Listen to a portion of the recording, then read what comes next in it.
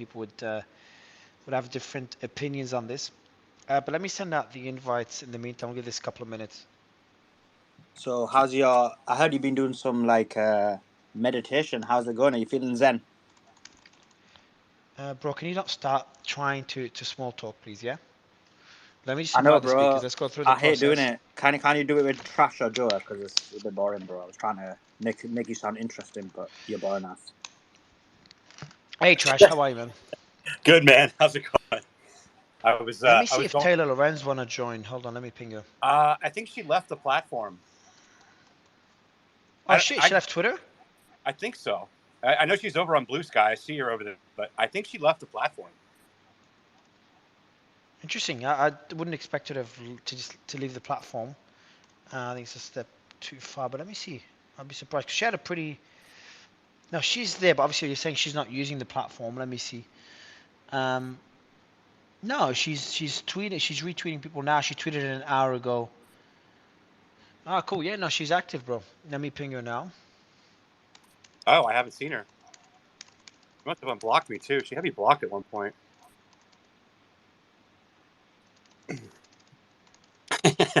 Joe. It means you have an opinion when you get blocked. That's like my badge of honor is that Sebastian Gorka blocked me. I wear it like a badge. Yeah, I've got some scalps too, Joa. Back before I even trying to take myself seriously on this platform. I just pinged it now. Alright, let me send out the invites. And then we can kick it off.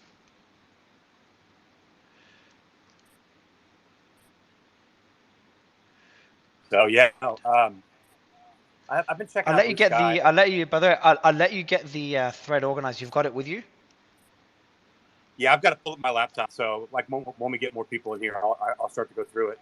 I've been going through it the last 45 minutes. It's pretty interesting. It's not super long.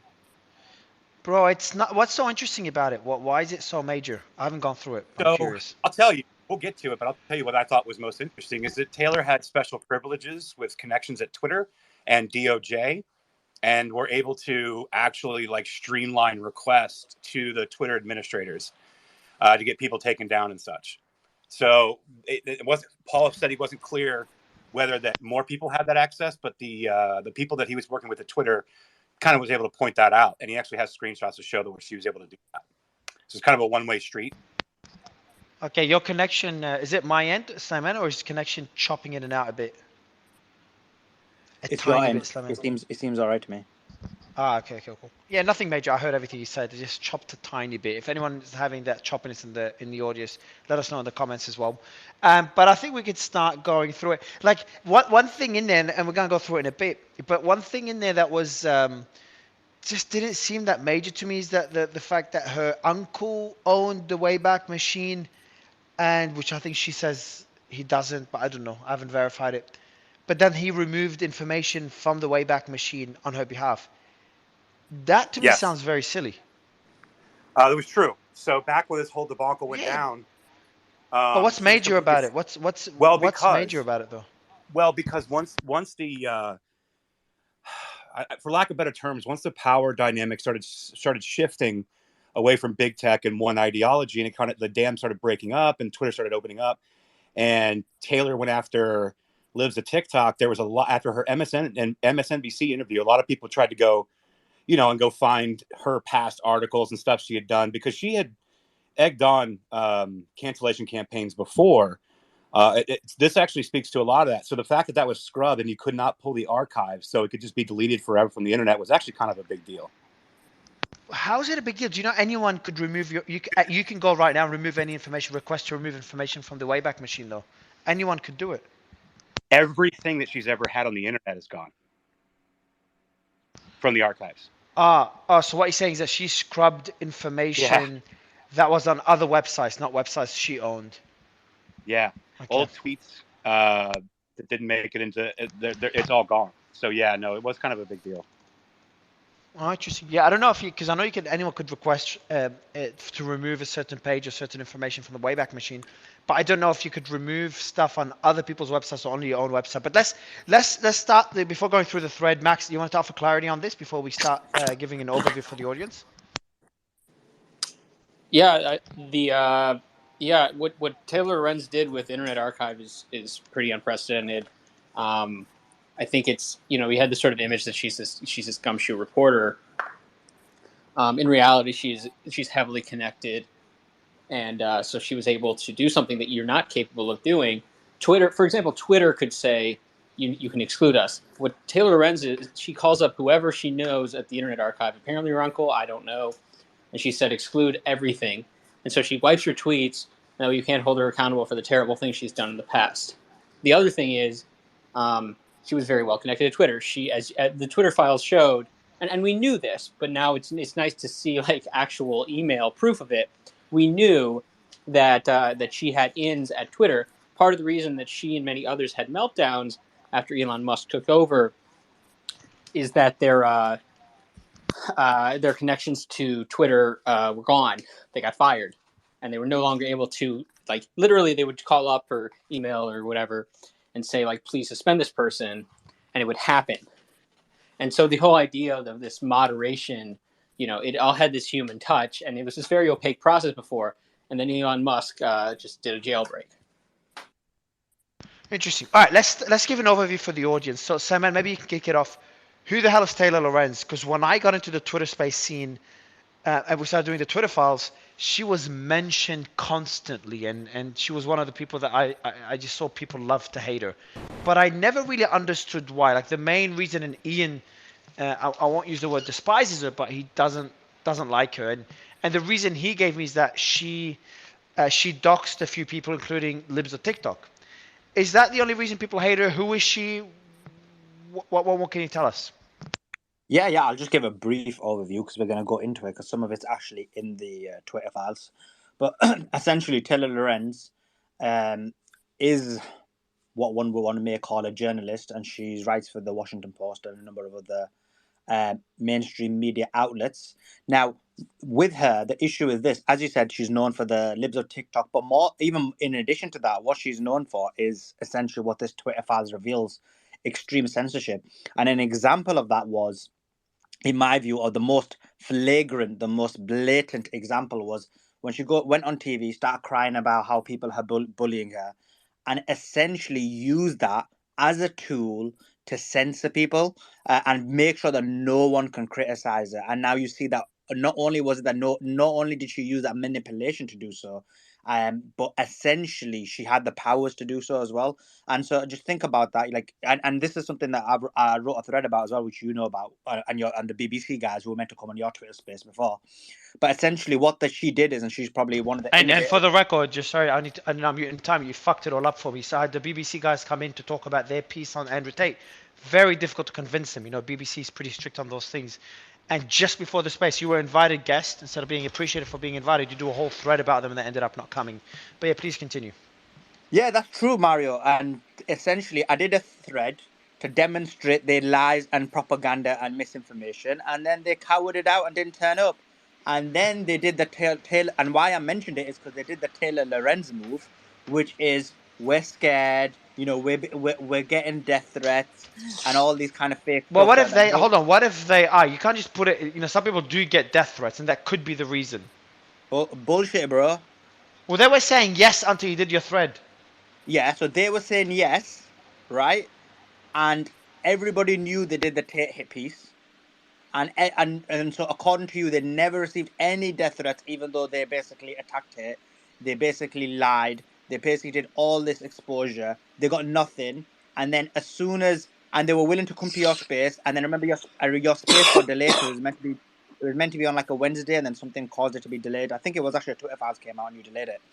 And then what happened was it was delayed, and then I'd released my thread, and then the day later they dropped out. Like, come on.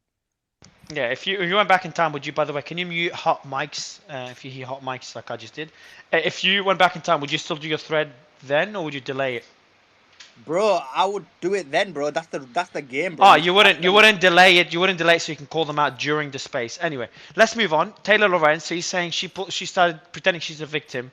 And I'm actually going to learn a lot in this space because I've heard a lot about her. I reached out to her. I'm like, hey, what's the story? And I tried to understand. Mario, it's not about her pretending she's a victim. Okay, people do that. But then she used that, and that's the problem I have. And this is what the BBC guys cancel did. people. Yeah, to more than cancel. Well, she did that according to the Twitter files, but more than that, at that time, she used that to be able to not allow anyone to criticize her or criticize her journalism, and that's where the How can friendship. you, being a victim, how can you, when you're pretending to be a victim, how does that allow you to not, to prevent people from criticizing you? I don't understand. Other than censorship. That's what I'm talking about, censorship. So You're Oh, gonna essentially, okay, because you said other than censorship, which we're going to talk about in the Twitter files. oh yes, Ah, cool. But other than the hey, specific, what, just yeah, yeah. quick thing. How the fuck did BBC? How the fuck? Just 2 seconds, guys, and I'll move on. How the hell did BBC? How can you compare them? The BBC had nothing to do with censoring you. They didn't even mention you not coming on the show, so it's Bro, not related are you to. joking? All them. I don't want to mention no names because I'm cool with them people now. But all those guys started doing drama and having a. I don't know if I'm allowed to swear now, but having a bitch fit that I'd done the thread and I was threatening their lives and they, BBC couldn't protect them and the FBI and the police couldn't protect them. But Yeah, so but they they use didn't that as try. a They way. didn't. They didn't way to censor. They've never tried to censor you. They used it as an excuse not to come on the show. Maybe that's a fair argument, but they didn't use it to censor. Just get your facts right. No, no, no. So what? Because what they do is essentially make sure that I can't talk about it anymore. So it's like, guess what? You've How done do this they make thread. sure you I'll can't explain. contact I'll about it? explain it. Yeah. Don't worry, Mario. I'll explain it. So because basically you do the thread, and then they do the drama. Oh, this guy's risked our lives, caused us problems, so on and so forth. And then I can't then continue attacking them or proving that what they did was a Why fallacy can't you and hold was a on? Why can't propaganda you? campaign. Why can't you Because continue if I attacking do, them? because if I do, then a lot of people, many of which were basically saying that I'm threatening their lives, or basically putting the responsibility that I'm risking their lives and I shouldn't do it. Yeah, that's a stupid excuse. If they wanted to do that, man, they would have tried to get Twitter to censor you, or they would have done a thread against you, or tweeted about the threats they're getting because of you. Bro, They they didn't could. even say it publicly. They say it privately to us, Yeah, and we shared exactly. it. No, no, but the whole point is they did it privately to you guys, so you guys could put pressure on, which happened, isn't it? Yeah, okay, whatever. Anyway, so let's get into the thread. I think we've got a good overview. So who is Taylor Lorenz? She's a journalist for the Washington Post. Is that correct? Yeah, that's right. And what gave her notoriety? Like what made her who she is? I'm not sure if it's covered in the thread. I don't think the thread is about her life story. Can anyone tell me what made Taylor Lorenz? There's thousands of journalists out there. Why do we keep talking about her? Yeah, she's a she's a social media reporter. The Washington Post and others have employed her to be in touch with the youths. She talks a lot about TikTok. She talks about who's prominent on TikTok and other social media. And she's controversial because she tries to destroy people's lives. Just takes random people, goes on vendettas against them, and tries to get them banned from the internet. The thing is, it's more than just that. She not just a person who goes online and tweets things. She goes and harasses family members of conservatives online who she doesn't really like. Her problem is this is more so for the right and how we kind of look at this. She goes after conservative anon accounts and tries the very best to dox them, and not only dox them, harass their family members, harass their business, and talk to them and make them fire them. That's who Taylor Lorenz is, a activist with the cover of a non-biased journalist for a Washington Post who goes out of her way to harass family, friends, anyone associated with you because you say things online. So harass, so Trumpster I wish we had some of her friends and now Pink Taylor to jump in as well if she has time. But can you tell me more about harass? Can you give me examples, as in? So I would like those examples to be factual because people use this as a reason to get. Whenever someone doesn't like someone that I bring on stage, they just start sending me all that shit. No proof, no evidence, but all these different things about them. It happens all the time. It's been happening since I started the show. So with Taylor Lorenz, what are the things we know she's done? I think the libs of TikTok is one known story. When I spoke to her, she said she didn't do it. So I don't know if we have evidence on that. But can you tell me maybe 3, 4 things you know that she's done? Yes, I'll find the video, but she basically went in person to her family's house. Not just one person, but several of them. I have a article from TP, the Post Millennial about that. She visited a house that belonged to a family member of Libs of TikTok. I saw the video like a year or so ago, but I'll put the article in the thread if you want to review it. But she is going out not just online but in person to family members' houses who aren't even associated with Taylor, or may not even share sorry, I live to TikTok, may not even share her opinions. But she went out of her way to actually visit this family and basically ask some questions about Libs of TikTok. So I did reply with But isn't that so? She went out and visited the yes, family in person.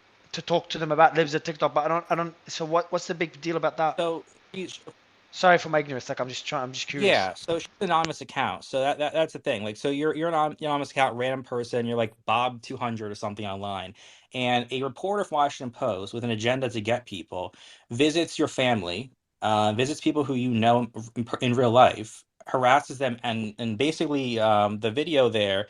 There's a video in that article I posted there. Showing this little exchange. She's knocking at the door, ringing the doorbell. She's at the front of her family's house. That's harassment. That is going out of their way to go after people who have nothing to do with this entire issue. But that's relatively common for journalists. Like this is part of the ugly side of journalism. Like they do, I know it's a thin line between harassment and trying to get certain information, and we've seen this all the time. Like whenever someone's under the radar, everybody or the journalist will go around everybody that knows them and try to get information from that person. So how is it what Taylor did different to what other journalists do? Yeah, And again, I'm coming from a place of ignorance, yeah. so giving me the basics would be good. I'll tell you. I can respond. It's not just Okay. talking to family. Taylor Lorenz contacted the employer of Lives of TikTok and asked them questions about her. So the thing, Quick, yeah. Chief, real quick. What she actually did, she tried to stealth edit the piece that she put out on Libs of TikTok, who's now unmasked herself as Chaya Rychik, which I've sent an invite to her to see if she'll come. I'd like to hear what she has to say about it. But she actually posted, I believe it was a business license that actually had the personal information that you could actually find where she registered the business under, therefore doxing her. And then they tried to go in and stealth edit it. Washington Post had to put out some stupid response. So, Trash, just to come before we get onto your point, because I think that's interesting. But in terms of Chief's point, I don't get it. Like, I agree with Mario. Like, what is she doing different to anybody else? In that specific, we'll come to the stealth editing in a second, because that's a separate point. But that specific point, when you're a journalist and you're basically speaking to people around to get a story, to get information, to get background, like, isn't that what a journalist should be doing? Can I talk about why Taylor Lorenz her first big controversy? It was Let's talk about this point specifically. Well, first, no, Max, I'm talking. This is the journalism. This is she reached out to Kellyanne Conway's 14-year-old daughter to try to dig up dirt. The issue. So that's crossing the line, going to children. But other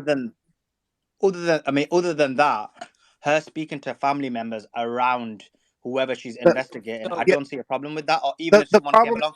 And the reason I'm saying that, sorry, Justin, 1 second. The reason I'm saying that is because I was covering a story and I was actually contacted by a family member or someone and friends, and I interviewed them and they accused me of the same thing. And I was like, what are you on about? Like, that person, literally, it's a story. We need to get to the background. We need to find out the real aspects of the story. So essentially, you don't want the truth to come out. And then they accused me of harassing, but it wasn't harassing. It's just normal journalism. Like, you're meant to be interviewing people to find out the truths and the backstory of the matter. So obviously, if the argument is that it was underage children, that's a problem. But other than that, I'm not sure. So Justin, were you going to say something? Yeah. The problem with this is that it's not that she was just showed up and asked some family members some questions like, is she Libs of TikTok? This is what we'll get to in the Twitter files. What this drop reveals is that this is the activists portraying themselves as journalists and how they attack activists from the other side. Hold on just a sec. Sorry.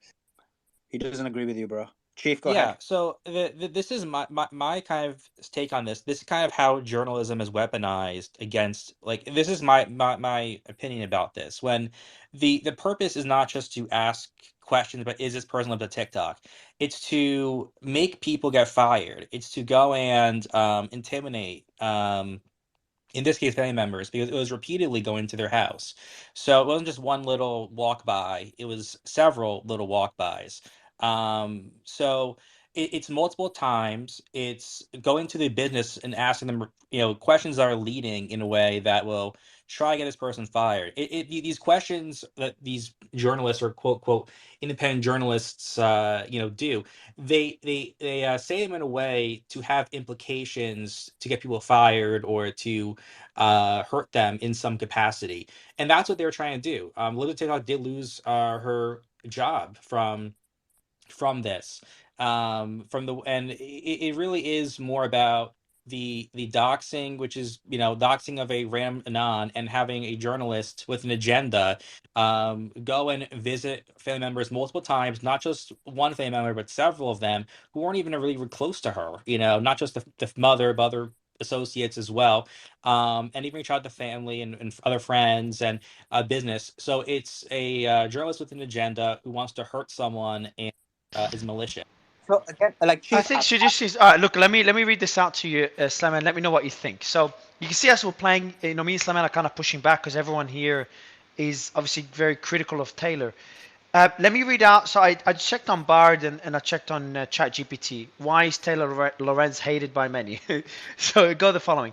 Taylor is a technology journalist who has been criticized by many for her reporting on social media influences and online culture. Some of the reasons for this hatred include, there's 3 points, and two of them are linked to libs of TikTok. Number one, her reporting has been accused of being biased and unfair. Welcome to journalism. For example, she was criticized for her coverage of the libs of TikTok account, which is a right-wing blah blah blah. Lorenz's article about the account was accused of doxing the woman who runs it. Oh, it's a woman, I didn't know. And I don't know, she's been on our space. And she was also accused of anti-Semitism for mentioning the woman's religion. Number two, she's also been accused of hypocrisy. For example, she has spoken out against online harassment. Oh, that's what you said, Slayman. But she has also been accused of harassing people herself. For example, she was criticized for tweeting a photo of herself standing outside the home of the woman who runs the Libs of TikTok account. And number three, she's been accused of being a bully. For example, she has been criticized for her interactions with other journalists. For example, she was criticized for tweeting a photo of herself with a smirk on her face after she was awarded the Pulitzer Prize. Who gives a fuck? So she seems like a journalist with an attitude, a journalist that might be a bit vengeful, that might cross some lines in the eyes of many. I just don't see what makes her, and Sarah, maybe I'll give you the mic, but I just don't see why she's getting that amount of hate. And I'm trying to understand it. And when I spoke to her as well, when I first heard all the hate towards her, as you know, we always like to get both debates. I pinged her, I'm like, hey, do you want to come on the show? So we jump on a call. And she was open to come on our space one day when it's relevant. So maybe she'll come on today if she's online now. Actually, I'll ping her on Twitter as well in case she doesn't check her phone. But I talked to her and she started telling me her side, and I'd love her to come on. But she's telling me about all the threats she's getting. It doesn't mean what she did is right, but like she's getting death threats to her family. She read some of the messages to me. So the amount of hate going towards is insane. It's like she killed someone. But let's see. Maybe there's more to it than what I just read. Sarah?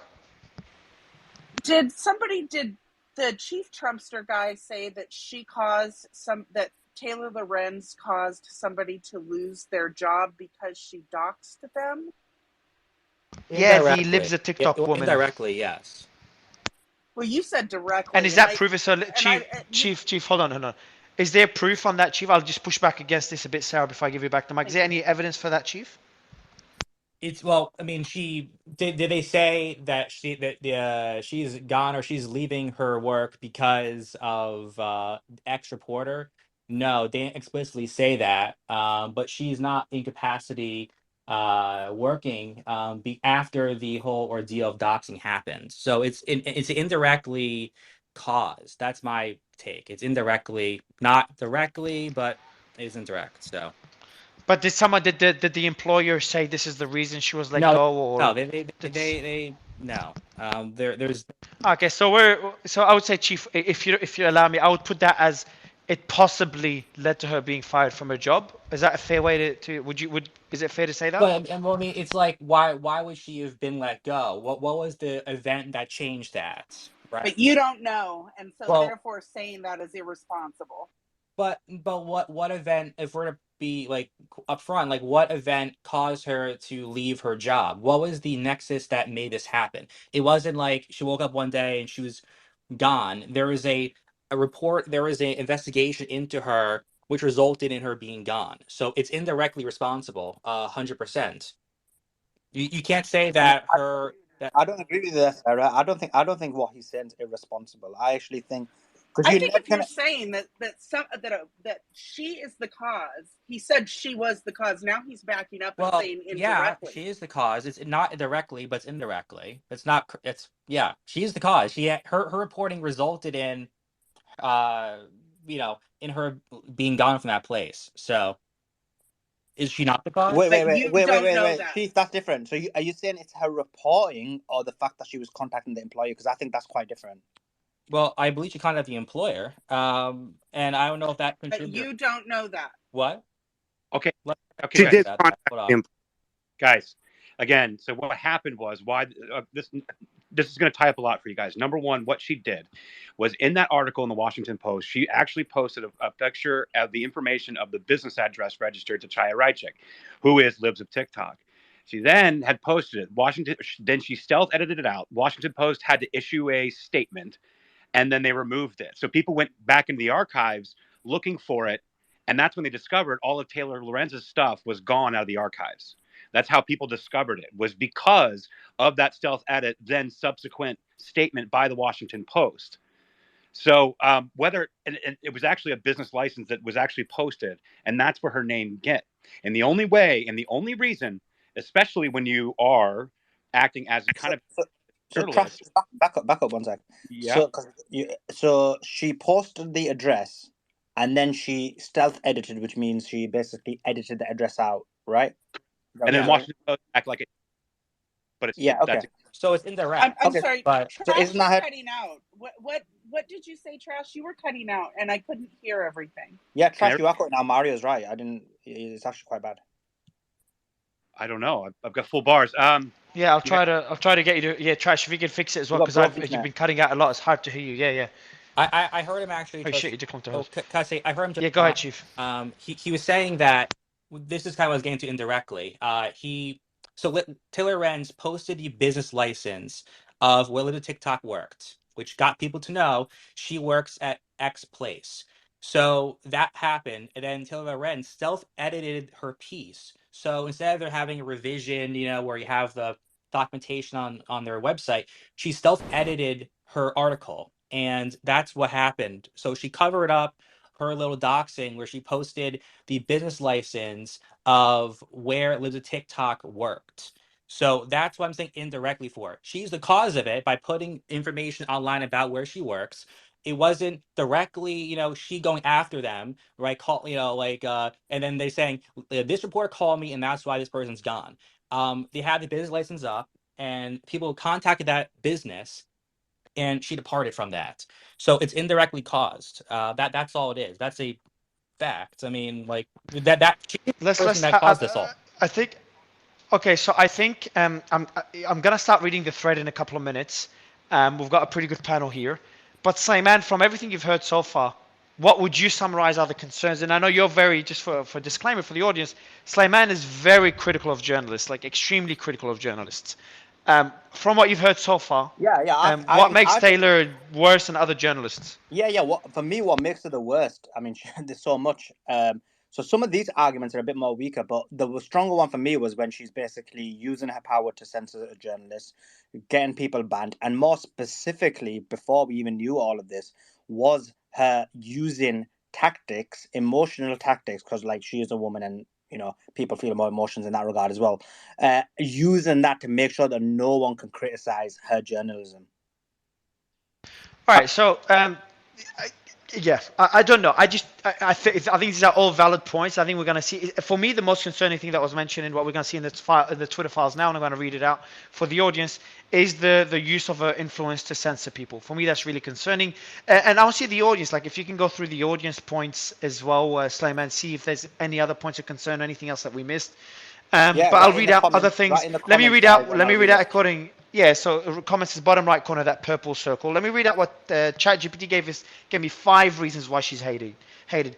Misrepresentation. Some individuals believe that Taylor misrepresents or misunderstands certain online communities and subcultures. Boring. Number 2, cancel culture and online harassment. Fucking cancel culture is insane now. Lorenz has been associated with reporting on cancel culture and online harassments. Some critics claim that her coverage often focuses on negative aspects. Yeah, welcome to journalism. Lame. Number 3, Twitter controversies. Lorenz has been involved in several high-profile Twitter controversies where her interactions with other users have sparked heated debates. These incidents have led... Okay, I need to know more about point 3. I think this is the... please give examples. I think this is libs or TikTok examples. All right, let me read out the thread. Let me see if Trash is I here. am back. He You guys hasn't hear me requested okay? again. Oh, shit. Can you guys hear me? No, how are you? There you are. You're a speaker. Yeah, let me co-host All you. All right. Let me start reading out the thread. I've got it open in front of me. So if you can pin it above someone, Max already pinned it above. No, if someone pin Yeah, out the thread I above, pinned it. please, I man. pinned it All already. right, pin it again so it just shows at the top, or remove other pinned tweets so people can see it. Twitter provided privileged access to banning Queen Taylor Lorenz. Twitter engineers walking me through their reporting system. Wow, she's a heavy user. All right, let's start. That's the heading. That's the title of it. Tweet number 2. Shortly after Elon Musk bought Twitter, Taylor Lorenz got apoplectic, writing that Twitter was opening... Apoplectic? Is that talking about an apocalypse? Writing that Twitter was opening the gates of hell by letting banned accounts back. I'm going to read out the article there, the heading of the article she wrote. So Taylor just started creating a lot of... She was just very concerned about, and a lot of people, especially people from the left, were concerned about all the accounts Elon was bringing back onto Twitter. And Taylor did a whole piece on it on the Washington Post. The heading is, Opening the Gates of Hell. Musk says he will revive banned accounts. The Twitter chief says he will reinstate accounts suspended for threats, harassment, and misinformation beginning next week. Number 3. So that's important, isn't it, Mario? Because essentially, I know we're going to come on to it, but I mean, she does that drama about Musk taking over, and obviously, we're going to find out now what is the reason for it. It's because she had inside access to get people banned. She had complete carte blanche to silence anyone who even dissented with her. Yeah, but doesn't mean but doesn't mean her concern is not valid. A lot of people. That's why it's the apocalypse, because it'll be her apocalypse. Yeah, it could be, but also apocalypse because it gets clicks for a news story. So being dramatic is pretty common for journalists, and there were a lot of valid concerns from people from the left who had genuine concerns about all these accounts coming back onto Twitter. Well, I don't agree with that. I think people from the left may have genuine concerns, but these journalists clearly had an agenda and were worried that they're going to be exposed. Okay, so people from the left includes journalists. I don't get it. I'm saying some journalists might have had an agenda. Who said that they include journalists? I'm saying people from the left, genuine people, normal people, fine, they were concerned. Genuine people, bro. Hold on, bro. What the fuck did you... Genuine people, normal people. Not every journalist is a bad person. You crazy? Journalists do some of the most important things in our world. Name me one good person. It's good. I won't name... Hold on. I'm not going to name you. Don't play that game with me. I can tell you right now, name me one good surgeon. You don't know any. Does that mean there isn't any? Naming one good journalist. Are you just saying... Hold on. Are you so... Okay, bro, you get my point. Yeah, don't play smart. Are you saying there's no good journalists out there? Hold on. Journalists that go die in the war to cover the story. I'm not saying they're not biased. I'm not saying the system is not flawed. I'm not saying there's a lot of journalists that are bad people. I'm not saying there are journalists that don't do a bad thing. But to go to an extreme and say journalists are all bad people... ruin the freedom of the press is one of the most important things we have in the West. Now, I know it's not as free as we'd like it to be. Let me finish the point. It's not as good as we'd want it to be. And I'm one of the main people bringing criticism to it. But I try to be objective. And when you make a statement, especially as the host, when you make a statement saying all journalists are bad, I think it's just disrespectful to all the journalists doing the right thing. You can't put any position, anyone, not all, even all politicians. You can't even say, and politicians obviously is a more difficult one to protect, but even all politicians are not bad things. There's politicians out there trying to do the right thing. Highlight the bad apples. Don't put everyone in the same basket. That's just very unfair. Okay, Yeah, so Mario. let me come back on that because I was saying it as a joke, but now you're making me specify my position. So yeah, the mainstream media journalists are all bad. Obviously, there are certain journalists who aren't. So, for example, Glenn Greenwald, I'll help you out, is one example of an excellent journalist, someone you can respect and you can value his content. Matt Taibbi is another example. But in terms of mainstream media, I can't think of many, to be honest, but I'm sure you've got a few you can look up. So if I can, real quick, I do want to. I'm actually going to read just real quick so I can bring kind of get the color to this, and specifically why Taylor Lorenz and people of the ilk like her were actually very much loathed. So, like her first line in that article, the Twitter chief says that he will reinstate accounts suspended for threats, harassment, and misinformation beginning next week. And if we've learned anything from all the Twitter files of what they actually deemed misinformation, what a lot of times was malinformation, meaning it was information that was true, but they didn't want people to react a certain way to it. So it was labeled as mal or misinformation. The other thing is people like Taylor Lorenz, they report on violence, literal violence, which are words, which has been carried out. And she has reported on this multiple times that misgendering someone or not using appropriate pronouns is violence and harassment towards somebody else.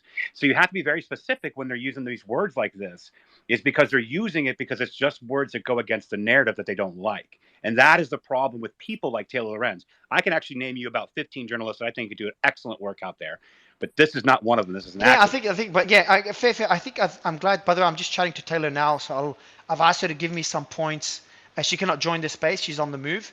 So maybe another time. But I've asked her to give me some points to her perspective, so I can mention them in the space as well. But Trish, I like the point you've made. Like we're focusing on Taylor. Let's focus on Taylor. But for Slayman, and I understand his concerns. But for Slayman to come in and make a statement like all journalists are bad, it's just heartbreaking. It's just very disappointing. And Simon's an extremely close friend and someone I respect tremendously. Very disappointing, but also heartbreaking because it's a shame to see, because of the media bias and how flawed the system is, it's a shame to see the trust broken to such an extent where there is people that make such crazy statements. It's ridiculous. It's ridiculous. So let me there's journalists. Obviously, I'll finish one last word. There's journalists don't get paid much.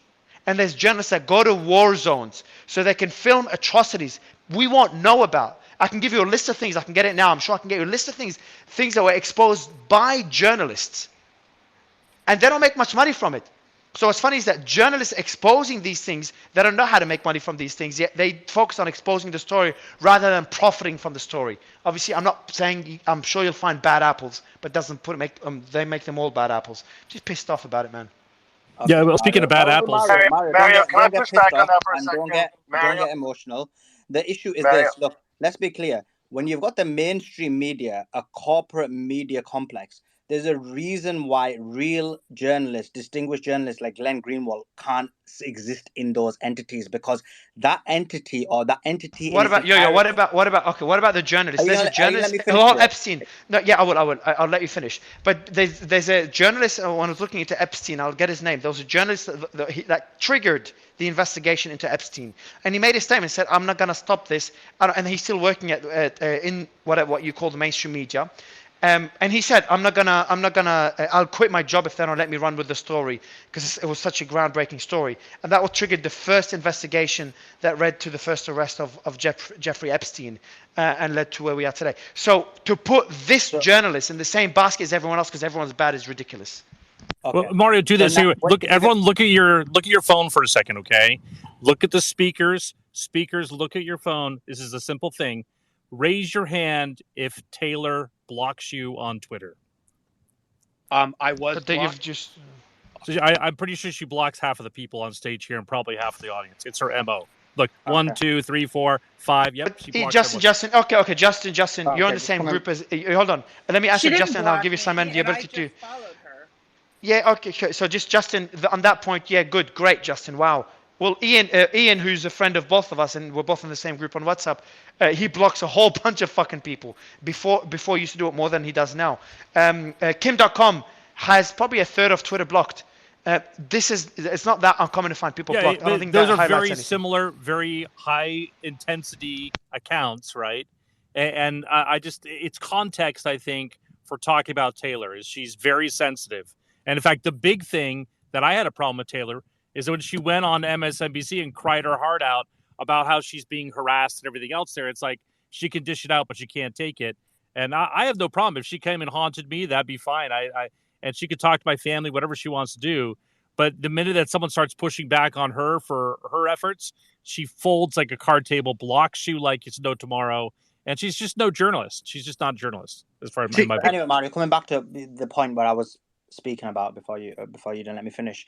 When it comes, and what I was saying was, when it comes to the mainstream media establishment, to be part of that establishment, you won't exist in that if, generally speaking, obviously there might be some exceptions, but generally speaking, you will not exist in that complex, which is a propaganda-based complex, which is there to manipulate the populace, which is no longer there to hold power to account, which is what we want, and we want them to go back to. Is the reason Okay, so why I'm you've saying already you can't stepped. trust Well, you've journalists already on there. stepped. Hold on, you've already stepped back from your statement. So now you're saying, generally speaking, not it doesn't. So you're saying it doesn't apply to everyone. Generally speaking, journalists can't function. So you've already moved Well, away a bit from the statement of all of them. well. But I'm let's saying move on. generally. No. I'm saying generally, but okay, if you can find me a journalist, and again, you may give a name. You gave an example of the Epstein one, but again, we don't know what the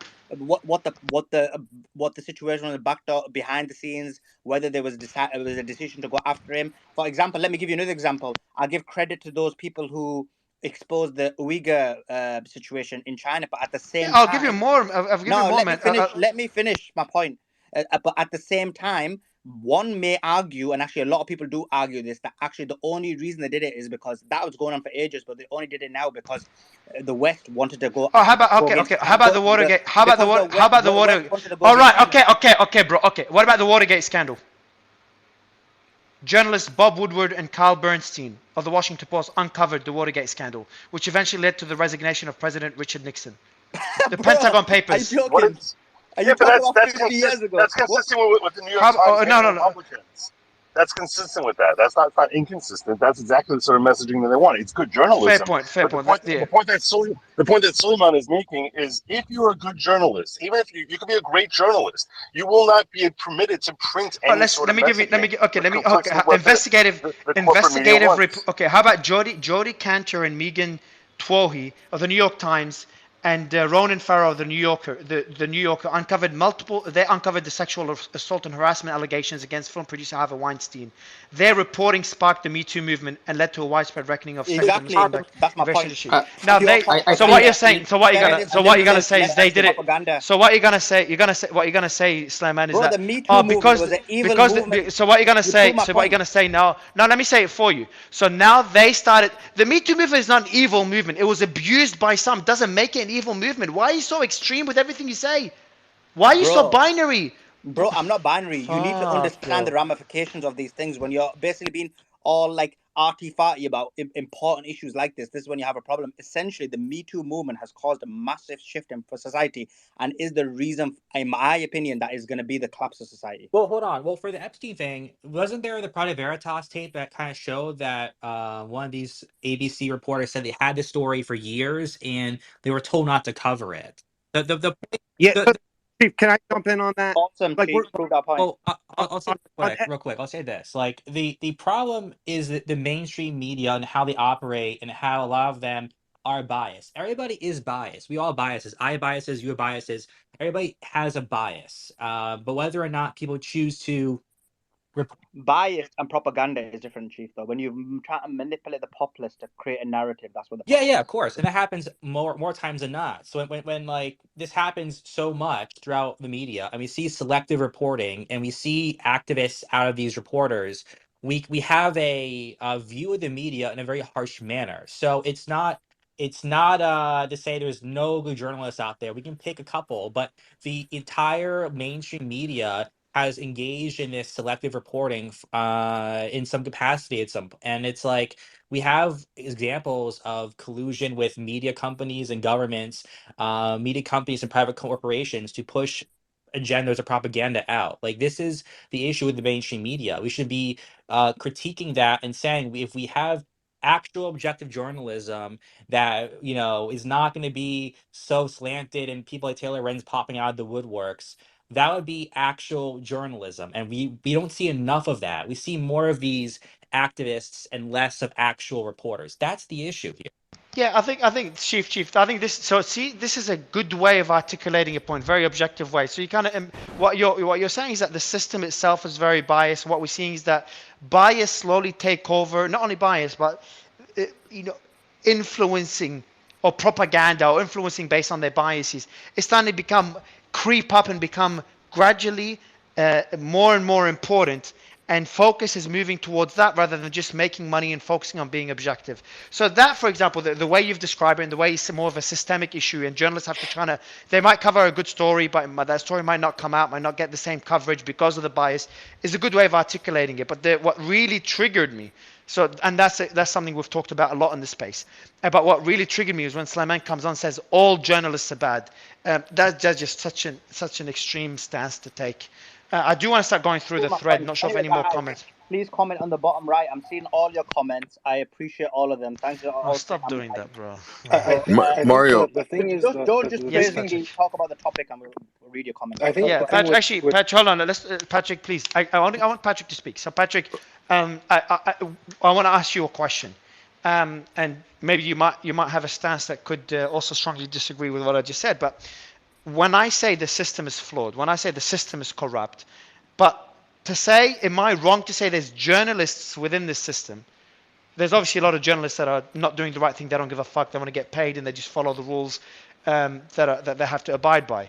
But there's journalists doing the right thing. There's journalists dying, covering stories that need to be covered, and they don't get paid that much. So I want to kind of, I'm happy to criticize the system, but to go in and just start painting a picture that says all journalists are bad, I think it's just very dangerous. Can we just agree that good journalists are good and bad journalists are bad? Yeah, good. I like how you said. Patrick, I'll let you wrap it up And- before we move on to the thread. Sure. Yeah. And just firstly, there's only two types of people in this world. The binary you're talking about. There's pro-Tate and anti-Tate. Just to back up slime in there. So Mario, some of them do make a lot of money. And what the problem is, and I think where a lot of the criticism comes from, is that these are not journalists that speak truth to power. These are journalists that defend the centers of power. These are journalists that are habitually establishment gatekeepers. They're hired for that very reason, and they're rewarded handsomely for their loyalty to the system. So this idea of what a journalist used to be, that ideal, and there's still some good mainstream journalists out there, but fewer and fewer as time goes by, because the system is geared against that sort of level of independence. And there's so much churn between, let's say, government positions and media, between the intelligence services and government, and then to media again. There's like 3 or 4 revolving doors that all these people just go through in their career, and often they're rewarded for things that they do that probably are not in the best interest of the public. And there's too many talking heads and too many journalists that are former government, for starters, former intelligence agencies, former military, and there's no independence whatsoever. Just like there's too many people in government agencies that are former investment bankers, that are from the big banks, and then cycling back again into the regulatory agencies, and the same with big pharma and the regulatory agencies and government again. So this incestuousness, I think, has taken hold of media and journalism, and the real journalists are now off of mainstream, and clearly the best ones, Matt Taibbi, Glenn Greenwald, and a bevy of other pretty good journalists, and ones that we don't even know the names of, and you probably don't know. They're not household names, but they're doing really great work, and they're being attacked by the mainstream media. People like myself and my colleagues are the mainstream are doing hit pieces on us anytime we scratch the surface of anything sensitive, whether it's the Huffington Post, the BBC, the Guardian, NPR, NBC. I've been pursued by Vice. All these people, they're pumping you for information or trying to set you up for a fall because you're actually doing some work that could undermine the official narrative in a war zone, for instance. Let me continue with the thread. So we're up to number 3. And it's pinned above.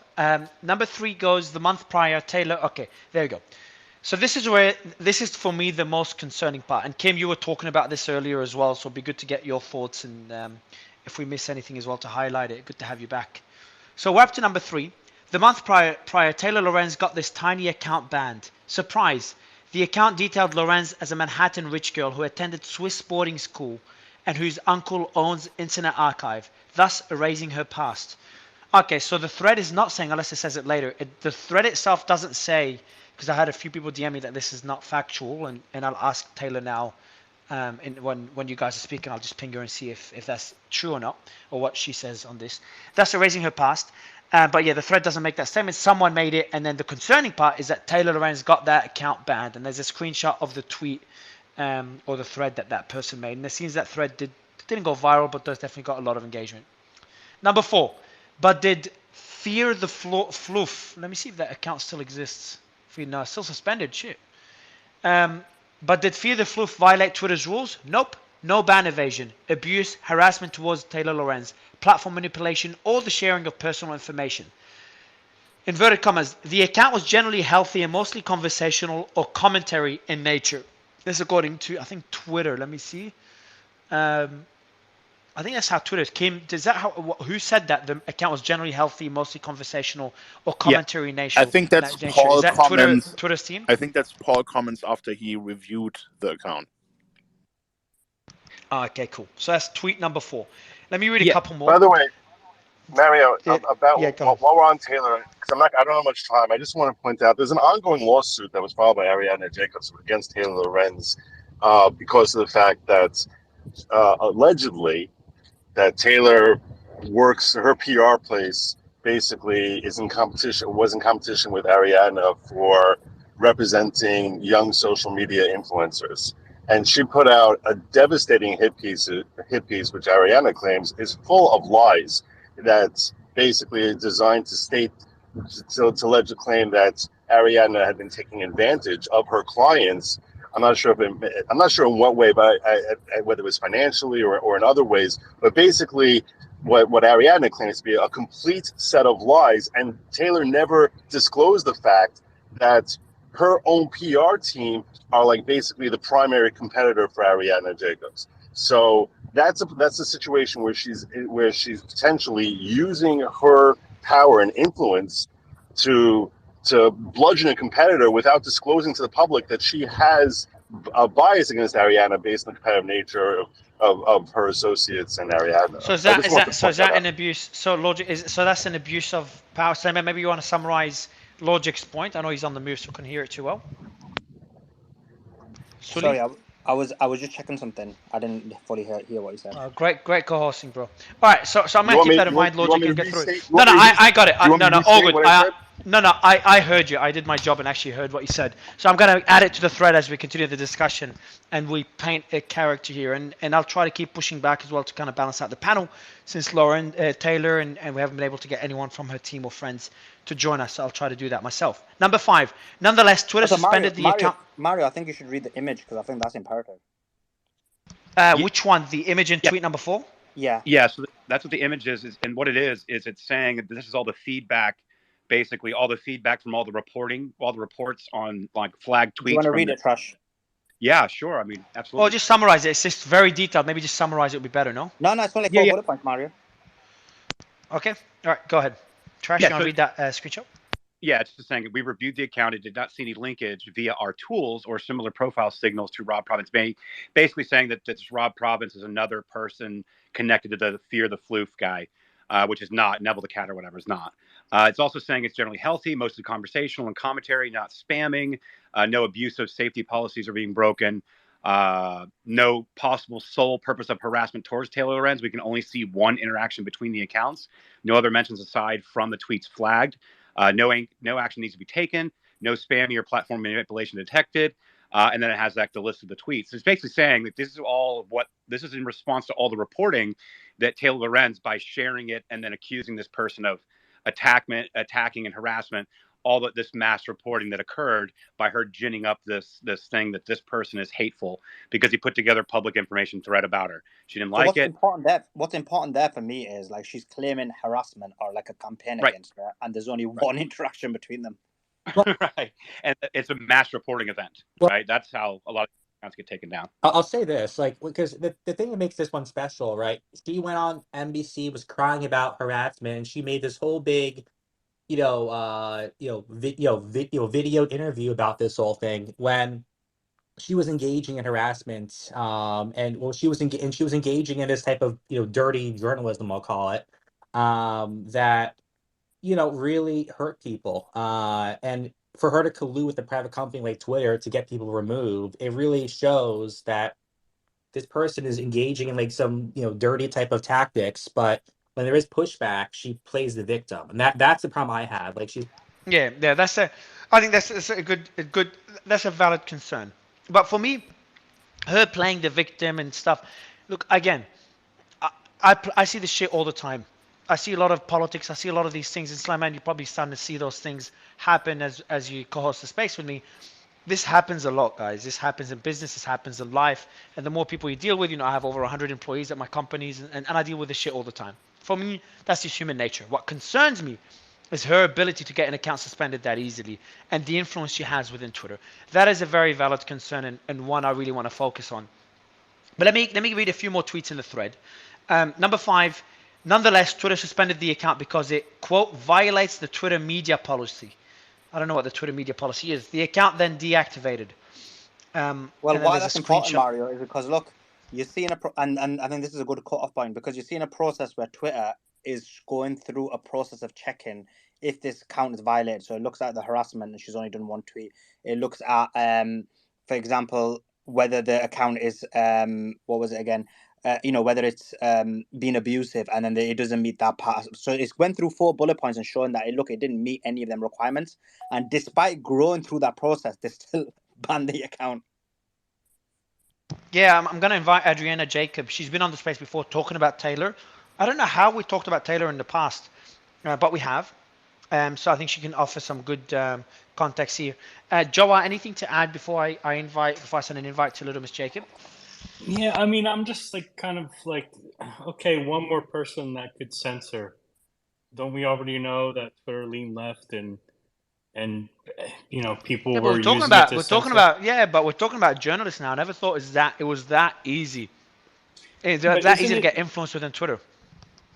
For example, you run a company, Mario. Like, imagine you're friends with with someone who's always looking at the news. So you tell him, hey, anytime you see something interesting, shoot me a text, right? This person was supposedly fact-checking things and would say, hey, here's false stories, right? And it kind of says that in the thread as well. Who knows if she just wasn't working with Twitter as like a person looking for false stories. I don't like her. Where you get that from, Joe? Because up to now in the thread, it doesn't say that, does it?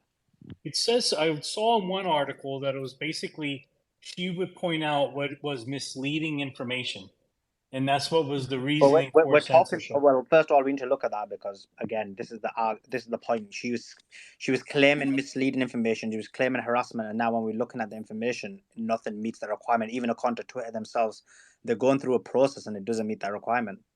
So for me, it's what Mario said. What makes this much more bigger is that it's a journalist. So yeah, people are trying to, like, for example, cancel me, censor me, but that's different. But that's a hater. That's whatever they may do. But this is like a journalist who has a responsibility to take power to account, and yet she was using that to basically censor people. Yeah, like the willingness to censor. But the willingness to censor happens all the time. Like, if this is a nothing burger, I can promise you, if anyone had influence to remove people from this space, or to get accounts banned on Twitter, or to get whatever, if you give anyone that level of influence, they're gonna abuse it. Most or large chunk of people will abuse it. The fact that they were able to is the main point of concern that I have, Joa.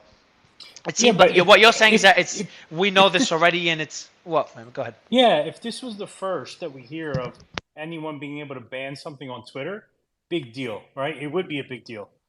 The fact that it's one more person, we don't know what her relationship was. We don't know if they looked to her to like. Maybe she was bribing. Let's see. Let me read a bit more. Maybe she was bribing. We don't know. Like, some people on the panel that might have read it already. Maybe some people in the audience read it. But let's see what we do know. A month prior to that, Lorenz went after Bhattacharya, who's been on our stage before, for tweeting an email by a friend and itinerant blogger Walker Bragman Bhattacharya. Okay, I don't know how to say that name, but we have Bhattacharya tweeted an email by her friend and another blogger. They were both suspended. She went after them. Let's see what she did to them. Bhattacharya tweeted a harassing email Bragman sent him, and it had Bragman's contact info. Okay, maybe Kim, you've read the thread. Can you tell us more about this particular story instead of me trying to read it and understand it?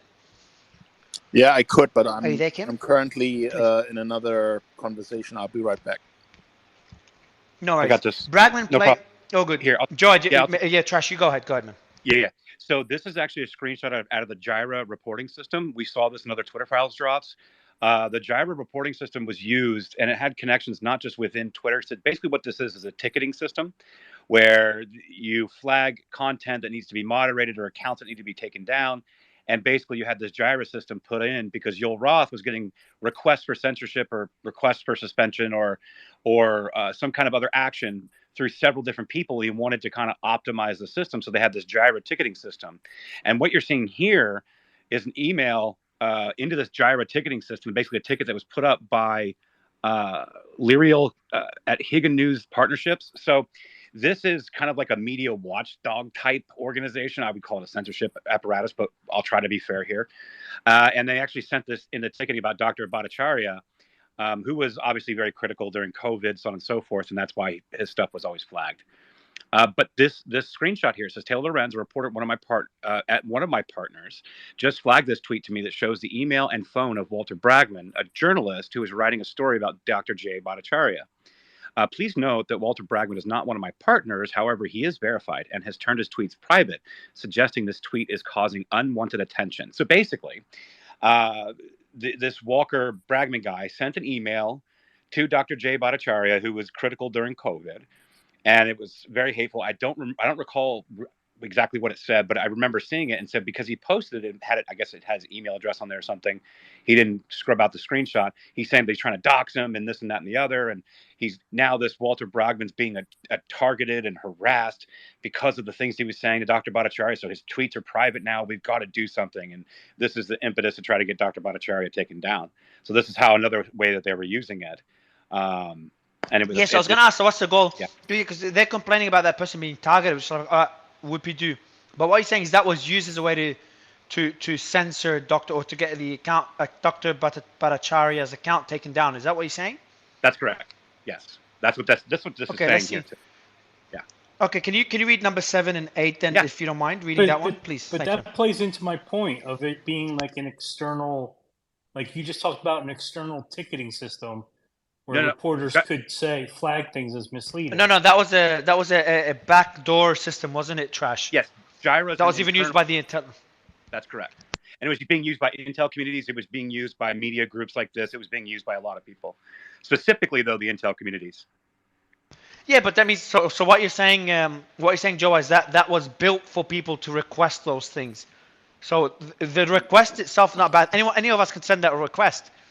So is that what you're saying, Joe? That anyone, if there's a backdoor, if there's a system created for people to send out requests, whether it's the intelligence, etc., what's the big deal? You're just giving them the ability to send reports as long as Twitter follows their guidelines before acting on those reports. That's not that concerning. And what you're going to say, probably Trash, now as you read through the thread, is we're going to see that they did not follow their protocol and they probably acted on bias or personal favors. Yeah, so we actually know that from previous Twitter files. So Global Engagement Center Twitter files drop was really good at illustrating this, where they were getting to up to 50,000 requests a day. There were just buckets of usernames. And these were actual Americans, right? And what they were doing, where they were using the rules of propaganda and censorship for international propaganda campaigns. And then what they were doing was they were taking these tranches of accounts that were, I don't know, maybe spreading malinformation was the biggest one, right? True information, but it went against the narrative of what they wanted. And so what they were saying was that these people were spewing Russian disinformation or Hindu nationalist misinformation or whatever, but these were American citizens that were not part of any of these groups. But this Global Engagement Center was then taking tranches of these accounts. They were sending them through the Jira ticketing system, and they were not going one by one. They were just nuking them. They were just taking them out right away. So they had full unfettered access and full control over who they wanted to censor and not. And that's what this Jira ticketing system came out through the Twitter files. But this one specifically, I bet Paul can talk more about this because he just got here. But that's what I'm seeing here when I see this screenshot of the Jira ticketing system. So I'd be interested, Paul, to see what you found when you were reporting on this some more. So what happened was I knew that Jay Bhattacharya had been had been suspended for whatever reason. It had something to do with Walker Bragman. Now, let me just tell you something about Walker Bragman. Look, I mean, to some degree, like I wrote a law on disclosure of financial conflicts of interest when I was in the Senate. So you now look up your doctor and see if your doctor is being paid for by a pharmaceutical company. It's a really important issue. And the reason why we did that is because every time we ran into a corruption scandal involving pharma, inevitably, the only reason why they were able to do this stuff is because of doctors helping them. The doctors wrote the prescriptions, they did the studies. You can't have pharma corruption without complicit doctors. And so we wrote that kind of issue. So I'm very well aware. I spent years on this issue before I just start yammering about like what financial conflicts of interest are. And so Bragman has written several stories about this stuff, trying to tie Bhattacharya to the Koch brothers. And there is some threads that's like actually true, but I talked to Jay about this, like what happened, who was funded, whatever.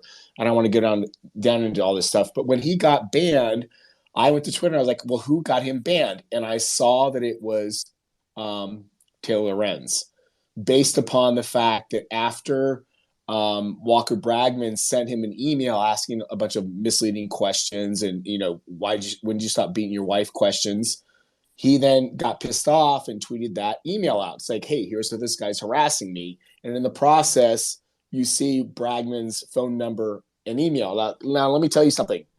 You can look right now on Twitter, and a lot of reporters have their phone numbers in their Twitter accounts because you need to be able to contact them. That's how journalism works. You can't be a functioning journalist without people being able to contact you. So Paul, the whole thing never made any sense. Yeah, I'm sorry. Go ahead. Oh, you can't hear me. Oh, you can hear me. Yeah. Perfect. First, Paul, I want to give you a massive shout out. Not because only you came on. We came on. You're in Italy, I think. So it's very, very late for you. So I appreciate you actually coming on at this time. So, Paul, two questions. One, do we know this is the reason why he got suspended? Is it causation, correlation? And question number two is, yes, so you're allowed to post your own contact information. I'm not really defending what's happening, but we try to have a lot of pushback and debates here. So a journalist or someone's allowed to post their own contact information, but to post someone else's contact information is a breach of terms of the policy of Twitter's policy. Is that correct? Well, so so yes, I am. I'm in Spain actually. And so I'll give you how crazy some of this stuff. I've actually tweeted out emails and documents released under the Freedom of Information Act request or state corollaries to that act. And in that, it might have a phone number or whatever. This is now public information. The government has now said it's public information. But because I tweeted out a publicly available document from the government, I was once suspended because it had someone's whatever personal whatever on there. It's this idea that you can't there's this bright line, if I share it, whatever, that's kind of nonsense. Look, you can find my number in my email on my personal website. Why? Because I'm a working journalist and I need people to be able to contact me if they want to give me something. So this whole thing was kind of nonsense from the beginning. It was like Neymar diving in the middle of a soccer match. Do people get kicked in soccer matches? It was diving. But wouldn't you have two phone numbers, a business one and a personal one? I'll give you an example. We had Tom Fitton, who was on stage, and we had another speaker, William Legate, who shared his phone number, who texted him. So he had his phone number. Tom, everyone went crazy and telling me to remove William for sharing his phone number. Everyone was saying this is a big deal and they should never be allowed. It should be banned from the space. He didn't share his number, Mario, but he just texted him. He texted him, but then the fact that he had his number, so he didn't even share it. So sharing it is even worse than that, Simon. So what I'm saying is that, it's a big deal when it is, but it's not a big deal. Isn't Taylor Lorenz, wasn't she criticized for doxing the, I don't know what details of Libs of TikTok? So I don't know, if you have your business number, it's one thing, but if you share your personal number, then people could just abuse that. And that would be concerning. But then you make the argument, but if that number is available publicly, then anyone should be able to share it. But then you go to Twitter, how would Twitter know what's public or what's not? And they just make a policy, hey, don't share the contact details of someone else. It just makes it, it's tricky territory. It's very hard to know, to say, hey, this is right, this is wrong. What do you think of this, Slyman, before we continue? Well, I agree with that's kind of the case, but I think the problem is that what triggered this suspension was of sharing a working journalist's purported like private information. Like as a working journalist, you have to have information public so people can contact you. That's how it works. And so then after I saw this, I went through the entire reporting system that involved Taylor Lorenz, and that's when I found these other examples. Like that just triggered the initial issue. So I don't want to get stuck on this issue about what is doxing, what is not. And to be Because honest, I don't let's really be care. clear. Yeah, and to be clear, let's be clear. The reason she wanted, or people wanted him banned, is because of his anti-COVID policies. Right. Well, Well, exactly. That's what triggered it. Yeah. Yeah, I agree, and I think we're up to tweet now. We haven't gone through the entire thread yet, Paul.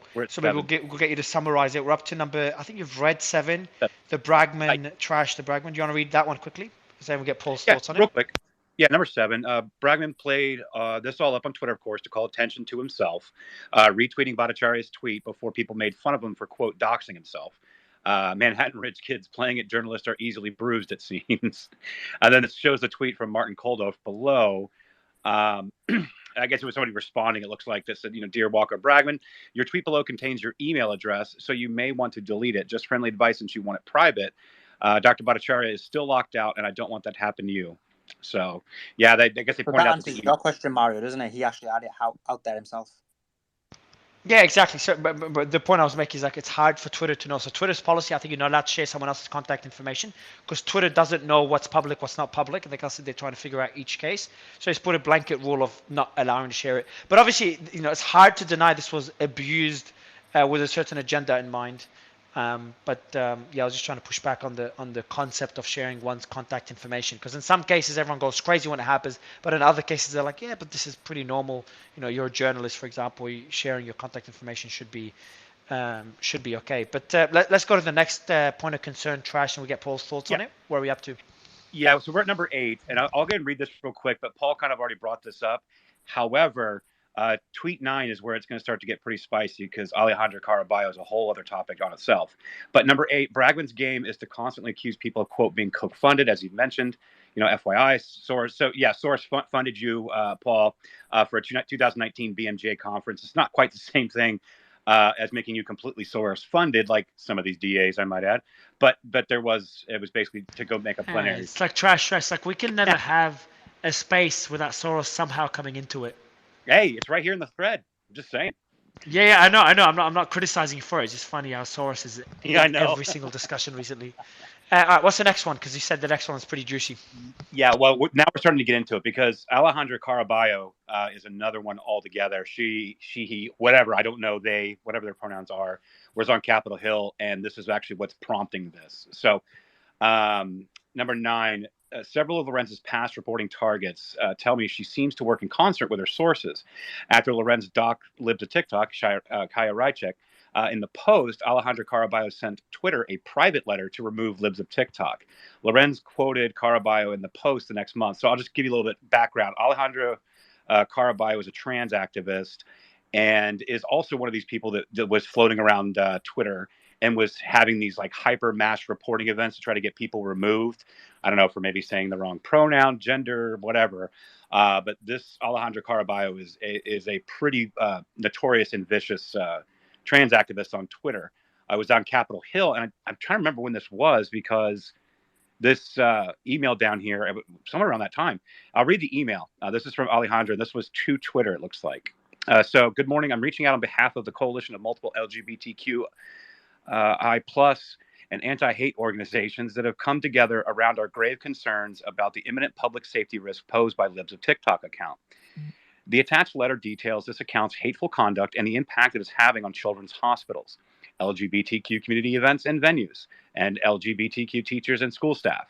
We believe this account is directly inciting violence and hate against the LGBTQI+ community. We ask that Twitter take action to suspend Libs of TikTok permanently to prevent further harm to the LGBTQ community, as well as address the torrent of anti-LGBTQ hate allowed to flourish on your platform. The letter is not public and is only addressed to Twitter executives. We would like to schedule a meeting within the coming days regarding this matter, and we greatly appreciate it if you could respond by Tuesday, October 11th. And that is from Alejandra Caraballo. basically a clinical instructor, cyber law clinic, Berkman Klein Center for Internet and Society, Harvard Law School, pronouns, of course. But this is now, and the people that were actually how this. So before you go on, Trash, just on that, obviously we know Alejandro Carabello, who's basically a self-proclaimed misinformation expert. So Paul, if you want to just expand on that, what was her agenda to try and get Libs of TikTok banned, and what was your thoughts when you saw that? Well, first off, I'll just point out, you'll notice that I redacted part of the phone number there. Just back to our prior discussion about not doxing people. I did it the last minute right before I put that up there. So I don't know. Again, you have to understand. I'll just give you my background on this stuff. I don't follow Libs. I did not follow Libs of TikTok. I didn't know who they were at all. I kind of had a sense that there was this thing floating around on Twitter called Libs of TikTok. And what happened is when Taylor Lorenz wrote her story about them, I read that story and I thought, this is some really weird reporting. What's going on here? And so then I, at that point, started following Libs of TikTok. And I thought, okay, this is just someone making fun of nutty liberals. What's wrong with this? And that's when I first realized at that time, this is back in almost a year ago, 10 months back, there's something really weird going on with Taylor Lorenz, right? There's something really odd and weird about her reporting. Now, I can't tell you exactly what's going on. I don't know. So again, I don't know anything about Libs of TikTok and Kaya and her arguments with Caraballo. I don't know, but it's pretty obvious what's happening here is they want Libs of TikTok off.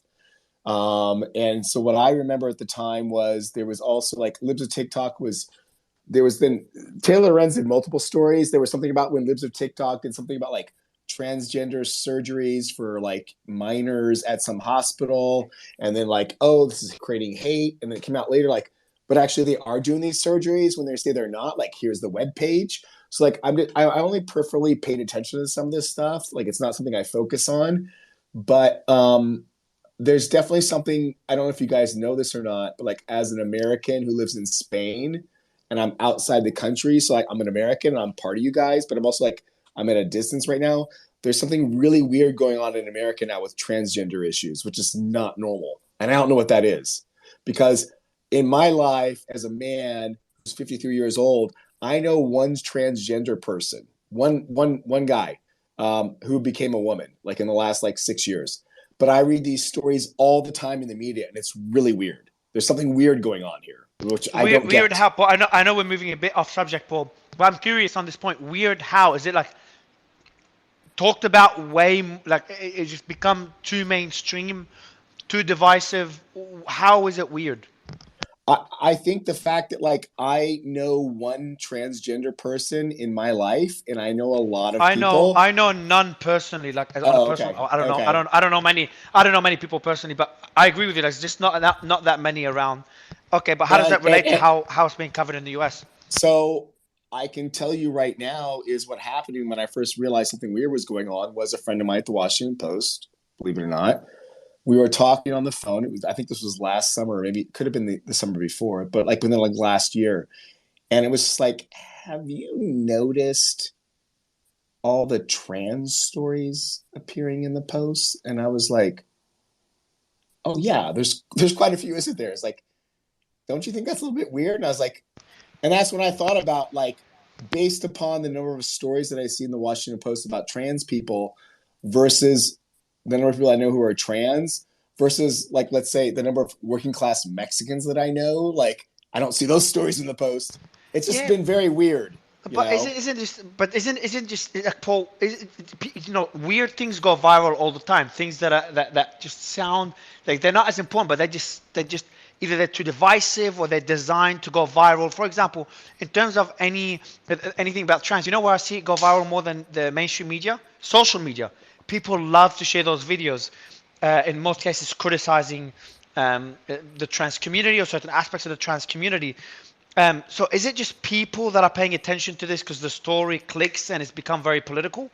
Or is it the mainstream media?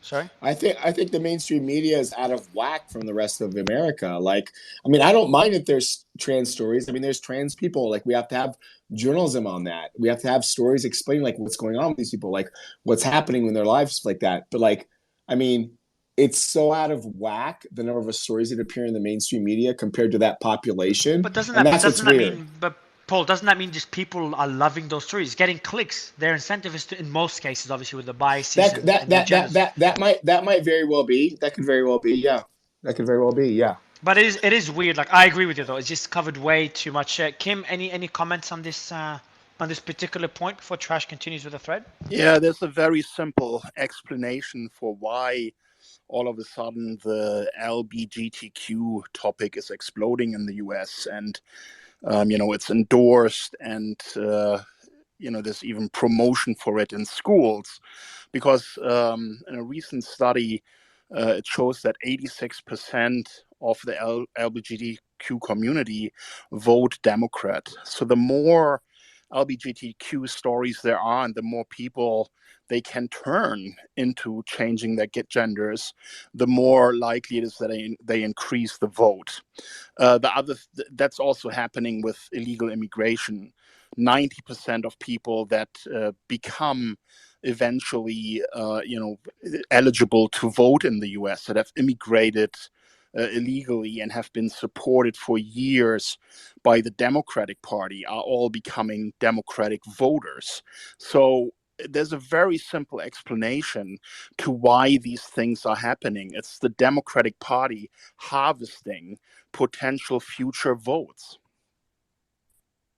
Okay, ads and talk to people about why vote Democrat rather than have them change their gender to vote Democrat. And also, like, could they be Democratic or liberal before they change their gender and then they change their gender? So I just don't think the argument. I think the immigration one, it clicks more for me. But to encourage people to change their gender to vote more liberal, I will put the study. is- I will put the study in the nest for you, Mario, and you should have a look at it. we'll check it out. It's quite interesting because when you now have drag shows at schools to educate young children about their right to be different, and almost kind of putting it into their heads, they would never maybe even have had these thoughts, but you will see a massive increase in the next decade of, youth changing their genders simply because they were indoctrinated with that stuff at a school age. And there is a method behind it, and the method is, and you see it's primarily happening on the left, the method is to create more voters for the Democratic Party in the future. Should we stop it, Kim? Sorry, go ahead, Joe. Should we stop it, Kim? I Because isn't think that censorship? Yeah, I think here's the problem, right? Kids can be indoctrinated. Kids throughout history have always been the subject of propaganda. You just have to look at regimes like in North Korea, where kids at an early age are taught who their enemy is, how they have to fight the enemy, who their god is, in the leadership of the North Korean But government. it's true for adults though too, Kim. This is my whole argument about censorship. It's like sometimes it's good, sometimes like stopping a teacher from bringing in someone who's trans into the classroom to talk about their story.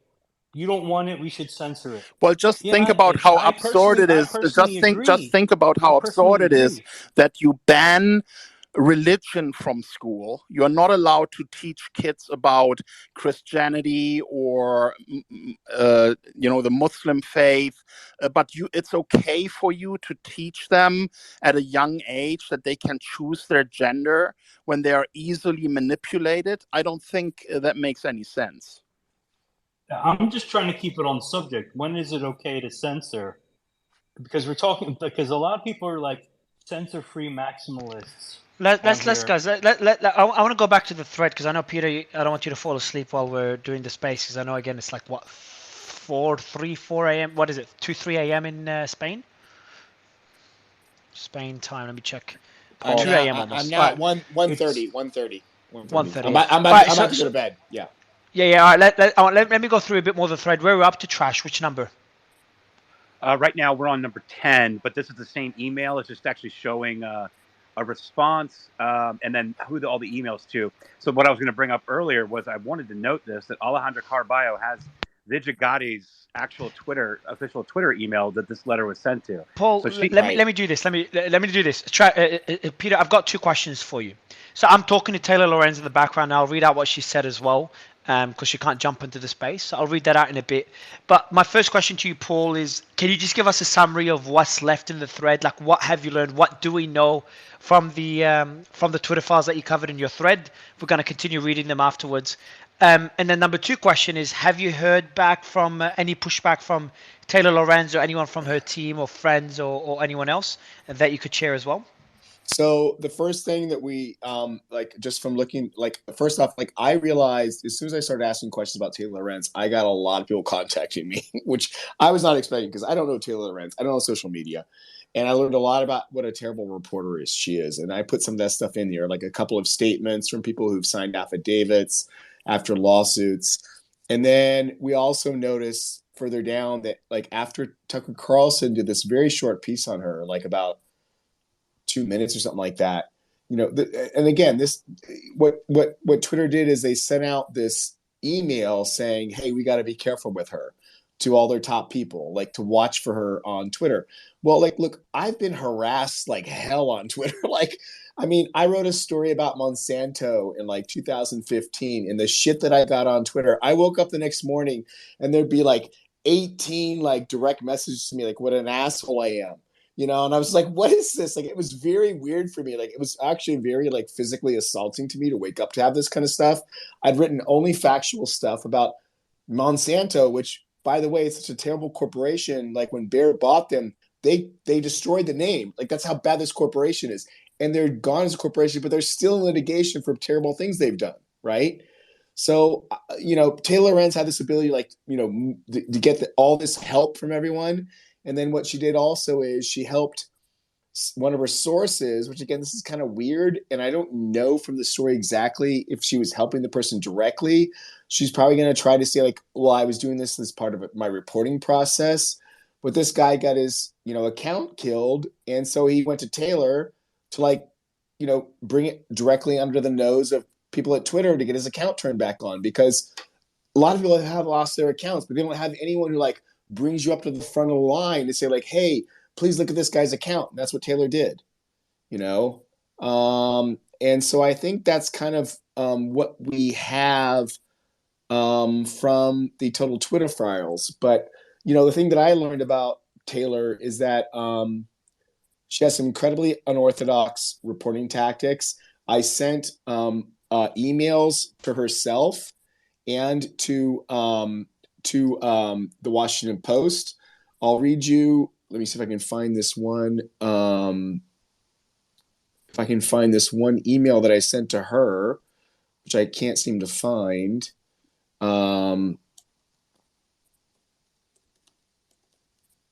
I'll just give you a sense of what I sent to her, because,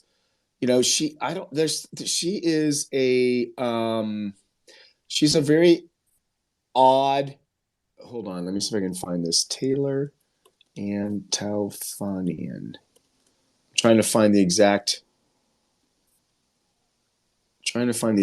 email that I sent to her. Okay, here's what I sent to Taylor. Okay, it's 2 days ago.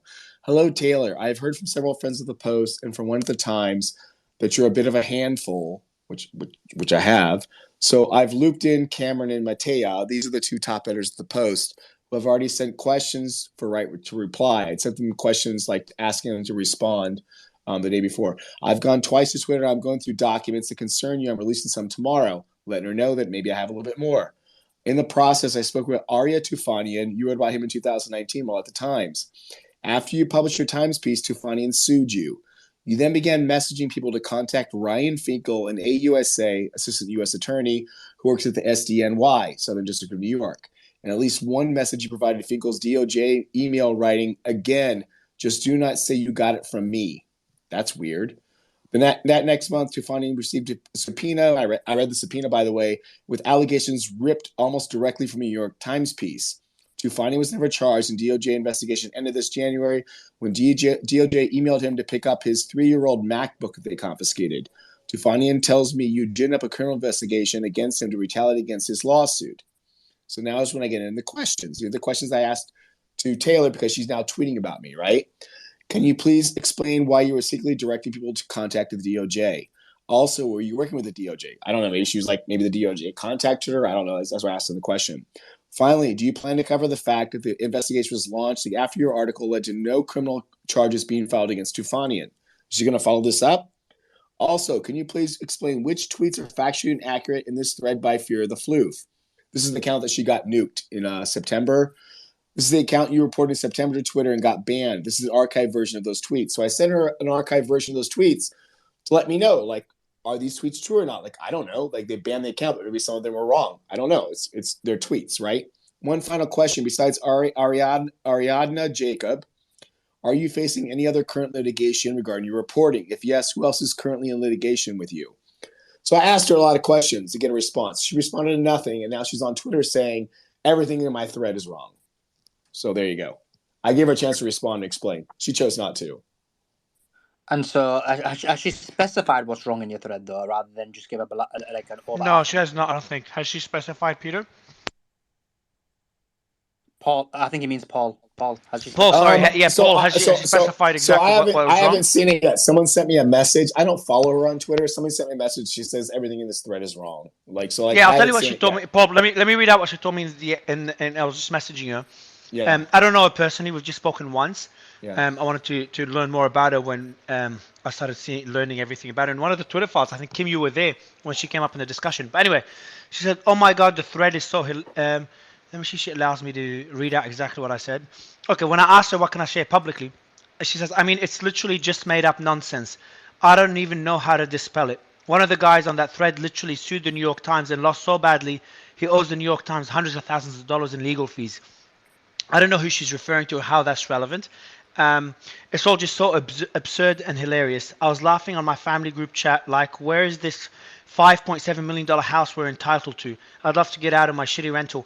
What's that thing about being entitled to a $6 million or $5.7 million house, Paul? So that's something in this thread that I asked her about tell me like if that was accurate or not. Like I gave her a chance to explain, is this true or not? She chose not to.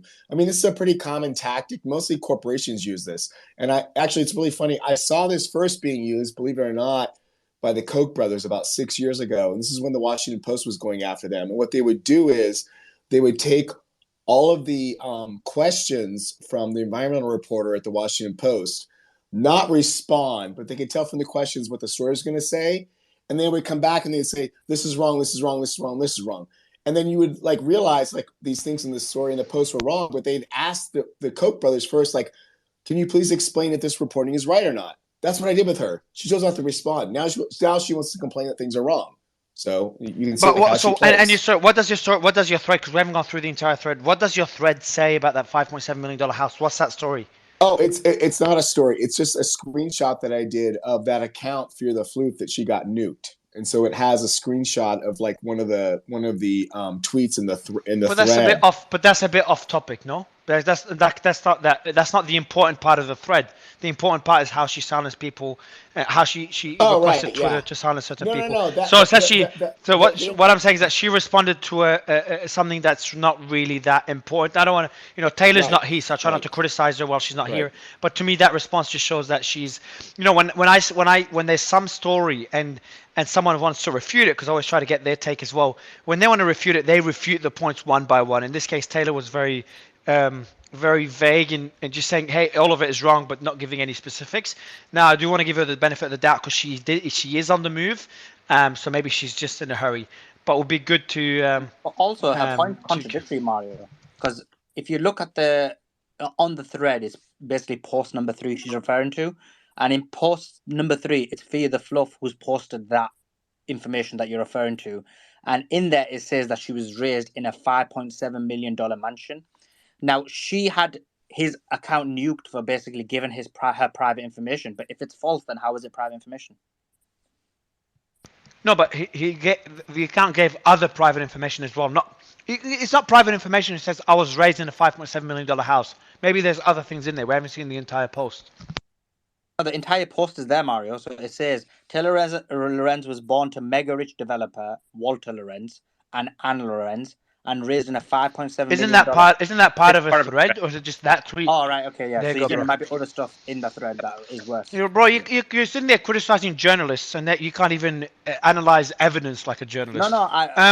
Bro, I said you made a fair point. There could be it's a thread, isn't it? So No, but the point is that like I sent her the entire thread and I asked her to explain if any of those tweets were wrong or not. I sent her the archived thread, which is in my story. Like in my story, I linked to the archived thread. Let me ask you another question. So Yeah. Paul, so essentially what we see in this thread, how would you summarize in 1 minute? What would you summarize the entire thread for people that just came in the last few minutes? What did we learn? I would summarize it as Taylor Lorenz had too much influence within Twitter to be able to silence people that were critical of her. Is that a fair kind of basic summary of what we learned from the thread and from the Twitter files today? Not just that, but also like Twitter was so in love with her. Like here's how the thing you have to understand, I think. She was in a very powerful position at the New York Times to report positively or negatively upon any social media company. And I think she leveraged that position in order to like influence things within what was happening in social media companies. Like one of the things, like this is not in the thread, but in my story, you can find at the bottom of the thread where I go into a lot more detail. One of the things that Arya Tufanian told me is once he started complaining about Taylor Lorenz's story about him and sued her, he suddenly lost his Instagram account. Now, I don't know anything about the kind of stuff, but apparently it's really important for people and with certain companies. He lost his Instagram account with 1 million followers, is what he told me. He can't prove that Taylor Lorenz shut it down, but he told me she's friends with a guy who owns Instagram or started it or whatever. Like, I don't know this area. He's asked them, like, why was it shut down? I sent an email directly to Instagram asking them, why was his Arya Tufanian's Instagram account shut down? This guy can't do a business now. Was Taylor Lorenz involved? And they've not responded after 2 days. So another thing, if I may, real quick, if I may add on to that, this is kind of like the old mob trope, right? Where it'd be a real shame that this place burnt down. So basically, you had these journalists, quote unquote, that go to these companies or they go to these individuals, so on and so forth, and say, "Boy, it'd be a real shame if I printed a story like this," and then they could actually leverage that power because they were directly influential within that arena. So it's like Paul actually referenced this a lot earlier when he came in. And it slipped my mind what he said, but it's what these activist journalists use to get stuff shut down or to lever their power as they see fit. I always just say it's would be a real shame this place burned down type trope. Can anyone do me a favor, including you, Paul? Has anyone? Because again, we try to always get different sides of every story. I'll try to get Katie Notopoulos onto the stage. If anyone knows her, please do invite her. She's been on our stage once before. But if anyone knows Taylor in the audience, if you know Taylor or you've got a different side to the story, if you've got more context to give us, I want to get the full story. Do come up, because I don't want this, all of us are talking about Taylor. Taylor's not able to join this space, and I'm sure she'll join, she did say she'll join our space when I invited her a while ago. So hopefully she'll join maybe tomorrow to discuss this if she's free. But if anyone else can give us a different take, and I want to go back to you again, Paul. Was there anything else you've heard? So I know you got a lot of messages of people critical of Taylor, fair. But was there anything else you heard about from people that are close to her, people that know her, that were positive, or that were kind of contradicting any aspects of the thread that is worth mentioning, just to balance out the discussion? Then we'll go to Sarah. So this is my last response, and I'm going to go to bed. I'll leave you guys. It's 2:00 in the morning. Thanks, I'm not a guy investigating Taylor Lorenz. I don't care about Taylor Lorenz. Like, I don't care about social media stuff. This is literally like, I went to Twitter to get documents, and in the process, I tripped over these Taylor Lorenz documents, and that's all it is. And then I started asking questions, and people started calling me.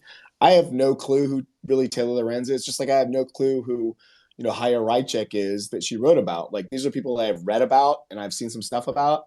And I was interested in, like, okay, how did all this function? And what I found out, which is what I'd heard from a lot of people, which is Taylor Lorenz had a lot of power inside Twitter. I think this is something like we all know this, but I'll just repeat it because I think it's worth repeating. We're only seeing a tiny bit, right, of what went on inside Twitter through these Twitter files. We also don't know what happened in all these other social media companies. I'm giving a talk this weekend about this very issue when it comes to vaccines. What we know right now, this is from some prior stories I've done on these Twitter files, while Twitter was regulating what is and what is not vaccine misinformation, they simultaneously had a client, Johnson & Johnson, who they were helping on their marketing strategy for their COVID-19 vaccine. I don't know this is what I know for like one small little thing that I tripped over in the Twitter files. I don't know how much this was going on also at Facebook or Instagram or other things that were going on. I can tell you right now, I have a Substack, the Disinformation Chronicle. I can put it on Twitter. If I had someone who was running my Instagram account for my Substack, things kept getting shut down all the time. So I don't know what's going on Instagram. But apparently whatever I write, you can read my stuff. It's pretty normal, It can't make it on Instagram. So I think that's something to think about, is that like this really goes beyond Twitter. Twitter is just giving us small little insight into what's happening in these broader social media companies. I don't think that like Taylor Lorenz had any, more influence at Twitter than Instagram or Facebook. I think she had a lot of power within the social media companies, and that's concerning because you can see what I found in one small part at Twitter. So there you go. Thanks so much, guys. I appreciate it. Thanks a lot, Paul. I appreciate you for joining. I do want to just read out some tweets by Taylor Lorenz and people she retweeted. Never thought I'd be talking about her again. Jesus, she gets a lot of attention. All right, so we have a tweet she retweeted from Katie Notopoulos. Taylor Lorenz's uncle owns the Wayback Machine, has this energy. And then that was a retweet of, oh, nothing, I was just buying some medication for my sick uncle. Laura says to look at you dead in the eye. Who's a model, by the way? All right, so I think there's a few people saying that this is not, it's not, that Taylor Lorenz's uncle does not own the Wayback Machine. Ben Collins says the following, so she's retweeted Ben Collins as well. All of these extremely affluent adult men obsessed with making things up about Taylor Lorenz for literally years have a clinical disorder we don't have a name for yet.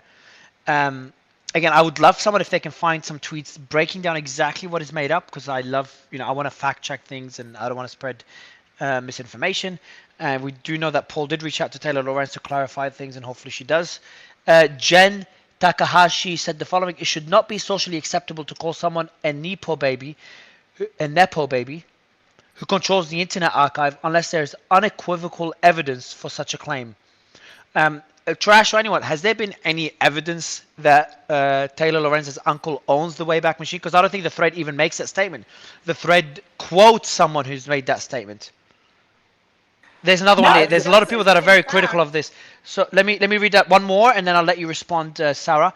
Ari Drennan said on Twitter, the false claim that Taylor Lorenz used family connections to remove information from the Internet Archive was swiftly debunked, but is spreading far and wide on YouTube after being amplified by Elon Musk, including the Quartering's 1.5 million subscriber channel. So it seems that a lot of people are saying a lot of people are pushing back on this particular point. A lot of claims made in the thread, but instead of pushing back against the influence within Twitter, they're pushing back on the uncle owning Wayback Machine, which again, I don't think from memory the thread makes that statement. They just happen to be quoted. But Sarah, go ahead. That was debunked pretty quickly, the Wayback Machine and that her uncle owns it. That was debunked really quickly by several people. In fact, the gentleman that is the digital librarian actually tweeted, "No, I don't know her. No, I'm not her uncle." I'm hearing a whole lot of supposition, but I'm not hearing any facts. I mean, she may but that's the whole thing. It's not about the facts. Hold on. It is about the facts. Sarah, and then we'll go to Justin. Thank you. She may or may not have gotten somebody banned, a small account banned off Twitter. She may or may not have gotten somebody fired from their job, or she may or may not have gotten somebody banned off Instagram. But where's the proof? And where's the proof? I mean, I know you, Mario. If I go to you and I say, you know what, I don't like Trash, I'd like you to not have him co-host anymore. It's totally up to you whether or not you have him co-host. am I using my undue influence to influence your decision, or And am I've I had just and I've shooting and the I've shit with a had friend? and I've had a lot of people giving me reasons to remove trash. Slayman, even more than Well, trash. mostly it's me. Skim.com, probably a record number. But yeah, I get those, and yeah, generally you'll ask for evidence. And what you're saying is that there's no evidence in I'm this saying, thread. show me the document that says that she had somebody removed from their job, she had somebody removed from Twitter, and she had somebody removed from Instagram. Otherwise, it's all just talk. But I also do want you to remove Trash and Salim as co-host. Thank you. Okay, Justin, you Oh, were Sarah, responding. don't be trying to censor us. We've already Yeah, got see, Justin, go ahead. we've already got loads of people trying to do it. But Taylor and Yeah, her friends. Justin, Taylor and her friends are trying to go ahead, dig Justin. into the post. Yeah, Taylor and her friends are trying to dig into the post, and they're trying to say, "Hey, this thread of this now defunct account is full of holes." It's like, it's not about those facts. It's about the screenshots that Paul actually brings up, the discussions within Twitter, the evidence of the timing of when she influenced people to make these decisions, and everything that came about there. I mean, look, it's fine if you're just a lay person and you want to, throw your weight around, right? But she's a journalist, right? And the worst than that is when you have people that are part of the government influencing Twitter. Like I said, I've got my lawsuit against the government because around that time, July 2021, when Jen Psaki and Vivek Murthy, right, got up to the pulpit and said, social media companies aren't doing enough to take down accounts that aren't towing the narrative line. My account was taken down on Facebook. My account was taken down on Twitter, and it had a lawsuit to get it back and reinstated because I said that the impact on children for COVID is very negligible. In fact, as we pointed out, Scott Gottlieb, who was not at the White House, but was the former FDA commissioner, he was at Pfizer. He used a White House connection to connect to Twitter and try to get my account taken down. We know my good friend Scott Bhattacharya, and his account was taken down. It was literally labeled as blacklisted, right? Ironically, Paul's account was down. 2 dozen other accounts of my friends were all down. When Jay got reinstated in the first Twitter files, when that came out, right? When it came out, he was reinstated earlier. But when it came out that was the case, he went to Elon and he got all of our accounts reinstated. I think, including Paul's. So the irony of Taylor's influence and other influencers trying to get Jay to be taken down and rung down a notch. And that happened. He was suppressed on Twitter. And then he comes on, Elon buys Twitter, and he's the guy who ironically gets the accounts restored. Sarah, I don't Actually, understand your Trash, point. you've gone through the entire thread. Is One there, second, Mario. to Sarah's point? Can I ask Yeah, go Sarah ahead, a bro. question? Sarah, I mean, I'm not understanding your point. Is your argument that the only way you're going to believe it is if you achieve certainty? So it's basically Twitter saying, okay, Lorenz, we are now banning this account based on what you said. Because if you look at tweet number number 4, she makes the complaint. They go through the process of explaining how he doesn't violate, and then they still ban the account based on what she said. So your argument is essentially My argument is essentially, how do we know it was just solely based on what she said? That's my argument essentially. Causation. It's a whole causation correlation argument. It's a weak argument. It means basically, according to Sarah's argument, we can never know anything because we actually need philosophical certainty. We need No, you don't need philosophical. So hold on. That's a stupid way. Look, what a way to characterize it. I think Sarah's asking good questions. I think it is the reason, and I think that this is enough information. I haven't gone through the entire thread, but it looks like enough information to be critical and to be concerned. But the way you've characterized it, Slayman, they cannot have philosophical certainty. No, man, if you have an email like we've had in the Twitter files, we've removed this account because of Taylor, based on Taylor Lorenz's request. That's certainty, man. That's called evidence, man, not philosophical certainty. No. That is called certainty, bro. So I think the problem is, Mario, you have a lack of understanding of the levels of proofs and evidences and what constitutes certainty, probability, possibility, most likely, and these type of statements. What you want is, although this is essentially very obvious that it happened. What you want is those words, and if those words don't happen, that means it didn't happen. Come on. No, I'm talking about Sarah's argument, and she's saying it's causation versus correlation. The example I gave would be more evidence than this stuff, which shows that it's likely because they happened at the same time. Because they could, despite all these, it could, and haven't gone through all of it. But Sarah is making an argument that it could still not be the exact reason. Whereas the Twitter files, we saw direct evidence this is the reason, because they said, hey, we've got a request to remove this, let's remove it. Or we've removed this based on the FBI's request. That's direct evidence. But I just really think your condescending answers like, hey, we don't have philosophical certainty, and making it philosophical. It's nothing to do with philosophical. She's just saying we don't have enough evidence, as we did, and now I'm going to add to it, as we did in So I other don't Twitter agree files, with which I think is no, it's not a good Hey, argument. It's a very weak argument because it's not though. it Come is. on now. With the So Twitter okay, files, there was evidence no, that we could get behind. With this isn't evidence. This is just somebody's opinion. no, it's not. So basically, it is evidence. But what you actually want is a certainty based on epistemology, and the problem is in everything stop in life. using epistemology in words No, like let this, me bro. explain, Mario. You make a because good point. Go ahead. The problem is that you guys literally make arguments specifically on a point, but then don't apply to the rest of your lives. So, as an example, you Oh don't my have God. this certainty for all other aspects of life, and I can give you many examples. Give me an example. Give me an example, please. Okay, so gravity. Prove that, for example, gravity isn't small little aliens who are causing it. Bro. Okay. Sarah, Okay. Sarah, there don't. are I know. And I guess screenshots. guys. Yeah. Let's go back to the thread, because every time Simon wants to go down philosophical routes, I end it right there because it gets really fucking dumb. And you do exactly, Simon, what you criticize others for doing it. They start complicating things just to sound It's not smart when complicated. they're It's making actually very very stupid easy. points. It's not. Let me It's simplify. not. Let me simplify what you say. Sarah's saying that we don't have enough direct evidence. You're saying, okay, we don't have direct evidence that this Certainty. person says this is we don't have certainty, which is fine. You can have certainty. I gave an example of one certainty. That's literally my More point. certainty. We don't I'm simplifying it without starting to talk about epistemology and starting to talk about philosophical certainty. And what you're saying is that we have enough evidence, though, to be concerned and to be able to say Taylor Lorenz is the reason X, Y, Z happened. And I'm leaning more to your point. I just get pissed off the way you've made it. But let's see a lot of hands up and people being very cordial and not jumping in. Ryan, you've been very quiet.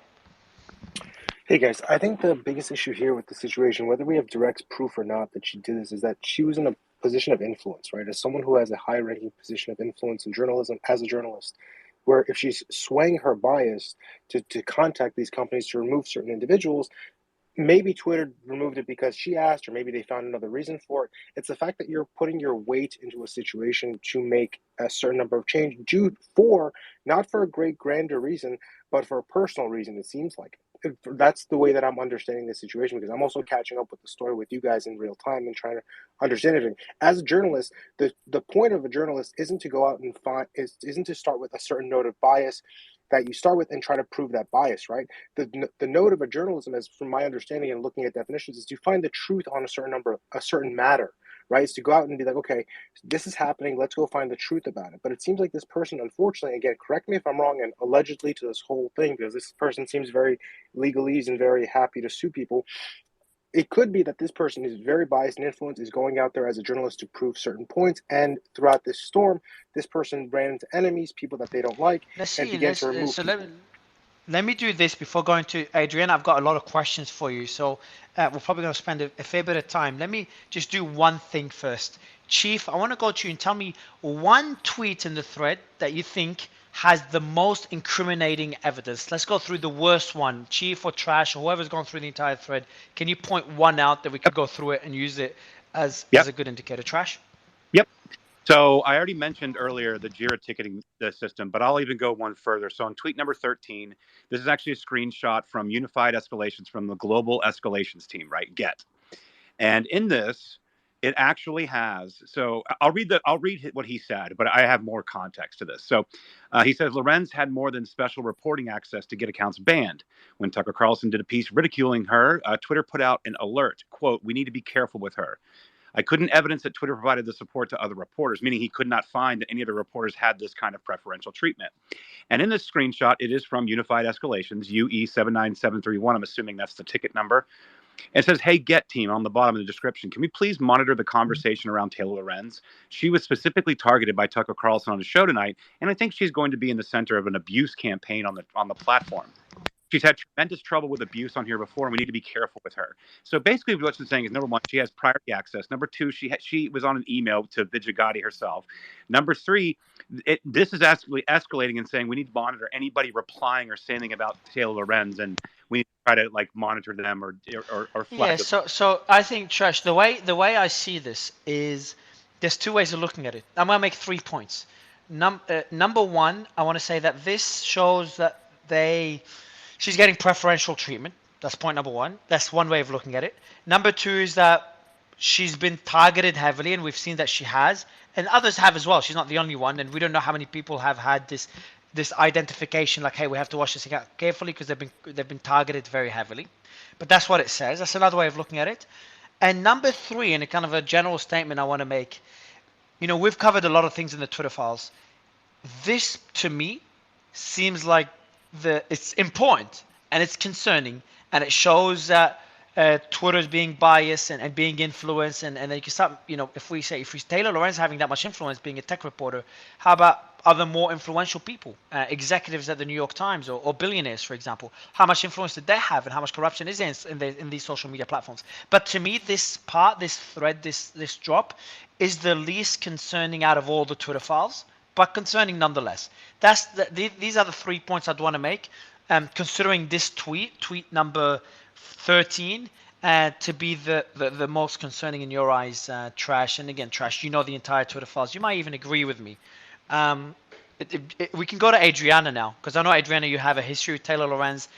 You've covered it in our spaces before. Trash, did you want to add anything before we go to Adriana? Yeah.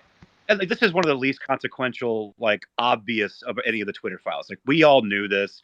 There are some seriously concerning stuff, because you know how much work that I've done on censorship and national intelligence and our intel communities doing the censorship. So that's way beyond that. This is just one that confirmed a lot of bias that we saw. But yeah, go ahead to Ariadna. And again, just a reminder before Adriana goes on, if anyone, and again, I want to see if Taylor could jump on, but if anyone knows anyone close to Taylor or anyone has a different take, we're inviting other journalists that were retweeted by Taylor or spoken out against the thread and in support of Taylor Lorenz, just to kind of get the different sides of the story. But if you do know someone, please hit us up, DM me, and the team will check it out. Or just have them come in and request and DM me so the team can see it.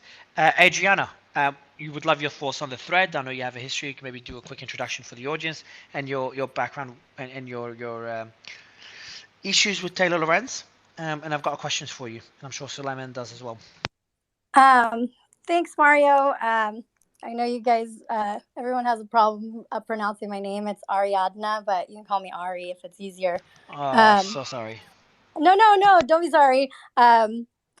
Usually everybody can pronounce Ari. But I can't say a lot, and I probably won't be able to answer a lot of questions. But, I'll just say this, currently I am pursuing a lawsuit seeking justice for defamation. I sued Taylor Lorenz and the New York Times, and it's a process I believe will prevail once we advance in court, which isn't easy, against one of the biggest, most important news organizations in the world, arguably. And I want to emphasize that I'm not politically motivated, and having bootstrapped my own business, politics just simply wasn't a luxury I could really afford to spend too much time in. Yet Lorenz seems to insistent on branding me and people like me as right-wingers. I believe she tweeted something in that realm today. And yes, I appeared on Tucker Carlson's show after I lost everything I worked on, 15 years of my career, and I filed a lawsuit. That, however, doesn't affiliate me with right-wing media, nor should it diminish my experience. And platforms and media, particularly those favoring Lorenz, just weren't as open to hearing my side of the story.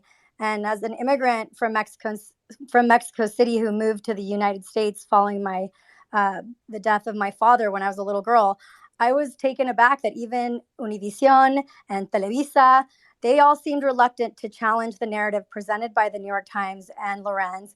And it was Fox who stepped up to give me a platform when didn't have anything, allowing me to expose the harm inflicted by, the quote unquote journalist in question here.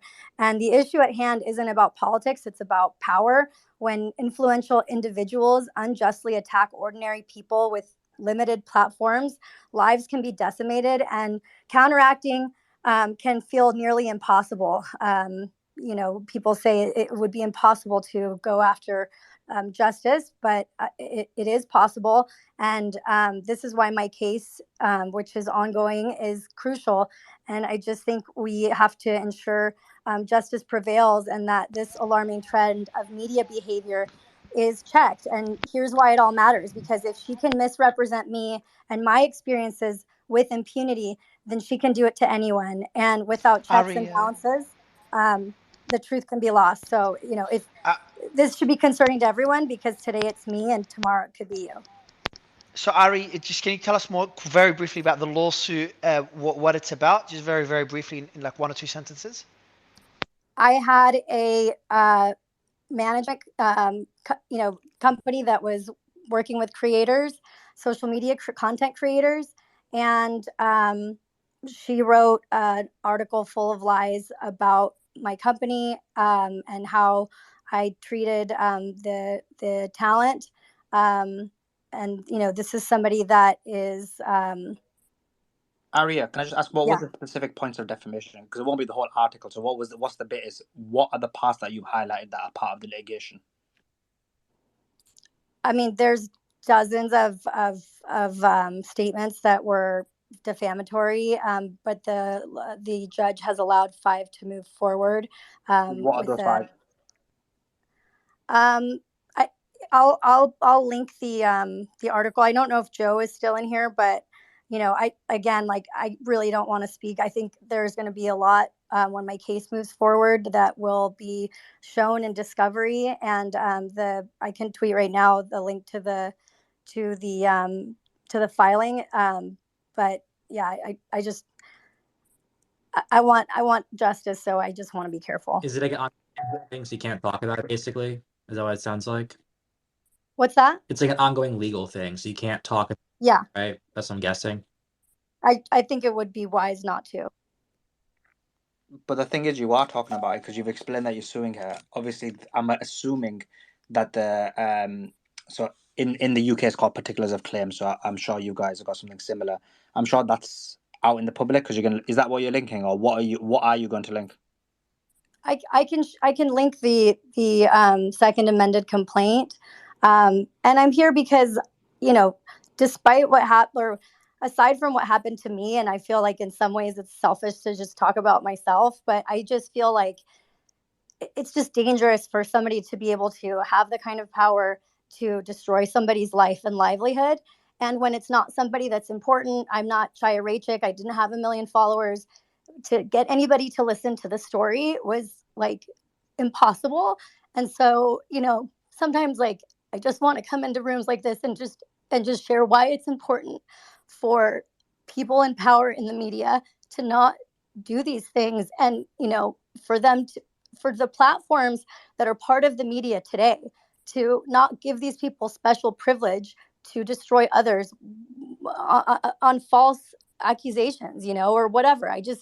It's just not right. And that's why I feel compelled to speak sometimes, even though, I do want to take my lawyer's advice and I want the court case to play out. But, I don't see Taylor here either. So I really wonder why. And the last time I was in one of these spaces, her ally or her friend or whatever, Katie, I think her name was Katie from BuzzFeed, I think it was. Katie Notopoulos, I think it was. Yeah, I brought up some very direct points about how Taylor asked me for my the addresses of where my content creators were living and the houses I was renting, etc. And she promised it wouldn't be on the record, or it wasn't for publication. And then in the article, she linked to a Zillow account of one of my private property rentals that was not a business address, where I was living at the time. So she doxed me. I brought that up to Katie. And then essentially she was like, well, I don't know anything about that, and cut me off and just dismissed me. And I think this like elitist dismissal of people that are just, I didn't have a bone to pick with Taylor at all. I was focused on building my business. And now that's, once she did what she did, then I started focusing on how I could, expose and what she did and get justice. So hopefully And that gives you some context. no, it does, yeah. And I was just asking questions just to get more information, because I do get it. Essentially, if someone is defaming you, normally, if you're not someone who's completely like extremely rich, you haven't got that much. It's first of all, it's very difficult to get justice, and the second point How is many, that Ari, how many lawsuits are you part of, if you don't mind me asking? Or have you been part of? We filed a lawsuit against New York Times and Taylor Lorenz, and who's there's we? well, my company. The company, bro. The company. Yeah. Pay attention. Okay, and how many lawsuits are you part of? Whether you filed or someone has a lawsuit against you in total? There's 3 lawsuits where I'm the plaintiff. Okay, cool. That's all. There's a reason I'm asking that question, but I can't remember the reason, because I remember when last time you were on stage, there was something to do with. I don't want to mention something I remember, but I can't remember exactly what it is, so I don't want to mention it until I know exactly what the concern you was. could But ask let's her go back to if there's any cases where she's the defendant. I think that's what he's trying to get at. Yeah, but there's not that many. So she said there's 3 others where you're the plaintiff. How many? Okay, yeah, sorry, yeah, cool. So Ari, the point I was making is how many lawsuits is there where you're the defendant? Thanks, Sarah. I don't believe there are any. Okay, cool. Done. There's no point. I have no point to make then, Ari. Chief, go ahead. I'm not sure if you're able to answer this or not. Like, is the Taylor Lorenz defense saying they're a public figure? Are they using the public figure type of argument where, well, I guess, are they classifying you as a public figure, or are they like doing something different with their strategy? I'm not sure if you're able to answer that or not. Yeah, I don't want to go into it. I think like Good Logic, a bunch of the people that have been following my case, hopefully they can do like a follow-up and like a summary of what's going on, because I learned so much just about how difficult it is to file a lawsuit against the media. I think my lawyer tweeted something like, it's easier to for the state to take you to court for murder than it is to take the media to court for lying. And it really is true. It's so difficult. And when everything happened and you go to your lawyers and they're like, essentially, honey, like, I'm sorry this happened, but there's not much you can do. It's infuriating. And I think, like, if anything, I'm just proud of myself that I stood up for myself, because God knows how many other, young people that are out there just trying to start a business and just, I don't know. You work so hard when you're an entrepreneur. I know a lot of people in this room know what that's like. And for somebody to come with false accusations about you that are, completely untrue. And the fact is, like, maybe people are more interested when, somebody does a hit piece on, a political figure or somebody like, that's really big in the news. But my whole thing was, I think she targeted me, and I think that a lot of people didn't really care, like, what was in it for anybody else to tell the other side of the story, to have Taylor and the New York Times mad at them. Like, what would be in it for someone to defend just a little person that nobody really cared about? Like, a Twitter agent. Like, it was just so sort of dismissive for everyone, but people didn't realize, that that industry was a multi-billion-dollar industry, and some of my former clients have made over $70 million. The problem I have is, and this is the first time I've heard about your case, is that your case is public, and obviously you've come on the public platform to talk about it to an extent. And so for me, it's like, to understand your perspective, I would want to know, like, the information that's specifically in the claim. Do you get what I mean? Because I understand if you made the claim and you're like, look, I've made the claim and I don't want to talk about it at all, but then you have come up to talk about it. But then when we're asking questions, I've talked about it. I just don't want I don't want to seem like I'm attacking her unfairly. I believe in the court system, and the judge is going to make the right call. I think the case is still alive, and I would just say, look into it. I just don't really want to. I think that we're progressing in a good way right now with the lawsuit, and I just think it would be smart. I mean, I can jump off. I told the No, I person that was appreciate it, Ari. texting Yeah, me. yeah, and she's had, yeah, and Ari's spoken about the case a bit more last time she came on during the Twitter Files saga. You came on, you gave us a deeper story into the case. I think some people came on stage and tried to push back and poke holes into the story. We've had that whole debate. I can't remember what that other counter argument was, so I couldn't take that position today. The But other thing I just I want to appreciate coming in. mention quickly is I also tweeted, I think the reason why people believe that her uncle owns the Internet Archive is because there was a tweet where he, I believe, called her his niece, and I tweeted that in this thread, and I shared his profile, like what it said, that he's the, I think, founder Can you of the pin it? television. I'm actually curious. Can you pin it above the tweet in I'm which she not sure says how to she do calls her that. niece? You gotta click on the. So go to the tweet. Anyone could do it. Go to the tweet. Click on the Okay. share button where you can share with someone, and then click on the first option, which allows you to share in the space. The first option should have the space name. Not sure if that pops up Oh, for I you, see. but yeah. Okay. So click on that, and it will Yeah. pop it at the top, and then would love to have a look at it, because this is getting interesting. Like it was starting to feel like a Mexican drama show. But I'll, drama's fun sometimes. I'll say this. Let me see. Hold on. Okay, this man. Okay, there it is. So Ari's. Okay, you tweeted it yourself. This man tweeted to her, calling her his niece. Do you have that tweet? Okay, there it is. Live screen recording of her alleged uncle's live tweet was filmed by Chrissy Mayer. Who's Chrissy, by the way? Oh, no idea. All right, comedian Chrissy Mayer. All right, so there's a YouTube link from November 2022. Let me But I open the also included YouTube. the screenshot. The screenshot. Taylor Lorenz, just saw your New York Times piece this evening on Facebook's policy statement. I remain impressed with all that you do and proud to be your uncle, silly.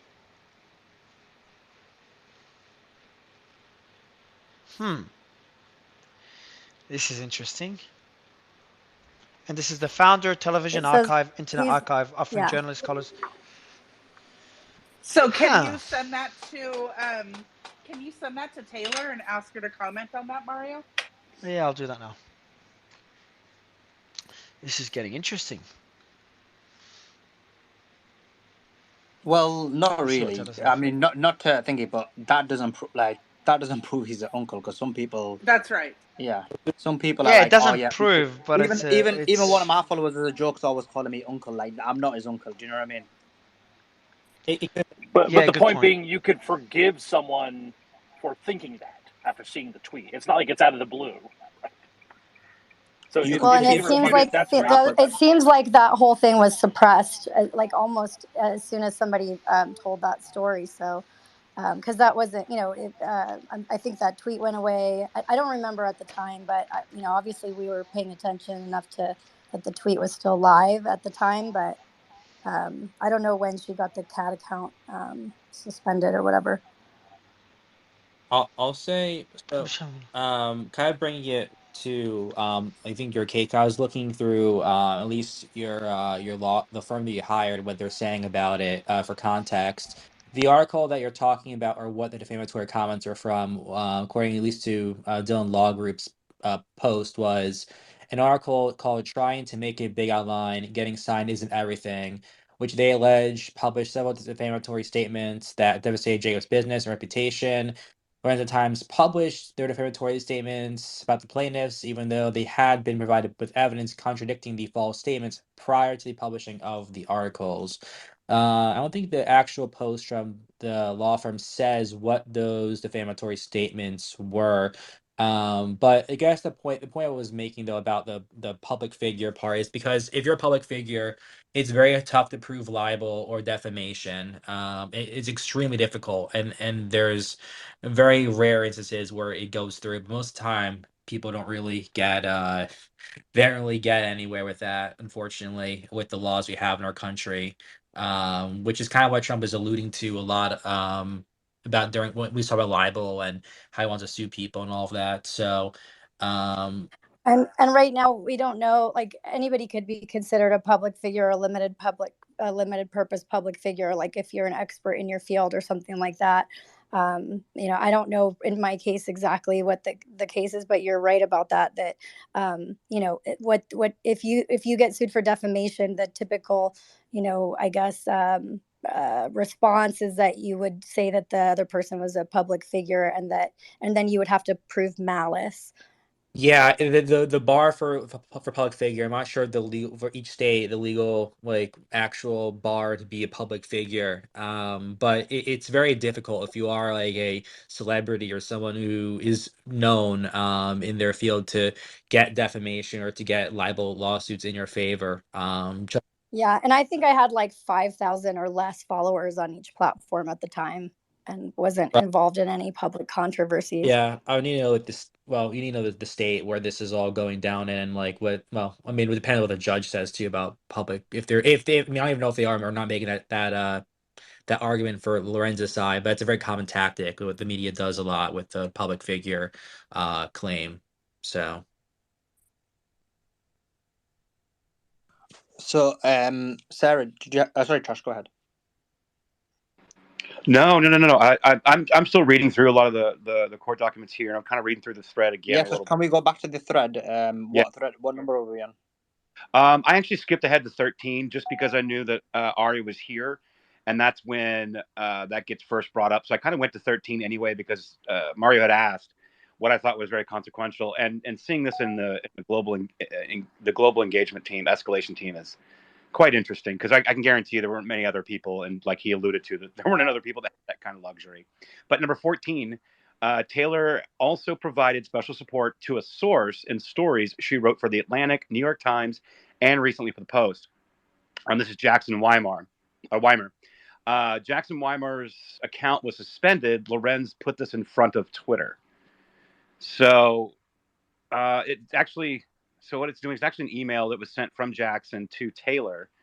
Says, today I was suspended on Twitter for impersonation on my account, J. Weimer Media. As someone with a large following on Instagram and as an editor for eBombs World and contributor for Know Your Meme, I've taken action and used my following to help bring light to a large group of chats on Telegram who harass, scam, and phish people on Instagram and other platforms. Thank you again for including me in your article. And then I guess she forwarded this to like Twitter and all the other social media accounts. This is from Taylor. So she's kind of, there's not a lot here. They're just saying that there was a false Twitter impersonation account, but what it's showing is that she did have some kind of pull with Twitter where she could jump people to the head of the line and have their accounts looked at because there was impersonations going on. And then number 15, Lorenz has incredibly unorthodox, if that's the right word, reporting tactics. Here's an affidavit signed by someone she quoted in the article about Ari, actually. And FYI, this person was a minor. Now, should I read all of this? It's quite a long thing, but I guess, Ari, let me ask you. No, just summarize it briefly. I wouldn't read the whole thing. Go ahead, man. Yeah. All right. Yeah. So saying in around 2020, Miss Lorenz called me again that this person was a minor. This is someone that she was reaching out to for the story, and asked if she was working with Ari, right? And then so basically all of these, Taylor was asking her all these questions about all these things that were being said about Ari, and then basically this person was saying like, I don't have any experience or knowledge of what you're trying to say. She said she followed up by asking if I heard all the stuff going on with Miss Jacob and about her manipulating talent, behaving badly, and other things, and sounded very negative about Miss Jacob and influences. She told me that she had spoken to Alex, Emmy Combs, and the girls in the Valley. So on and on and on. And it's saying here, she said she felt pressured by Miss Lorenz to actually give negative information about Ari. But she said I had not experienced those negative interactions at any point in the 7 months she'd been working closely with her. Did not witness Ari behaving unprofessionally or anything like that. So basically saying Miss Taylor Lorenz was that I knew Miss Jacob for a while, but she didn't experience what she was describing. So basically it was like Lorenz wasn't really asking questions. She was more or less like saying, so this is what we're hearing. This is what we're hearing. You saw this too, right? Like a pressure type thing, which is what I'm gathering from that post. And then saying the affidavit signed by the story, and it kind of goes more into it on number 16 there. And again, this is all just the stuff that she's been kind of working on. Ari, I'm assuming that this is from the affidavit. Is this included in the case, or is this something separate? Yeah, it's included. Okay, all right. So we can actually go find this full case file and actually take a look at it. I just pinned the lawsuit and I pinned a link, and there's a link to the lawsuit, and there's a link to the 2 affidavits that we included in the lawsuit. Awesome. Thank you so much for posting that, by the way. So that's up in the nest. Great. Thank you. And number 17, Tufanian told me he sued Lorenz over the article, and she then began sending messages to gin up a DOJ. I think you should go back. Sorry, I think you should read 16 because that was different. It's referring to an affidavit that explains, I think, what the next one is about. Sure, no problem. Yeah, so it's saying it's an affidavit signed by Lorenz, story, New York Times story about Aria Tufanian. And this is Aria saying, I was a source of information for Ms. Taylor Lorenz, New York Times reporter, currently with WAPO. Provided with information that she used for a November 6, 2019 article called "Thousands of College Kids Paid to Work for a Viral Party Kingpin. What Could Go Wrong?" Good Lord, that headline. In the article, Ms. Lorenz asserts that Mr. Tufanian, quote, promised students Instagram fame, then silenced them with threats. Ms. Lorenz never asked me for any documentary proof showing that Mr. Tufanian defrauded or scammed anyone, or that Mr. Tufanian was operating any kind of pyramid scheme. I was also the founder of GroupMe group chat. I've used that before, whose members were directed to source information to Ms. Lorenz per article. He said to provide any material to Ms. Lorenz to support a tweet thread she wrote about Mr. Tufanian that reads, quote, blah, blah, blah, blah, yet don't put any of that energy into actual scammers. So basically, this is like a defamatory type rhetoric on social media about Aria Tufanian with nothing substantiated, basically, is what this is saying here in this affidavit. Which then... Aria, can I ask you a question on that, please? So it says that, and you say in your affidavit that you were the source of the information. So what information do you provide? I think you're getting me confused with Aria Tufanian that had a different thing with Taylor. This is that not you? No. Okay. No, well, can you see the last name? Can't you see Jacobs in this No, I don't know. I don't know her name. I don't know her name, and I don't know that person's name. Is the first time I'm seeing. And then earlier you were criticizing journalists, yeah? No, do their due diligence. No. Let me be clear, because you keep saying that. So the reason I criticize journalists because I'm basically reading this in real time. If I was researching it, obviously I would never be publishing this without verifying it, checking it, and know what I'm doing.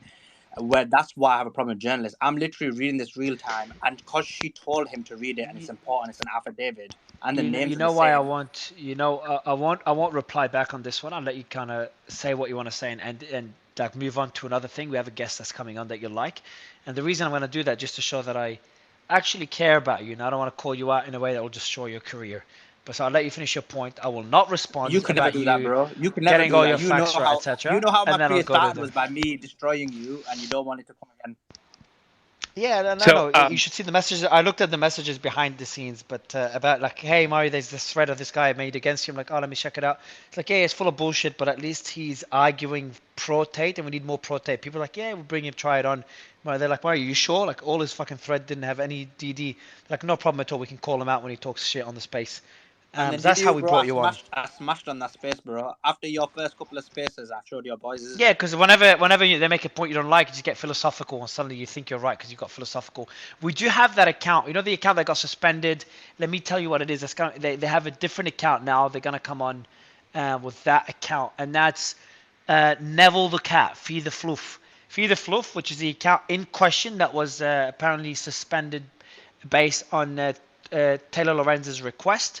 They do have another account, and they're going to come in through their other account in a bit. So we've just sent them through an invite. Make sure you use your phone if you're listening to us now, Neville the Cat.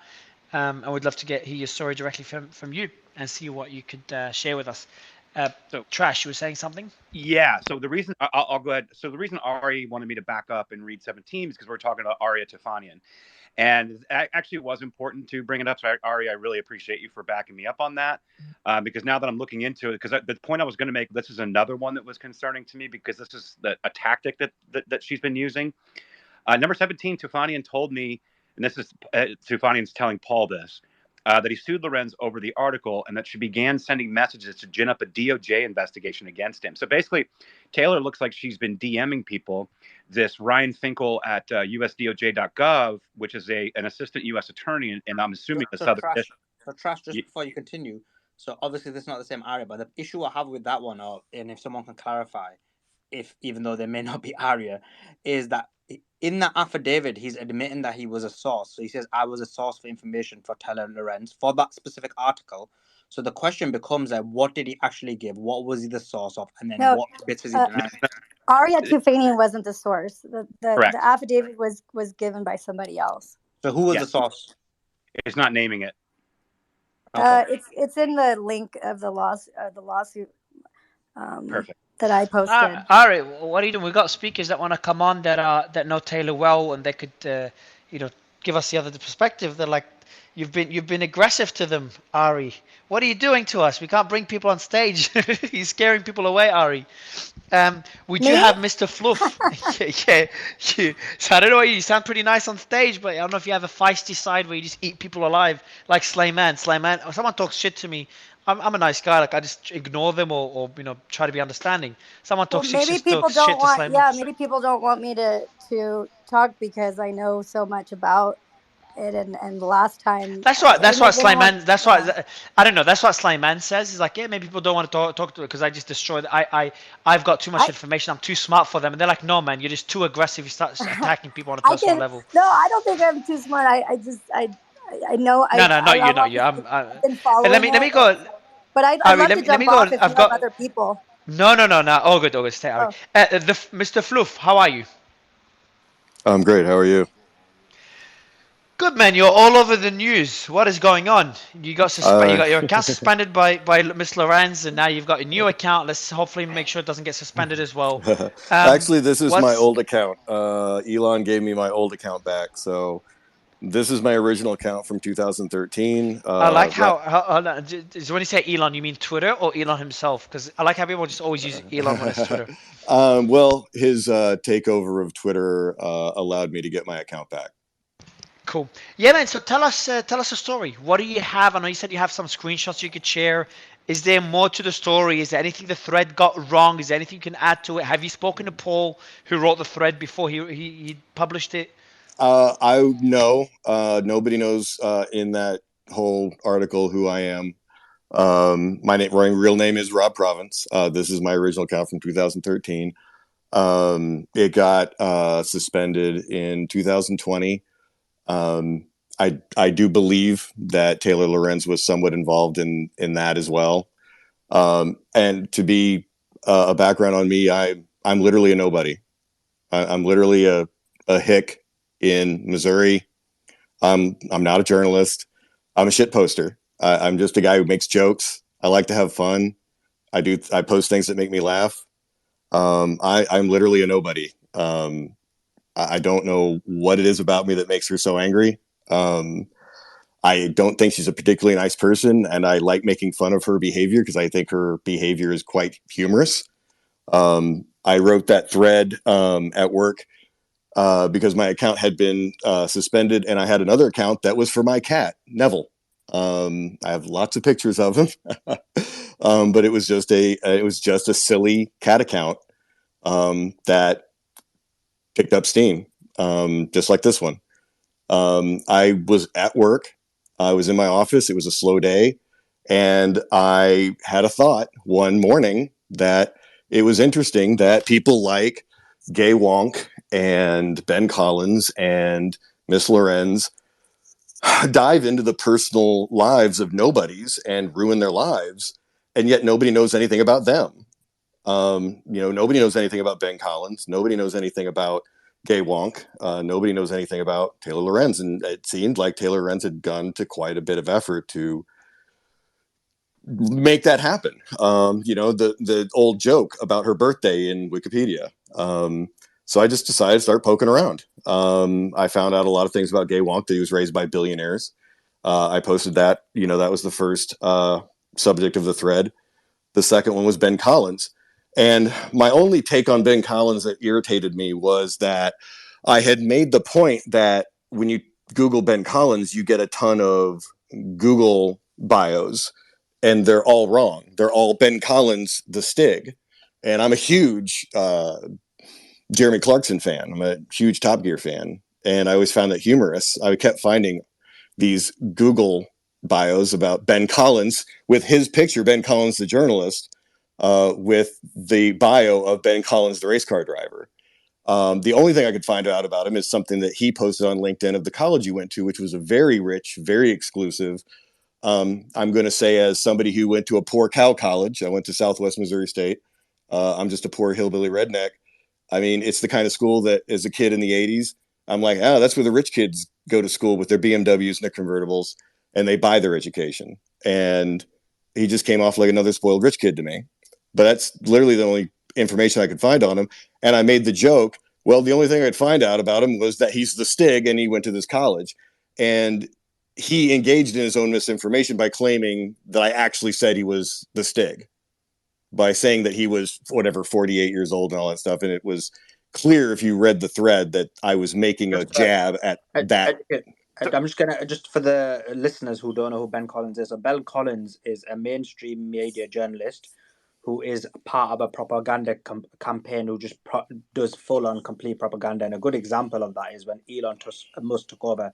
He was one of the people involved in using the verbiage, the same one everybody used, which is that he is about Matt Taibbi, that he was doing PR for the world's richest man. So just so people know, he's basically. And how does that relate? Yeah. And how does that relate? How does that relate to the story of Taylor? Guys, I'm a bit confused. How does that relate to the whole Taylor Lorenz story and what you've posted? Because it was a thread about all of them. That screenshot you see in the article is, I think, screenshot 10 of an entire thread about those three people. And then I got to Taylor, and I had found who her mom was, who her dad was. There was a public record of her home, which was a $5.8 million mansion. Her family is very involved in politics in Colorado. Her uncle is R. McDonald. Educated. Sorry, I'll call you educated. So educated. What? Because she has texted Mario, and she's specifically denying that she owned a 5.7 million. Well, her parents did. Where did you get that? She also posted on her Twitter. Sorry. Yeah, what did she post, Sarah? What did she post? What did she post exactly on her Twitter? I'll put it in the nest. Go ahead. I'll put it. But did she say she doesn't own it? Because technically she doesn't. It's her parents that do, and that's what Fluff said. Yes, she's saying that she doesn't. Yeah, that's how misinformation works. Is I say her parents own it, she said I don't own it, and that's kind of a cute little turn of phrase. So, real quick, if I can, Mario, I know that this isn't about Ben Collins and Brandy. I'll just call her Zamboni, but there is some context here of how this actually works, where the circular reporting that they're doing this. I have a feeling this is why he put this thread together. If you don't mind, actually, Dustin can probably talk to this directly because he was actually the ire of Brandy and Ben Collins. But it is related on how Taylor was using her news articles and then the censorship through Twitter. If you want to go to Dustin, because it's really relevant. So I will in a bit. Dustin, you mean Dustin? Dustin, the other account. I will, because I just don't want to move in and. It's just beautiful to see how Floof, who's been an anonymous account that got suspended, that no one reached out to, became the center of the Twitter files, and then no one reached out to him because no one knows who that is, and then he just comes on. How did you find this space, Rob? It's just fascinating. Dustin will go to you in a bit, I promise. A lot of people know me, and a friend of mine texted it to me and said, "Hey, you're blowing up. They're all talking about you." That's so cool. I love this. It's like, man, how cool is that? It happens a lot on the space. Is that everyone's talking about someone, and that person just pops up in our space out of nowhere. And suddenly, it's like everyone freaks out. It's amazing as well. Like as he said, he didn't have a voice, and now he's got a voice to basically back up his position. I don't have a voice. I'm still a nobody. Can I just but now say you've got a voice on the biggest platform on Twitter. All right, guys. All right, okay, Slam it. All right, Fluff, you've got a voice. Now, let's go back to the topic. Sorry, Sarah, you want to add something on this particular point before we continue?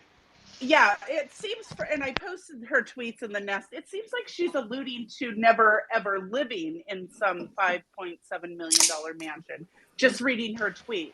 But so Fluff, what's the source? Yeah, Sarah, I think you're about to ask the same question. What's the source? How do you know that she lived in that mansion? How do you know that other gentleman, the Wayback Machine guy, is her uncle? How did you know this stuff? So I was poking around on the internet, and I have to be honest, it would take me a little while to find it again. But there was a gentleman who, on a forum board, posted that her father's name, her mother's name, their ages, and had the public records of the home that they owned when she was a child. I believe in, I don't want to say actually which state, because I can't remember off the top of my head, and I wish I had the thread in front of me, honestly. But When you say the unfortunately, public, it's okay, man. What the when you say thread, sorry, they had public records. Public records from where exactly? And did you verify that these were the actual public records?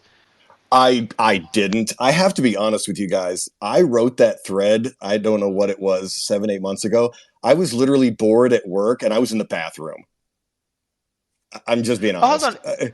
Okay, cool. So I do want to point out that it is possible, and Floof, I think that doesn't really matter if what you posted is true or not. I think it still doesn't move away from the point of having too much influence and censorship on social media platforms. But I do want to say to you, Floof, and you've been pretty honest on the space, so I appreciate it. Is it possible that this information is actually incorrect? Because you said you got it from a thread, but it's public records. You don't know what the source of the public records are. You don't know that the I name is don't. actually parents. I don't. I was riffing, and I was having a good time and having a laugh. I believe it's true. And honestly, I don't expect anything I write to blow up. I'm a nobody, and nobody cares about me. No, I didn't figure anybody was going to read it. I love how you keep saying this. No. But what's the thing is, look, Rob. The issue is that even if you're a small account, first of all, even in this account, you got 40,000 followers. So I wouldn't say you're a small account. Like, irrespective, like, I don't like Taylor Lorenz. I don't like the way she tries to censor people and so on and so forth. But whenever you put anything on the internet, you should verify. Like, you can't just put something on. I verified it to my own satisfaction. But that's not acceptable. I understand it is not acceptable to you. I appreciate your honesty. So two things. First, Slayman, I was preparing to give you a shit. I'm like, Slayman, you're the one that breaks down everything and dissects everything and pushes back up against everything. And why aren't you doing the same to Floof? And you're just sucking up to him and being nice, and then you did exactly, just broke it down. So I want to give credit to Slayman just before he took my shit. But Floof, all right, cool, and I appreciate you taking it in. So the other point I wanted to ask you, Floof, and again, you do have 42,000 followers. I didn't check that, so you can't say you're a nobody anymore. We get that out of the table. Stop trying to pretend you're humble. You have 42,000 followers. Now, next question, man, is the gentleman from the Wayback Machine being her uncle. Can you give us a bit more context on this? Is that tweet that was shared earlier? I don't believe I said. I may have. I don't believe I said the Wayback Machine. If I did, that was a mistake on my part. I meant Internet Archive. Sorry, Internet Archive, not Wayback Machine. It's my bad, bro. Sorry.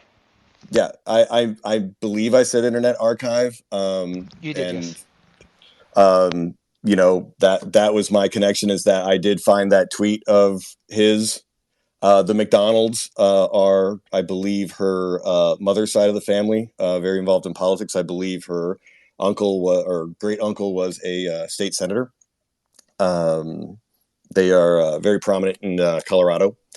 And yeah, that R. McDonald tweet was like, oh, that's her uncle. And I did know that her mother's maiden name was McDonald, and that I did find a couple of family members that she was related to with the last name McDonald that were very involved in politics. And that was, again, I understand that some might not find that high enough standard for a non-journalist to post that, but I was comfortable with saying, like, hey, I think she's from a very rich, well-connected family. What aspect of the thread was actually doxing? Is it the names of the parents? I never got told what was doxing. That day was very chaotic because I tweeted this out while I was in the bathroom in about 30 minutes and went back to work. And I was getting calls. I got a call from my father telling me I was on the news. I got a call from a friend of mine telling me I was on Tim Pool's podcast for something. I got a call from somebody else telling me that I was on some YouTube video from somebody named The Quartering. I was my phone was exploding while I'm trying to like do my work, and it just kept vibrating and kept going off, and I just kept ignoring it. And then my accounts, what's that? I do appreciate you've been so honest and forthright, and you're not trying to like blag it, which a lot of people do. The I got problem, nothing to gain here, man. no, I appreciate that, and I appreciate you, but the issue is, and I don't want to like restate the same point, but like, I mean, how many followers did you have on that account when you published that? The Fear the Floof account, my cat's account, I think I had before that all started, I think it was 15,000. So 15,000 is quite a large number. It's not gigantic, but it's decent enough. And I know, the but I problem post stuff and I don't get any responses. It just didn't seem like it was gonna go anywhere. I understand that, but whenever Yeah. anyone posts, even if it's a small account, and this is just for everybody, you should verify. And the reason I'm saying that is because even though you were a small account, you just explained how that blew up, and then now, like 9 months later, Paul has put that as part of the Twitter files, and now we're finding out that none of that's verified, and it's not based on any kind of substantial information. So that's what it does is a legitimate for me. Even when it comes to what Paul's written on Twitter files, it basically degrades his reporting as well, because he should have also verified it and try to find out what it is. But does it remove from the substance of the Twitter files? Because if the information is true or not, that's not what the point of concern is. Whether this guy from the Internet Archive is your uncle, or whether she does own a $5.7 million home, because that moves away from the point. I think you make a valid point. I'm glad you made it, that this wasn't verified, and I'm glad that Mario? Floof came up and shared that. But the Twitter files talks about Taylor Lorenz's influence within Twitter and the ability to censor people. Yeah, go ahead, Sarah. It is important because it talks about how she's getting these accounts suspended. This gentleman is calling himself a big nobody on Twitter. Then why would Taylor Lorenz have a big nobody off Twitter suspended? Because his tweet went viral. Okay, but he became somebody that day. But Mario, every single person on here has haters, and every single person on here has people that will die on a hill for them. I'll take my reputation, and I will take Taylor Lorenz's reputation for going after people, and I'll let everybody judge. Is it possible, though, that her fans reported your tweet, mass reported, and therefore you got suspended, rather than Miss Lorenz contacting Twitter?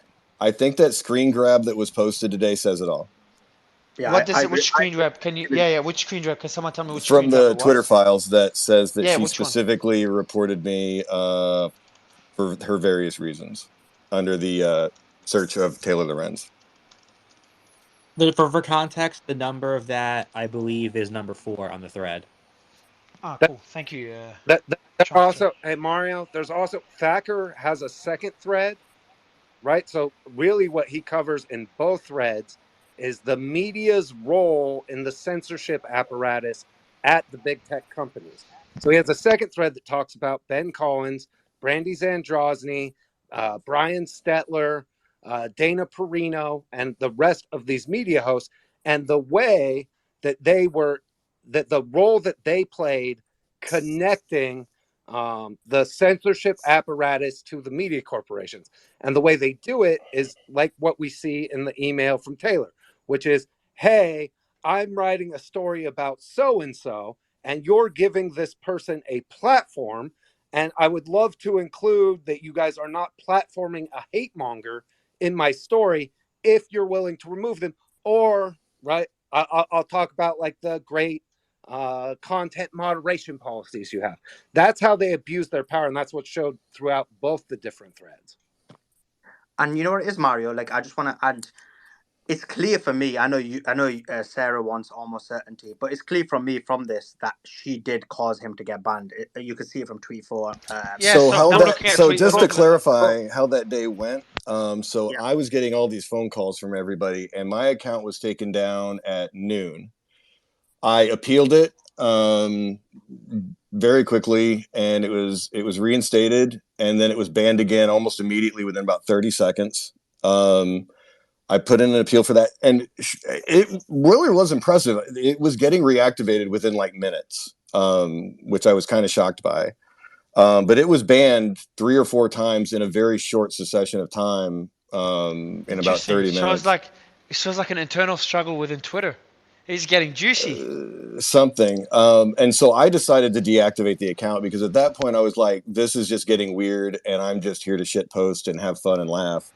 And so I deactivated the account, which is why it says that it was deactivated at the time it was. And I was on my lunch break.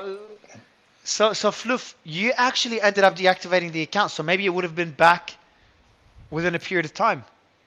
I deactivated just to get it to stop because I mean my phone was blowing up. I was picking up like thousands of followers a minute, which is not my goal in all this. I have like a couple of hundred friends that I'm really talking to, and everybody else is just kind of there. And I just kind of was like, it was getting out of control, and I just decided to take myself offline and took the account down, and then I just reactivated it the next day. All right, so this is how this. Yes, Lemon, go ahead, man. No, It's getting if interesting. you want to finish your point, because I wanted to add a slightly similar but different point.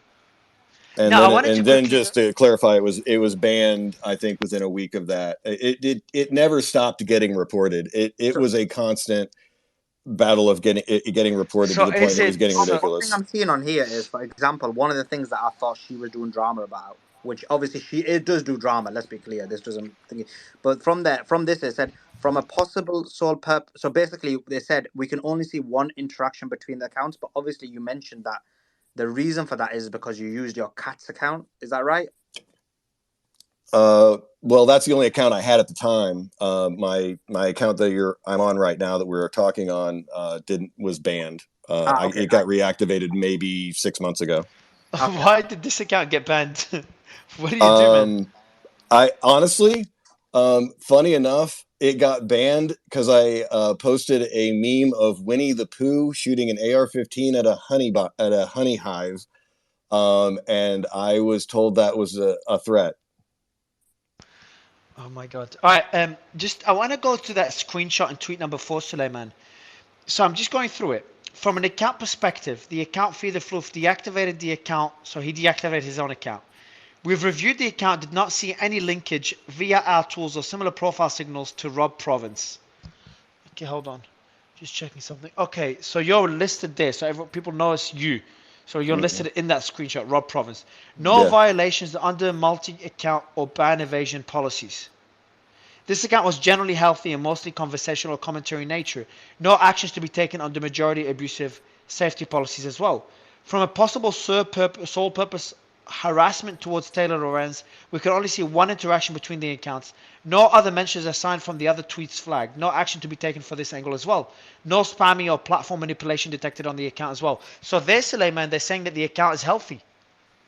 Yeah. And then they go to, and then, okay. Let me finish. Okay, let me finish. From the tweets, so usually I kind of don't kind of dig too deep into those, but this is getting interesting. From the tweets flagged, we have not seen any personal identifiable information shared based on our posting, based on the posting private information policy. No action to be taken for the tweets below.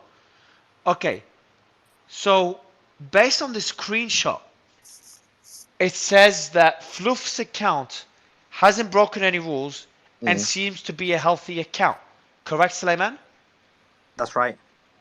Okay, and Fluff said, the screenshot says that he deactivated his account. Fluff said he deactivated his account because it kept getting suspended and then returned and then come back and then suspended and come back.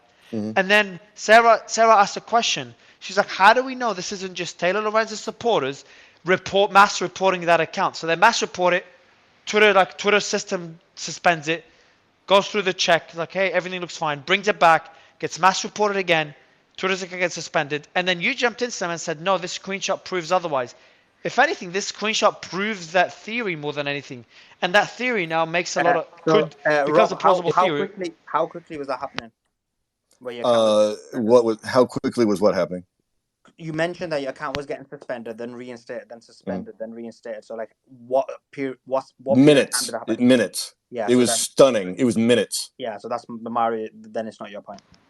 What do you mean it's not my point? If it's actually going viral, people could be mass reporting it at scale. I've seen this happen before. I've seen this happen before, where an account, like when it's getting mass suspended, the system brings it back, but because there's so much reporting, I was getting mass. I was telling you, I can tell you flat out, I was getting mass reported because even when I reactivated, when I got it reactivated the next day, it was getting reported for the next 7 days, and I did finally get banned for, again, another very innocuous tweet that I still can't believe is what got that account banned.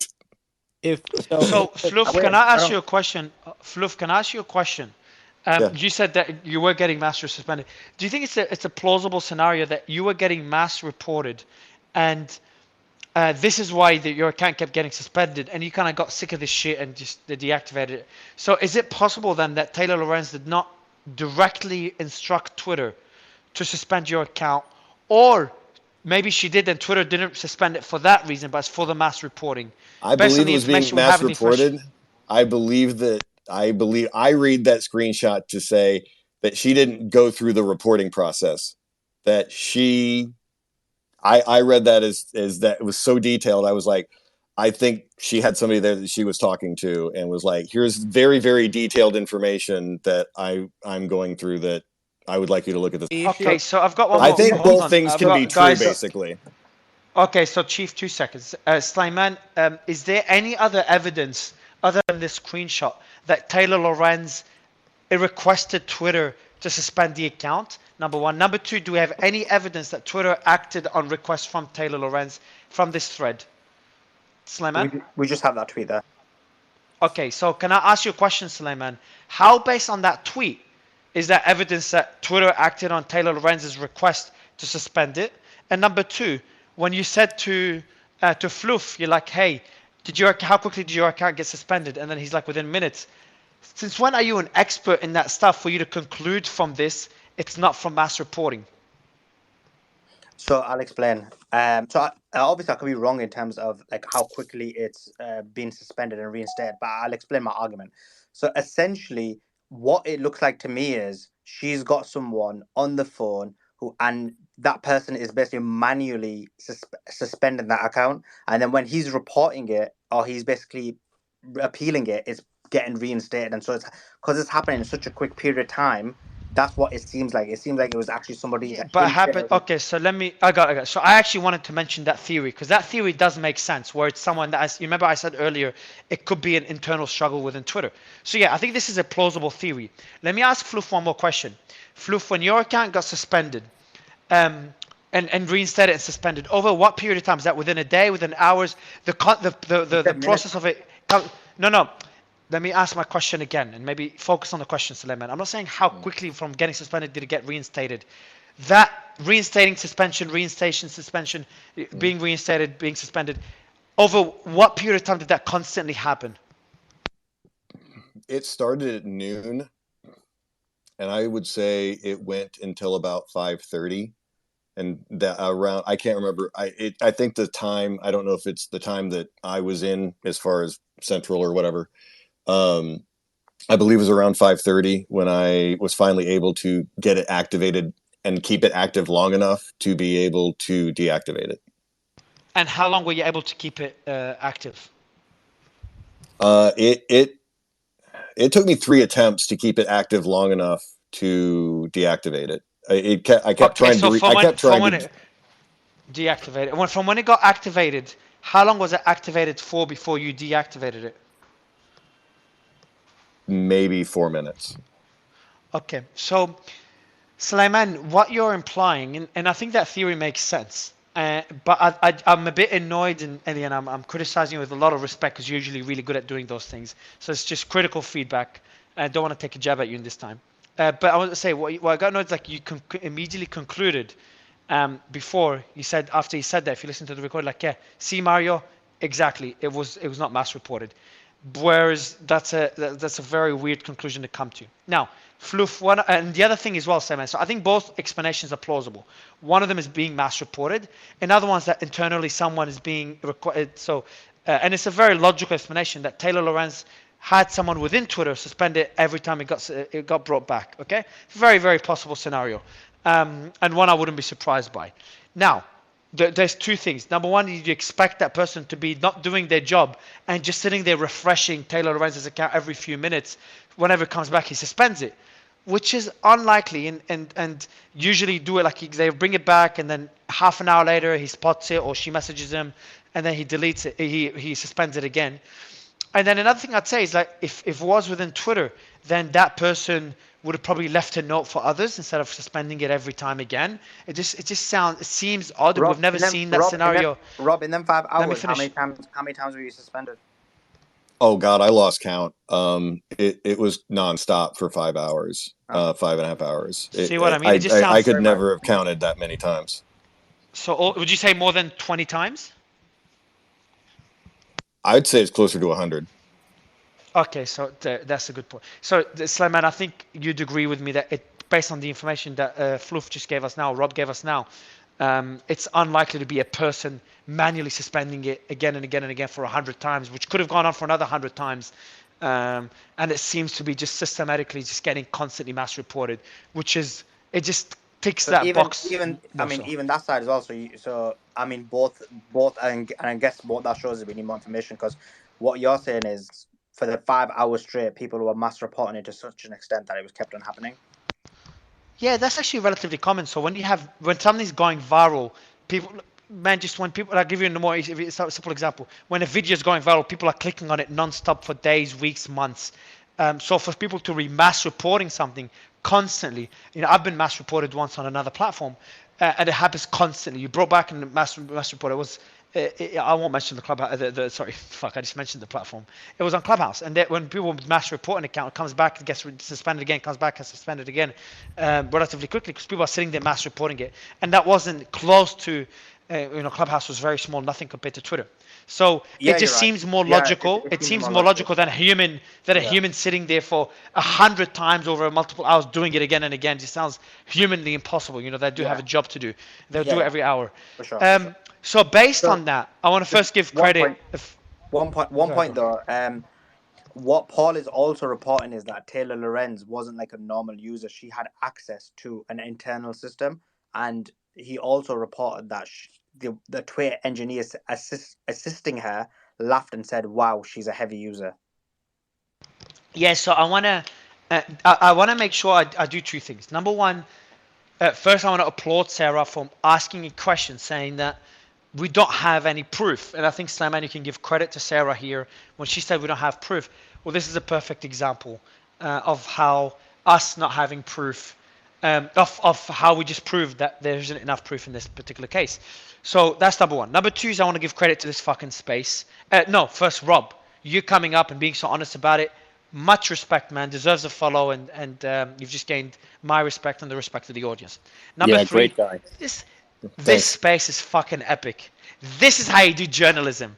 And Kim, Kim, this is how you fucking run a space and break things down. So, and Slayman, you usually do this a lot. This time I was. if you weren't shitting on Suleiman all the time, I think you're right. And Slayman, usually you're the one that breaks things down more than I. And this is like one of my first times where I do it. I've got the patience to break it down myself, and it's such a good feeling when you come to a conclusion. But yeah, the conclusion from this, and then we can kind of take a little jab at Paul with a big love heart. That Paul, if I know that wasn't a story you really wanted to cover, but we dug into it for you, and maybe you can add a bit more information in the thread. We'll crop that part for you, send it through to you, and summarize it. Slayman, you can do it with the team to help Paul out, because I'm sure he seems like a very fact-based person, and he'll want to add the information. But yeah, man, I'm really happy as to how this concluded. And the most important point, this does not discredit the entire thread whatsoever. The thread had multiple points of concern. We just focus on one particular aspect, an important aspect nonetheless. And it is still possible, even though me and Slayman don't think it's plausible anymore, we kind of changed our opinion, but it's still very possible that this was someone manually doing it within Twitter. It wasn't mass reporting. But yeah, this is my conclusion from what we just heard. Yeah, I agree with that. No, I agree with what you said. The only thing I'd say is, what it clearly shows is, and it's still the point there, that she was and had a position of power, and she used her influence. So even if it was a scenario where at the exact same time, which is probably more likely as well, so I can see that point's more stronger. So even if it is more was happened simultaneously at the exact same time, where all of her fans were randomly all decided to report for a continuously 5.5 hours right, even if that happened, and I assume that, because again, this is not my forte, so I'm assuming there isn't like a button someone's pressing, but is someone, and it's not possible for even someone man like over 100 plus times in a few hours. But is that how it works? So no, just a question to you, because you're like about this stuff. So is it that someone's pressing a button to basically reactivate, or can someone write like a code to make sure it's happening simultaneously. It could be no. There's still. That's what I'm saying. It's still possible that it was manually done. It could be not one person, but it could be a tweet, a team within Twitter.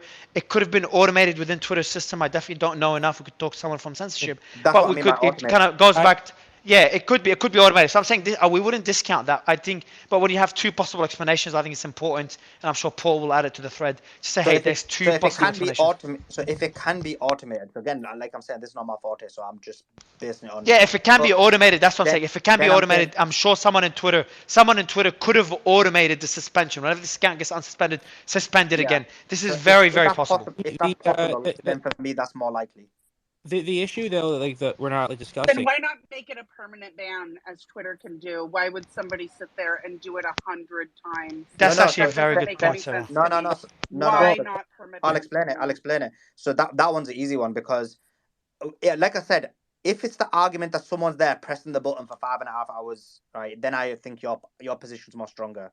But if it is that you can automate it for 5.5 hours to make sure that the person is continuously suspended, then I think her having that access, being a heavy user, having internal access is a more stronger, plausible position. In terms of permanent suspension, because again, the process in Twitter is you suspend. To permanently suspend someone, you're going to have to meet even more standards. So it essentially shows that they didn't go for the full permanent suspension. No, but I'm sure that look, we've gone through, but Simon, we've gone through so many suspension, so many examples of people getting suspended throughout the Twitter files and other spaces we did, and that's purely on the space. I've seen it beforehand as well. I know people that got suspended.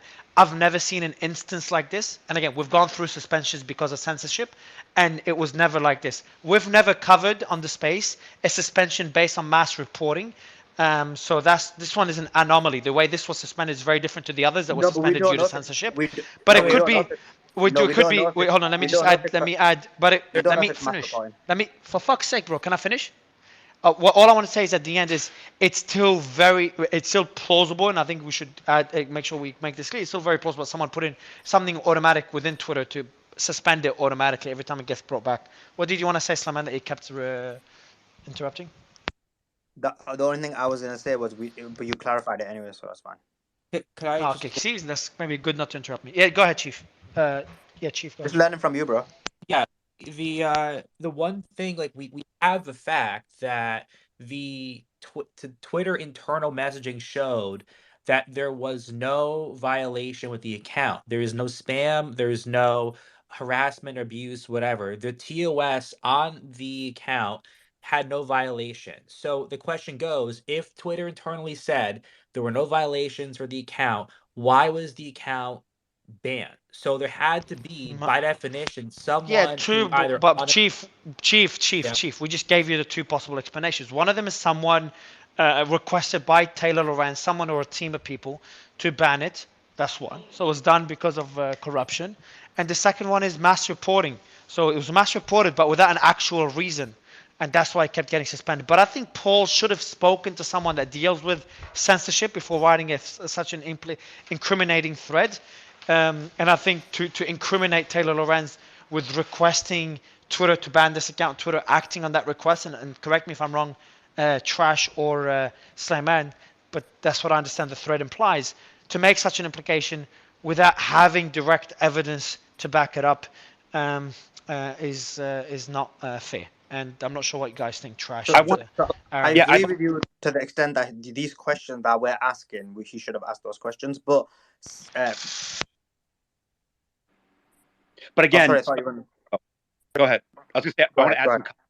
Okay, yeah. So I think that your two summations are great, and to Sarah's credit, we do not have direct proof. However, I've gone through all the Twitter files. I've seen how this works. This is why I keep pointing out this global escalations team, this United Escalations, how they actually handle Taylor Lorenz, right? So like you're moving away. So it's just Trash. No. Sorry, I'll let you finish your point. Sorry, bro. I want to go back. I just want to get your thoughts on that first point, and then I'll let you make this new point, unless I'm misunderstanding. But sorry, just one question. Do you think, on that particular tweet number 4, do you think we have enough information, if you were in Paul's position, do we have enough information to implicate Taylor Lorenz just in this particular point of requesting Twitter to suspend Floof and Twitter acting on her request? Do we have information to imply such a scenario? Slayman and Trash, should that even be included Should that scenario even be included in the thread based on the facts and the information that we have? Trash, I'll let you answer, and Simon, I'll let you answer directly if that should be included in the first place. So I think it should be, and here's why. I think that you could say that there was direct reasoning. And again, I'll answer you directly, and I'll finish up what I'm saying because it'll back up what I'm saying. If you look at number 4 and you look at tweet number 2, for the record, Taylor Lorenz was born October 21st, 1984, in New York, making her 37 years old. She will be 38 in 16 days. Wish her a happy birthday. So I suspect this is what Taylor used to directly say that she was being doxxed, and this is why she was able to prioritize and escalate this to the escalations team. The reason I'm bringing that up is because of that she did have with kid gloves, as you can see right here in tweet 13, that they actually have this built out through their engagement center and their engagement team that she is supposed to be handled as a special case. So any request that she makes, boom, it's gone. Now, I will say that Sarah's theory is probably more plausible. As it went viral, it became a mass reporting event. But I think the impetus was real question, Sarah, where's the evidence that when you mass report an account which hasn't violated any policies, that automatically that account is suspended? I can tell you that. I can answer that. I want evidence. That's very common, Simon. No, that's Simon. This is you guys are asking for minutia evidence. Simon. I'm being nicey. Let me just do this nicely. Simon, I'm just telling you, like, we can go out and get evidence, but I'm saying in general because I know this. I've seen it so many times, and I mean this not. And I don't want to sit there butting heads with you, and you're like, give me evidence. No, I just mean it genuinely, man. Like this is something very, very common for an account that doesn't have a lot of followers. Very common. I've seen it happen all the time in front of my eyes. It's very easy to get it suspended. Very, very easy. Just get a bunch of people. So I want evidence that when you mass report an account over a period of time for that it automatically suspends that account for 5 hours. Suleiman, I can answer that. Yeah, go ahead. Go ahead. You are obviously have never been mass reported. When you, I have been mass reported. That's why I'm asking the question. Then you would know you, that when you maybe never wrote. So Sarah, like you've probably never written anything controversial, but I do it all the time. Anyway, continue. And you know what? I don't write. Yeah, but it doesn't go. Maybe it doesn't go viral enough to be mass reported, Simon, because you're a fucking nobody. He was being contacted by Tim Pool and all these guys. My tweets, Tim Pool, my tweets I get millions and millions of views. What are you talking about?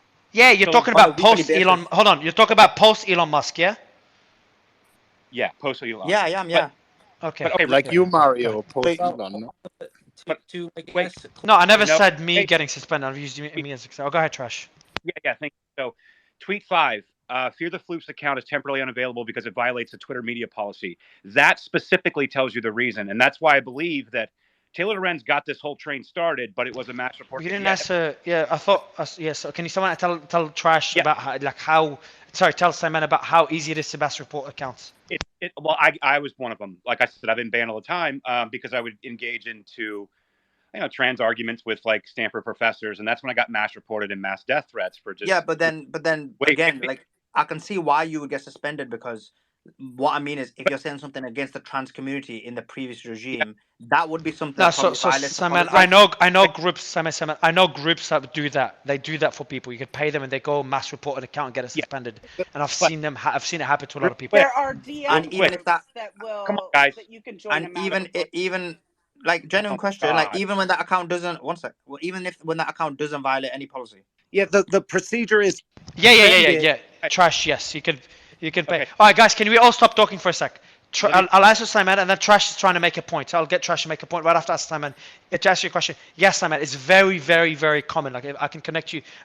Speak to Bob's from the team, man. He'll tell you how easy it is and how unfair it is. I had my Instagram account got suspended for 8 months because of a fucker that didn't like me for another reason, just for business purposes. He banned my account for 8 months because it was an account I barely used, and it was just a personal Instagram account. But anyway, and I know for a fact he requested it because I've seen the requests. But this is it's just so fucking common. Like talking something is very common knowledge. Trash, go ahead. Yeah, thank you. So again, reading tweet 5 one more time, so you guys have it was temporarily unavailable because it violates the Twitter's media policy. What the Twitter media policy actually is it's sharing graphic or violent adult nudity sexual behavior within live video or profile header, listing banner images or community cover photos. So what it's saying is the reason that they use this in a mass reporting is because that that algorithm is set specifically after a certain number of reports to automatically suspend the account because they're afraid of like child graphic scenes or murder or sexual rape, things like that. And so they want that taken down so they can evaluate it, which is why his account kept getting brought back, because they were mass reporting under the media policy, even though it was not violating the media policy at all, because they knew how the algorithm worked. That's why I believe Taylor Lorenz was the impetus that started all this, but a mass reporting was the end of this. The question for Farouk, though, it's like, so how long, what was this, because I'm not sure if you answered this or question before, but like, how long was this mass reporting going on for? Like, is it reasonable to say for an entire week he'd be mass reported and his account kept getting like banned? Like what's a time period for this? I'm not sure. Yeah, so let me ask Rob, how long have you been getting reported, suspended, unsuspended, suspended, unsuspended? Well, that account is permanently suspended. It was banned. Yeah, it is.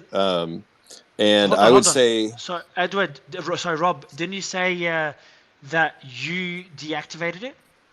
I did, and then I reactivated it the next morning. Oh, okay. Now you add this. What a twist. Okay, so you deactivated it, but then the next morning you reactivated it, and that's when it got permanently suspended. No, it was still active and getting reported, not nearly at that rate or volume for the next. I don't want to say how long because I want to be technically correct, and I can't. It was a period of, in days or weeks? Weeks-ish. And then it got suspended because I made a joke about Anna Navarro from The View tweeting out "Happy Birthday, Anal." Okay, so before going to the happy birthday anal, sorry, Simon, before going in those weeks before the happy birthday anal tweet that got you suspended, no, of course you're gonna get suspended, but it's like you're asking. No, it did. No. She tweeted it. She tweeted out a picture of somebody that wrote in the sand "Happy Birthday, Anna," and they put an exclamation point, and it clearly said "anal." Okay, Rob. Just going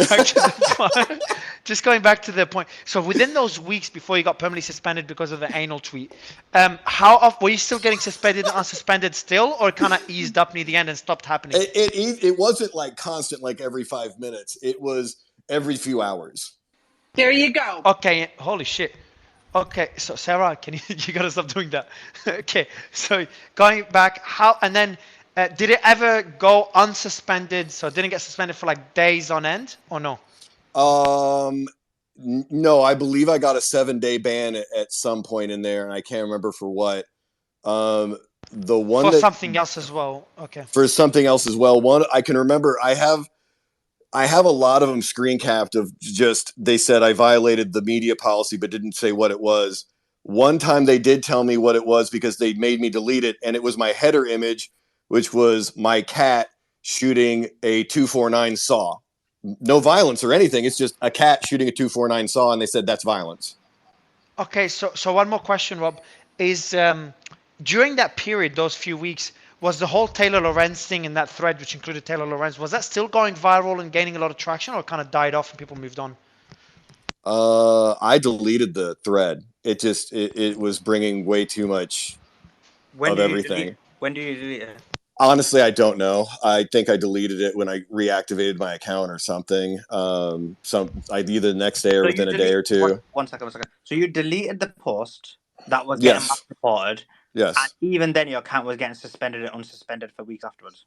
Correct. And I deleted my entire timeline to try and alleviate that, and it still was getting suspended. All right. So suspension experts, do you want to guys explain that to me then, Sarah? A mass reporting. How does the that work? mass I reporting. don't know. I don't think Sarah's a suspension expert. The mass reporting kept up. So it could be. So it could be Simon. It could be. Go ahead. Sorry. No, I was gonna say it could be still the mass reporting ongoing. Like when someone starts getting mass reported, it just starts spreading like wildfire, or it could be something. The same explanations are plausible. Someone put in something automatic. Mass reporting's ongoing, or someone doing it manually. So there's the same reasons are there. That could be. So wait, no. So one second. So I can basically report your profile as opposed to. Oh yeah, you can. Yeah. Okay, no problem. I'll say here's the thing. Well, I don't report people because it's lame, isn't it? It's like weak ass stuff. Sorry. You don't need to report people to do 1 + 1 = 2, bro. But go ahead, Chief. I'll say this, because I mean, I was mass reported. I was banned for a year or two basically off Twitter. So the mass reporting that is definitely possible. The question though, it's like how, because for me, when I was mass reporting, I was banned. I had a permanent ban on it for like a year or two, and then I got reinstated. So whether or not this reporting was a long-term thing, and if there's any like communication that directly Yeah, shows. usually, yeah, chief. Usually, that's a fair point. Like if you get mass reported enough times, you get permanently. I don't know actually. Like I'm starting to pretend. Like, I just don't know. I don't know. Suspension. The moderating So this procedures is will what change over time, this is etc. what evidence Let from me let Sarah me. for, right? This one evidence, No, right? but Because Saman, we need evidence both sides because I can't tell you if you get mass report. But hold on, Rob, you said, sorry to interrupt you, Chief, but just quickly, Rob, you said that you were getting mass reported. How do you know you were getting mass reported? Because my account would get locked. I would have to go and find the email, and it would say your account has been locked. And the frustrating part of it was they almost never told me why. I didn't get anything, even the policy. Not alone the what I did, but even the policy that I violated. It was just your account has been suspended. Would you like to appeal this? Yes, and I would appeal it and say, you get a free text space, and I would say, I don't know why I'm being reported. And I think on most of them after that first day, I had deleted my entire timeline. Like I had no tweets. I went in I and got. used But it. back to sorry, Rob. Back to the question. But how did you know that you were getting mass reported? Well, because I would get it reactivated, and then it would get taken down again, and my account would be locked. I'd have to go into my email account, it would say you violated it, the policy. Would you like to appeal this? So it was just that I was getting my account locked over and over and over. Yeah. So I think the conclusion. I just guys. I think the conclusion just seems maybe Chief, Sarah, Dustin. Quick thoughts on what we've heard so far, and then we'll kind of conclude it. Yeah, so I mean, for context, like I kind of fear I was mass support because people were like replying to me who I had never like seen before, and like a lot of them were negative. Then I just saw like I was pretty much banned for like a year or two. So, I think that the short answer for this whole thing, it's that there as of right now, there's no direct like screenshot that shows Taylor communicating to the GET saying ban this account and let them comply. We don't have that yet. Yeah, However, if there was that request, sorry, Chief. Sorry, continue. I shouldn't have interrupted. Sorry, man. yeah. So like if there was if we had that, that's one thing. We don't have that. But given that there is a GET relationship already that we can point to, that's kind of where suspicion kind of arises, and the fact that the way I guess that the way it was locked seems different than when I was permanently getting that lockout. I didn't have a lockout. I just got one message saying I'm gone basically. For him to have his account getting back at least, then getting banned again. Back in the band, that's different. That was my final message, by the way. When it did get locked, it was like, you're locked. That's it. Okay. When I lost my account. Yeah. It just seems the way that Well, he just gave the same example you said, like, hey, this is how I got suspended when I got mass reported, and he's like, yep, I got suspended exactly the same way at the end. Yeah. So I mean, regardless, unless we have direct picture of that communication. I think, yeah, but exactly. I would say, you know what, Chief, I'm actually gonna push back this time on the other side and say, I still think it's more plausible it was internal for the same reason as you said, is that she had that influence. And then in the argument is like, hey, but we should have some sort of communication. Yeah, but if it was an employee at Twitter, she could be just WhatsApping him privately. Right. We don't know. If that employee is listening to us right now, shitting himself, saying, hopefully they won't expose me, hit me up. Give me the proof that was you. We can keep your identity anonymous. Make this juicier. We've had this happen before. But it's still very plausible. The reason I keep pushing towards the mass reporting, I think that possibility was not included, that context was not included in the thread, and I think it should have, and it's not as conclusive as the thread made it out to be. And we all kind of went through the thread and did not really question that part. So I gave us credit. I'm going to take back that credit. We should have questioned that part before Rob came in and kind of gave us his story. Sarah, Ryan, and Dustin,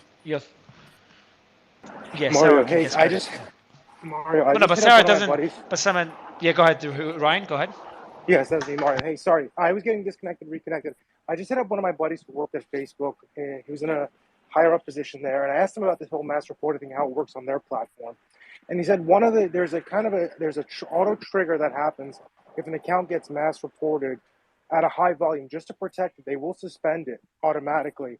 And then there'll be internal reviews that go on to be able to unsuspend it or undo it, or if you submit the right document, there's auto triggers that happen. So there are possibilities that the account kept getting suspended or unsuspended because of these mass reportings. And then this was the auto trigger going off. I don't know what Twitter's is, but on Facebook side of things, this is No, what he I know told me. that it's it's the same on Twitter. But the reason I didn't mention it is like I don't know how it works. Like how many auto triggers can you have before it stops auto triggering? Because the way it would usually work is that when you get auto triggered, remember we work with a lot of clients as well, and these businesses do this to each other. Like it's pretty fucking dirty.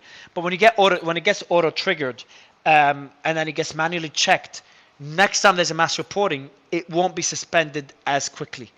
But we also know that these the censorship or the reporting procedures for all social media platforms are far from perfect. That means it could easily be abused, mistakes could easily happen, system could easily crack, there could be glitches. These are very, very common. And there's multiple, like we're sitting there breaking this down. There's examples of people getting suspended, and Rob, you gave us a few examples for stupid shit. So sometimes you just gotta sometimes you gotta remember that the system itself, the reporting process system, whatever, is very, very imperfect. But I appreciate you mentioning that, Ryan. Dustin and Sarah. Dustin, you want to go first? I know you've been waiting for a while. Yeah, appreciate it. So I'd be curious to ask Paul Thacker why he isolated Taylor Lorenz out, like why he made that editorial decision. Because I think, as you guys have exposed, right, like it wasn't completely buttoned up. And my guess is it was an engagement decision, like an editorial decision, than it was like to showcase what he was given as far as the media's special access, and not just the media broadly, but the censorship reporters like Ben Collins, like Taylor Lorenz, like Brandy Zandrosny, like Oliver Darcy at CNN, right? In the other thread that he did, it kind of encapsulates how they had special access within Twitter so that the regular procedures weren't followed, which causes the kind of confusion we're saying tonight, right? When we're talking about Rob and these other situations, is that what's clear is that the regular procedures were overridden because these media censors had special access. And the really difficult part for the people who are being censored is that when those normal policies and procedures are overridden, it's really hard to get the internal communications and what really happened in order to defend yourself from whatever suspension or shadow banning was the end result of being targeted by whether it was Ben Collins or Taylor Lorenz or somebody else. And that's the Yeah, exactly. I think it's a valid point. Like why Taylor Lorenz, and now we've got a lot more questions to ask. What was his name? The journalist's name? Paul. So we got more. Yeah. So we got more information, more questions, more direct questions we can ask Paul. Maybe we'll see. We'll talk to him behind the scenes, see if it's worth covering this in a future space. Why Taylor Lorenz? Why didn't you cover that other scenario? So, and I think I want to kind of criticize the team and I'm not going to name them other than Slayman and the rest of the team and myself. We've invited Rob Province ourselves. He's in the fucking screenshot yet. We didn't invite him until he reached out to us. Usually we're pretty good at that. So for the team, we gotta step it up. We made a fuck up today. Sarah, final. just to back the team up that you're attacking, we literally decided like 20 or 30 minutes before the space we were going to do it. Bro, well, I got high standards, so instead of trying to, you always want to be the guy that sounds good and just stop chasing engagement. Shit, I'm stating facts. People, bro. I've got high, exactly. You're a man of the people. You'll say whatever shit that people want to hear, so they engage with you. I'll just give them facts. If the people don't like it, I'll tell them the hard fucking truth. If my team doesn't like what I'm gonna give them, I'm not gonna encourage them if they made a mistake. I'll say, hey guys, we made a fucking mistake. But at least I'm not calling out their names. Jesus, every time you have an opportunity to get some clicks and say something that would go well with the people, even though it doesn't make any fucking sense, you jump there and get your soundbite. Fuck. Sarah, any final words? I think it was pretty epic, and credit to you. Someone says credit to Sarah because she said, hey, we don't have proof. Yeah, but people do this in our space every time. You just landed a lucky one maybe, but I don't know. I mean, I do think that happened because I think back on it, her argument was quite weak at the beginning. But when she came Exactly. out I think she's with the lucky. She didn't. argument, She didn't go. Bullshit. She didn't. Sarah, you didn't go, guys. We don't have proof. Look at tweet number 4. It doesn't really show any direct correlation with Taylor Lorenz making the this. And let's reach out to Paul directly, who could so we can better understand the story. Because what if he was mass reported? That would have been a good argument.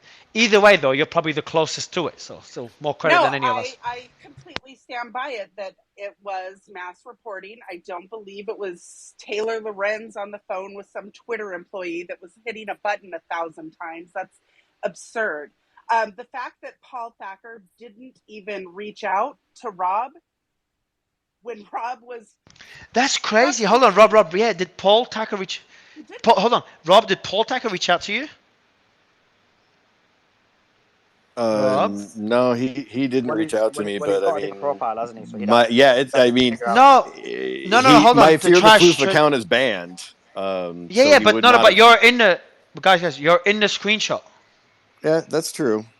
And that's why I say that. So, man, he's in the screenshot. Hold on, Sarah. Just let me. So, man, he's in the screenshot. You talk about journalism integrity, just Sulaiman. What do you have to say about that? Sulaiman? No, which screenshot are you talking about? Screenshot number 4. Are you really asking which screenshot, man? Are you hold on, guys, hold on. Are you asking which screenshot? I even said it in the space, and did you even read screenshot 4? Yeah, I've read 4. Yeah. Oh yeah. No, I don't think you have. Yeah. No, yeah, I get you now. He was there. Yeah. What do you think of that? You're right. Sorry, I've been too focused on managing the space, but yeah. It's okay. I won't give you shit because I would give. It's an easy one for me, but I won't because you're usually that's really good at this stuff. Like, I accept it. Respect. I like. You know what I like the most? Like what really. I'm not gonna make a silly joke here, but what really makes me happy is when you actually own up to a mistake because and you do it behind it. You do it. Let me finish. Let me give you credit. I know, but let me finish. You rarely do it, and you do it more behind the scenes than you do it publicly. But knowing your ego and how intelligent you think you are, and I'll let you stay in that bubble, it just makes it hard for someone with really high ego and they think they're the smartest person in the world, which again, that's you. It's very hard for them to admit mistakes. So when you admit it, it just takes more courage than a person like Rob that is a realistic person, is not living in a delusion and knows like, hey, he's just the average Joe. Anyway. Moving away from your delusion, Sulaiman. No. Your thoughts on Paul? Can I ask you a question? I'll let you comment. But can I ask you a question though? I'll let you respond. I'll let you respond. No, I'm gonna respond to this first because you're gonna derail it. So first of all, I do admit I'm wrong, but I'm rarely wrong. In this scenario, it was real time. We were trying to figure things out. That's the only difference. Go ahead, Mario.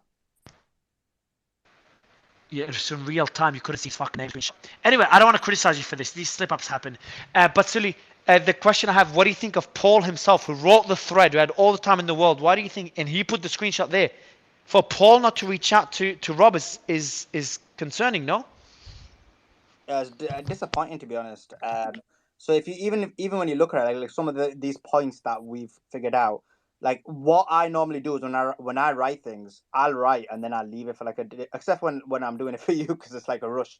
But my own ones, I write it and then leave it for a day or two and just think about what all the counter arguments, all the weak spots in it, and then come to that. So he's obviously not done that because Sarah was saying. So this is the point. So what Sarah was saying, look, we don't see the words from Twitter saying now okay, Taylor, we now accept you and we're gonna ban. I believe that was a weak argument. But for example, the mass banning one, the argument that came much later when in the conversation, that one is a more stronger argument, and that's the point. So it took us like an hour or so to get to that argument, and again it was discussions, and we had Rob on here, so it made it easier. But ordinarily, that's what journalism is. You're literally trying to figure out what the weaknesses are. So I believe that he did fail in doing that. Yeah,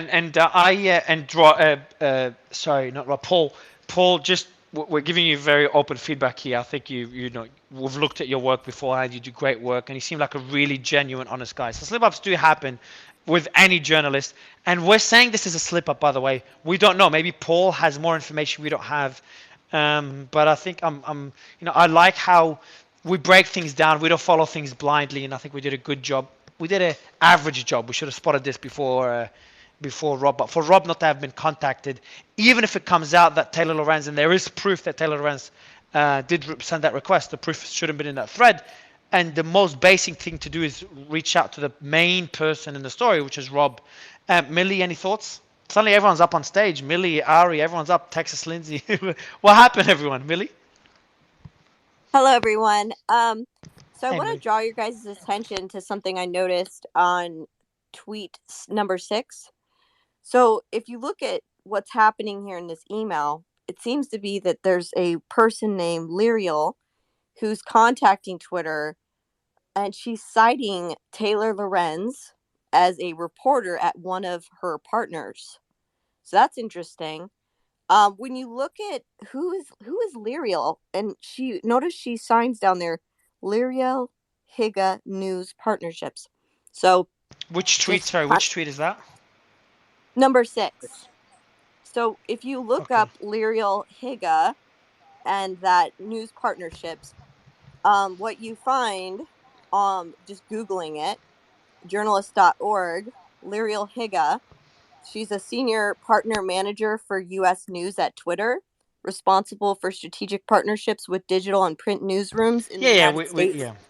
Yeah. She was previously deputy director of audience at New York Times Opinion, where she established their Twitter Spaces and live video chat. So she does seem to be somebody, given that she was a senior partner manager for U.S. News at Twitter, she does seem to be somewhat affiliated with Twitter on a professional level. But it is interesting that what she's noting in this email is that Taylor Lorenz, a reporter at one of my partners. So she does seem to have some kind of relationship with Taylor Lorenz. And she seems to be reaching out to flag content that Taylor's pushing into her direction. And she does seem to have pull at Twitter. So Yeah, so even though that I one don't think there's a direct communique, I think you have a person who clearly has a relationship with Twitter that Taylor is pushing info to then get it banned, if that makes any sense. Yeah. We've talked about we've talked about it a lot, that it's unquestionable Taylor did have too much influence, and my concern is the imperfections in those social media platforms, the ability to, and that's in any system that we build, corruption will exist, and I think social media platforms have that. We've seen that in the Twitter files. We saw that today in Taylor Lorenz's influence on those, and I've seen it even things outside the Twitter files where people have too much influence in those social media platforms. It's actually an example of a guy, I don't want to name it, but there's an influencer that you all know got an account suspended for, that account did wrong things, but they got suspended just out of vendetta, out of a business business issue they had. And the story is very, very public. And we know how he did it. We know who he contacted on Twitter, paid him a lot of money to get an account suspended, and that's recent. When I say recent, I mean the last couple of months, not couple of months, maybe 5 months ago, post Elon Musk, and that these things will continue to happen. So yeah, I think it's a valid point, and it's though it just doesn't apply to the concern we're kind of wrapping up with, which is why Rob wasn't contacted, and there isn't enough evidence to say Taylor Lorenz got the Fluff account suspended. We'll give the mic to Chief and Sarah. If anybody knows agree on that, Elon, Murray. I can don't somebody think that- try and get my cat account back? That'd be I great. I don't think that Taylor was so- able to necessarily get it. As far as we know, we haven't seen the evidence that we can Lindsay, state that that's a fact. Lindsay helped But with what Go we ahead, can Texas. say is we can state that All Taylor right, so I did. worked with Paul had too on much the info. Twitter So files. so everyone's speaking. Yeah, Texas, I'll let you jump in. So yeah, Millie, I agree. I think that the point of Taylor Lorenz having too much influence is pretty evident from what we've seen, and it's a valid. Even Sarah's putting 100% emoji, so agrees there. Texas, you were jumping in, and I think Ari was jumping in. Go ahead, Texas. Yeah, so I went with Paul multiple times to Twitter and worked on the Twitter files with him. And I did recommend to Paul that he reach out to our contact to get your account unsuspended. I don't know if he did that, but I'm happy to reach out to the engineer that we worked with to help get your account back. I I would remember appreciate seeing your that. thread when it went viral. So, and I know you were in the queue earlier in Spaces, but we wrapped before I could bring you up. So I'm sorry, I didn't realize that was you in the audience. But yeah, so the thing about the news partnerships is they selected a handful of journalists to partner with them to report misinformation. So when that email sign, that woman saying she's not one of my partners, she has a network of partners that they all reach out to one person at Twitter to report misinformation. They have reporters that they're using as like field agents to report misinformation and censor people. So that's what was going on. It's so shocking that you would have the media being tattletales on the public. That to me is was unbelievable to discover. Texas, just a quick question first. I know you did a space on this before, and hats off to you. I know you've been involved in the Twitter files and other aspects of fighting censorship. So I want to give you a kudos here as well, and thanks for coming up. Question to you, Texas. Do you know why Paul and I don't want to keep pushing that too far? We've kind of butchered that point, but do you know why Paul didn't contact you, or Paul didn't contact Rob while doing this piece? Well, that's what kind of the point I was trying to make. I didn't know who Fear the Floof was. I know Paul has the name somewhere in a screenshot, but It's in the screenshot. Yeah, it's a screenshot in tweet 4. But yeah, go ahead. Right. So I help pull the files and put everything together. Paul is the one doing the journalism aspect by reaching out to sources.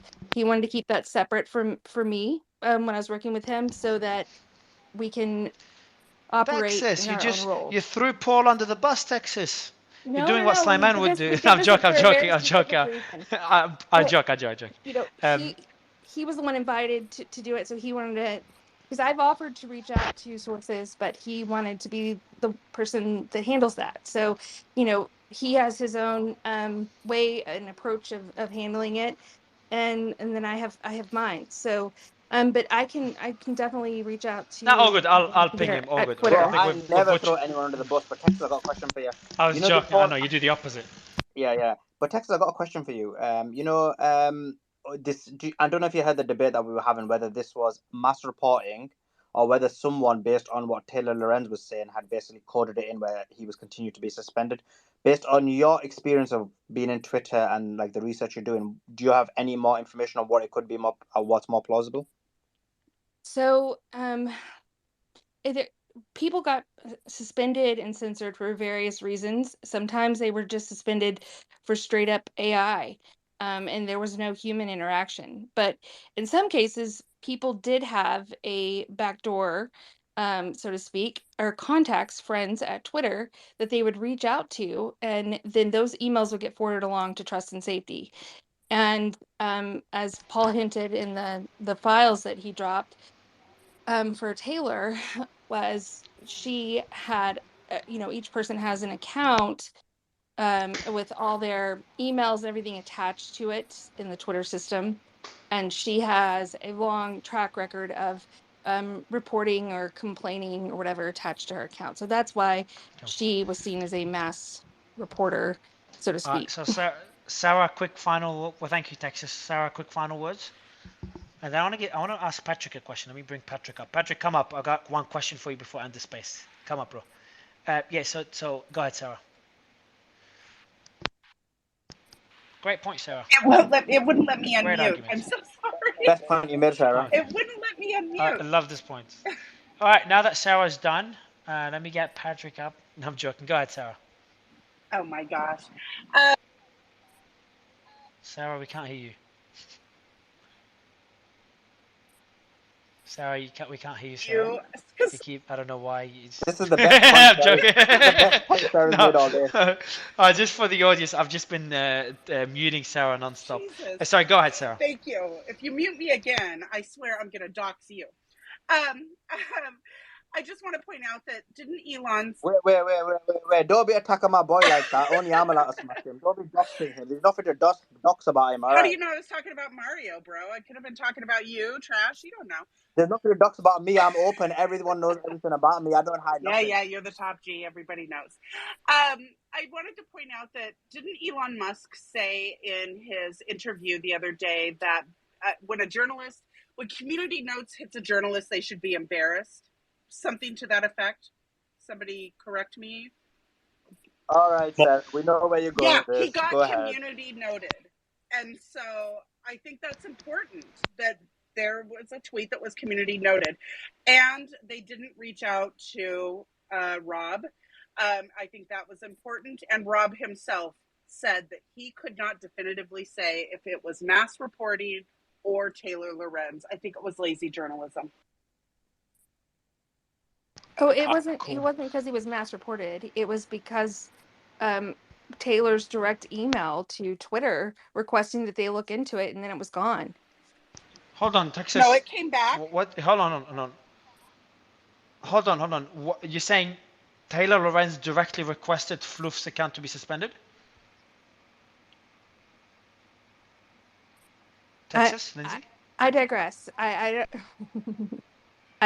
feel like something has transpired in this conversation before I got here. Yeah, you did. that I'm not So aware of. yeah, he's so nice. I don't wanna put you on the spot and destroy you. Yeah, Because I'm Slayman like, will just wait, go. Slayman is like a lion. He'll just go for the attack whenever you see someone too nice or too weak. please So I'll feel back free you to up. Don't worry. pounce here, So but on tweet, no, I won't pounce. You're too kind.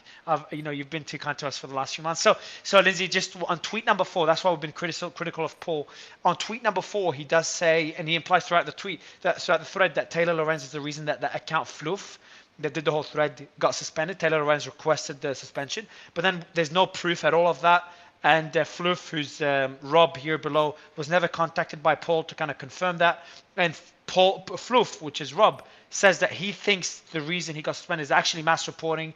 A lot of indications that it's very plausible it was mass reporting, so it wasn't Taylor Lorenz directly requesting it. Still possible, but it's not. We don't know it as a fact, and not enough homework. No, Rob wasn't contacted. No one from Twitter's censorship team was contacted to kind of confirm this out.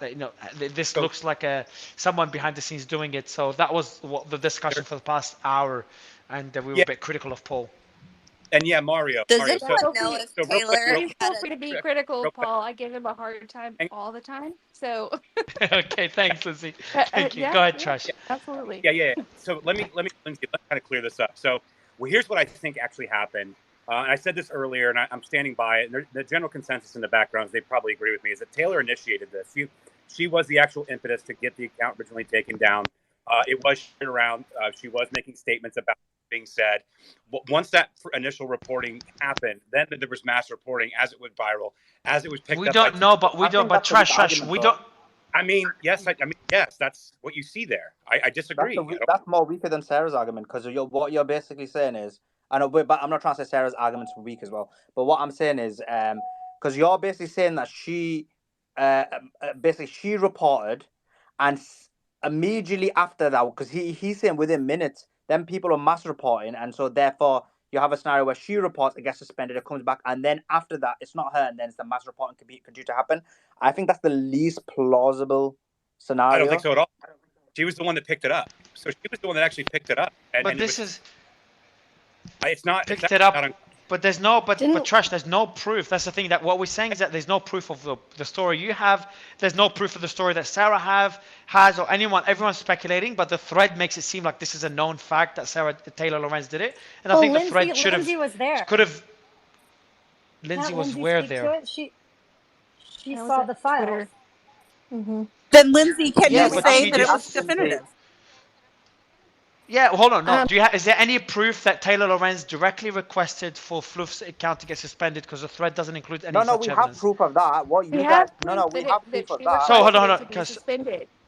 Okay, that's important. Hold on. Okay. So Simon, where's that proof? Sorry. So I'm glad you mentioned that. Where's that proof, Simon? Which tweet? Look, what we have is on tweet number 4. She's asking for that account to be suspended now. And Sarah's initial argument was. Hold on. Sorry. 2 seconds. Sorry. Where is that request Where's that request from Taylor? It says on there. It says the tweet number 4. Can you see where it says assign all, and then it says Taylor Lorenz? Assignee all Taylor Lorenz. Yeah. So she made a request. All right. So we know that Taylor Lorenz. Lindsay, So we know that Taylor Lorenz made a request, but Okay, hold on. I don't know who's talking, but 2 seconds. So we know that Taylor Lorenz requested, but what you're about to say, Simon, is that we don't know that this is the reason that Twitter. We don't know, because Twitter's, when you look at it in Twitter's system, it says that they don't agree with that request. So that's why we don't know that actually Taylor Lorenz is the reason. Her report could have just gone ignored, but the mass reporting Let didn't. me be clear. So we know Taylor Lorenz, based on her special situation and her special access that she had, is basically asking for this account to be suspended. We knew that all the way throughout. What the contention was that, and No, what no, Sarah, hold on, I no, get- we don't. It's not. Oh Sorry, my sorry, God. Sammy, before you This is why you continue. don't know the No, story, there's a because reason. interrupting. No, just for fuck's sake. There's a statement you made. Let me correct the statement. Anyone could report. She didn't report because she had special access. She could have just reported using Twitter's reporting that's feature. not right. What are you saying, That's bro? not That's the right. special access she's That's got. not right. Wait. Hold on, guys. If everyone answers at the same time, I can't answer. So let Slayman explain to me. Go ahead, Slayman. We know she has special. We know she has special access. We've criticized it. That is obvious, and I've said it many times. But saying in that particular tweet, when you got assignee Taylor Lorenz, that it just shows she reported. But did she use the special access to report? Yes. Slayman. Yeah, we'll go to Mario. Yeah. Let me Hold on, describe Kim the and Millie. crime scene for you. Really quickly. It's a Go very on. simple crime scene. There's a dead kitten on the floor, bathed in blood, and there's Lorenz standing with a shotgun. And you are asking, could it have been a thunder that struck the cat? No, that's a silly comparison. That doesn't make any sense. We've kind of gone much deeper past that. Let me ask a question It again. doesn't make Did any Taylor? sense. Exactly, that's my point, Mario. It makes no fucking sense. It's No, her I'm saying your example makes requesting, no sense. you know, for that. No, it does make sense because there's a crime scene that has a clear connection between Lorenz and the account being disabled, and you're trying to find some imaginative third party No, we're that is looking. responsible. But Kim, not have you third been party. listening Imagine. one Hold on. second, man. Kim, have you been listening to the conversation we've had for the last few hours? Yeah, I have. He talks about mass reporting and all kinds of other things. Yeah. I mean, the connection here is obvious, isn't it? There's one person that is on record requesting for the takedown of that account, and the account is taken down the same day. I mean, come on. Who else should be But responsible? Kim, so just and remember, this was my argument, but what Rob was saying, the person whose account it is, that what was happening to his account was it was being suspended, and then and then immediately he was getting reactivated because he was like appealing it, and then it would immediately get suspended, and then for 5 hours it happened hundreds of times, and then after that what happened was he deactivated, reactivated the next day, and it continued happening. He deleted this post until it continued happening. So their argument is that essentially either you've got somebody who's coded it in where it's automatically suspending, which then is possible that was happening because of Taylor Lorenz, or it's an automatic system that was occurring. So I don't know how this works because IT's not my thing, but that's the argument. So what would be your counter to that? Well, my IT is my thing. My account gets reported all the fucking time. In Germany, for example, they need to write to you if your account has been reported. I get like 12 emails from Twitter Germany every day about my account being reported. And it has been like this all the time because I'm a controversial tweeter, you know? This stuff happens. I don't think there was ever a system... Yeah, but wait a minute. I don't think there was ever a system in place where automatically an account gets banned for mass reporting. That has never occurred. So Kim, if it's a small account, like a nobody account, and I think either someone mentioned it on stage or someone, the DM you got, Slayman, but I know this already, is that what they do is someone mentioned it on stage, they automatically ban it, review it manually, and then decide whether to bring it back or not. So that I know.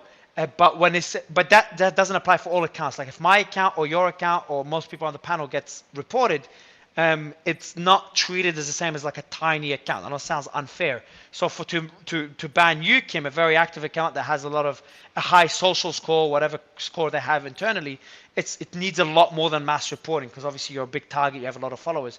But a very small account, it's much easier to get it suspended. What's the small account, Mario? I don't know exactly how many followers. I don't know. And it's not only the number. It's not the. It's not only the number of followers. It's not the. Hold on, Simon. 2 seconds. Kim. Wait. Didn't he say he had 15,000 followers? Okay, well, let me. Kim, yeah, but I'm saying, Yeah, but if I was just about to say, To clarify, it's it not had only 15,000 when it started. Just to clarify, it had 15,000 when that all started. By the time I was gone, it had 22,500. yeah. So Lindsay so did what I wanted to Lindsay say did is the what I wanted research to. with Paul and was at Twitter and nobody let her speak. That's what I'm just so confused about. Like she wrote the Twitter So file. Ari, She yeah. What did do the you mean, research with Ari? him. But Ari, what do you mean no one let her I speak? We just wanted wish her to speak. I was actually said I would love her to speak. no, Well, she was up on stage. That was Texas. And yeah, she then didn't everybody speak. talked Yeah, over her she and she didn't left. speak yet, but I was no, yeah, because I was trying to understand something from Slayman before No, going but into Texas. we asked her Because lots of Lindsay, questions. No, but that's Well, not true. she well, yeah, left. Well, that's her own fault yeah, for okay, leaving. she But we left. You can asked her. message Yeah, her. I don't know. Hold on. Yeah, Okay, you don't have to. maybe I I don't know why you're telling us she misunderstood. left. My impression was that she was trying to like explain how no, we she asked. Yeah, I yeah, saw I asked her. don't the know. Look, She we direct was. asked. files. One second, Mario. We asked her a lot of questions. I even asked her, and then she said, "Oh, maybe I don't understand, and maybe I could jumped in the conversation a bit late," and No, that's fine. after that, right Yeah, after yeah. that though, she was No, but right. that's my point. So once, well, I'll be honest with you. Once I was asking her questions and she wasn't giving like very good clarifying points, then I thought, you know what, there's not much going on here, and then I moved on. I think she didn't have context to everything that was going on. All Yeah, I'm I know. saying Ari, is that Ari, I believe she Ari, was trying to Ari, say Ari. that yes, there was a direct line. Yeah, I know. So what happened, Simon, is that she was jumping in to say there was a direct evidence. I'm like, cool. That was like, this is a. I want to end it on that point. But there was something I was trying to understand. I don't have to explain this shit. There's something I was trying to explain. I understand from Slayman before because he pointed out that the request was the assignee was Taylor Lorenz. So I was trying to understand that before going to Lindsay to kind of conclude it with any direct evidence because that's the most important thing. But then she didn't want to wait for that and she jumped off. But I've sent her a message as soon as she jumped off saying, hey, I'd love you to come back because I got that question for you. But you can message her about that, not us, because I'd love her back. But then, Kim, what I wanted to say earlier, and I want to end this. Like, I think this is, we're not talking about, a massive corruption case here that we should spend any more hours on it. But what I want to say, Kim, is like the account's not only how many followers it has, how long it's been around for, how many times it's been suspended, how many times it's been reported. It's a whole list of indicators. But I'm not an expert. Like, my knowledge is very basic, what I'm telling you. But to conclude, I do want to conclude. We know that it's very plausible that Taylor Lorenz is the reason she had someone internal at Twitter that kept banning the account. We also know, as Rob said, the account that got banned, saying it was mass reported. We know this is also a plausible explanation as well. We were critical, and we mentioned that to Lindsay, and she laughed and said that, I give him a hard time, that Paul should have at least contacted Rob. And then Lindsay said there is direct evidence that Taylor Lorenz is the person that is the reason that suspended the account. So yeah, Lindsay, just I think tweet that out or let us know, send it through to us. Let me see if she replied to my DM. But also Paul should have included that in the thread if he's making these allegations. Should have included that direct evidence. That would have been probably the most important evidence. But I think that's a good summary. I was trying to end the space earlier, but I think that's a pretty good good summary of where we're at. I don't think I missed anything. Millie, Sarah, Well, any additional points? Slayman, I'll give you the final word. Millie, Sarah, any additional points before we wrap up? And Yeah. Joel So I think and that the Ari? key here is we have to think about this Twitter files also in correlation with the previous Twitter files. So in the previous Twitter files, we saw how the Election Integrity Partnership was partnering, and essentially DHS was using that partnership, which consisted of journalists in other media outlets, and Stanford Research Observatory people, all to target and then send flags to Twitter in order to get content pulled and removed. Now, in that context, when we see, and I keep going back to the tweet number 6, where it shows Lyriel, who works for Twitter News at Twitter News Partnerships. So that's like somebody officially working for Twitter. And I don't even understand why Twitter had a Twitter News, but they do. And apparently the purpose, what they say, was to spotlight the best practices in journalism, and kind of, so they worked with other partners in journalism in order to highlight what they consider to be real news, right? And then you have these relationships growing between people like Lyriel and Lorenz, and then you have this clear, what appears to be a clear hookup, right? Like, oh, I'll hook you up, or I will report things on your behalf because Taylor was a partner. It is said in that email that she was a partner. So what does that mean? Just like what we saw in the previous Twitter files with the EIP, those partners were to flag content and push it up the chain of command. Now, this person who's higher in the chain of command at Twitter News, she pushed it and forwarded it up so that it could get dealt with. Now, we don't have the smoking gun. We don't have the actual proof. Like, no one has the tweet in which we see someone saying you need to ban and pull this person's account, particularly because Taylor said so in the case of educated hillbilly, right, in his whole situation. So you're right on that, Mario. We don't have that exact thing, but I do think that we have enough surrounding evidence to where you could actually draw that conclusion, and most people would naturally, using common sense, draw that conclusion. So you're right, Mario, and I do agree with you sticking to journalistic ethics and saying we can't say it as a fact if we don't have that evidence. But I think most people are just drawing the conclusion because we've seen so much other evidence of basically impropriety, and things that just don't seem right. Thanks, Millie. And Lindsay's here, so we can ask you that all-important question as we wrap up. I think that'll be the final question. We do have Walker Bragman, by the way, from Tweet 6. He sent me a DM saying the following. He allows us to quote what he said. He said, "It's funny that he's the journalist Elon Musk is curating for now, really scraping the bottom of the barrel. Thanks for the invite and feel free to quote me." So that was from Walker Bragman from tweet number 6. But Lindsay, the question that we had, Osama, do you want to ask Lindsay the question? Yeah, Lindsay. Okay. So the question is, Lindsay, the question is this, and let me explain it because I did ask you this before, and then people got upset when you didn't answer it in detail before. Just ask the question, bro. Bro, let me ask, bro. Just keep quiet. So, Lindsay, the issue is this. We all know that Taylor Lorenz sent this email based on her special privileges. And based on that, we assume that it was the reason for the person getting banned. But Rob is saying that what happened was immediately after that, he was getting suspended and then reinstated, and then he was applying and getting reinstated. And this happened continuously for almost 5.5 hours. And then sporadically continued to happen for weeks. So the question is this, and what the panel are trying to find out is it that this was happening because Taylor Lorenz requested it and then somehow someone was continuing to ban him, and whenever he's reinstated they continue to ban him, or there was some kind of code that continuously banned him? Or is it that actually this happened because of mass reporting and it was just coincidental that Taylor Lorenz made the application to have him suspended? They reviewed the request internally about whether or not he violated any rules. They found out that he did not violate any rules that they could find that would equate to suspending his account, but then he got suspended.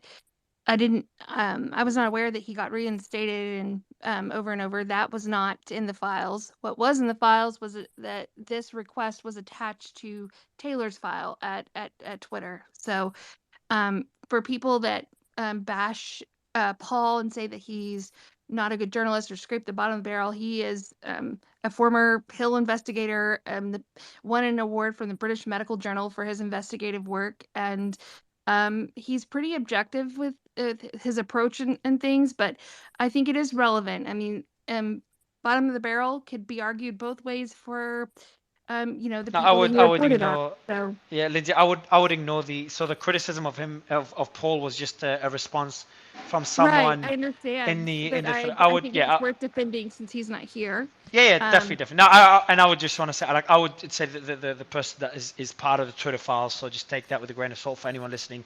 But just grain Simon, of salt that they're salty. Yeah, exactly. And I've looked into Paul before this. Seems like, and also had him on the stage and listened to him. Seems like a very nice guy and definitely tries to be objective. The just concern we had, and we mentioned earlier that he didn't reach out to Rob directly. But Sully, did you want to respond back? I think Lindsay answered your question. Your thoughts?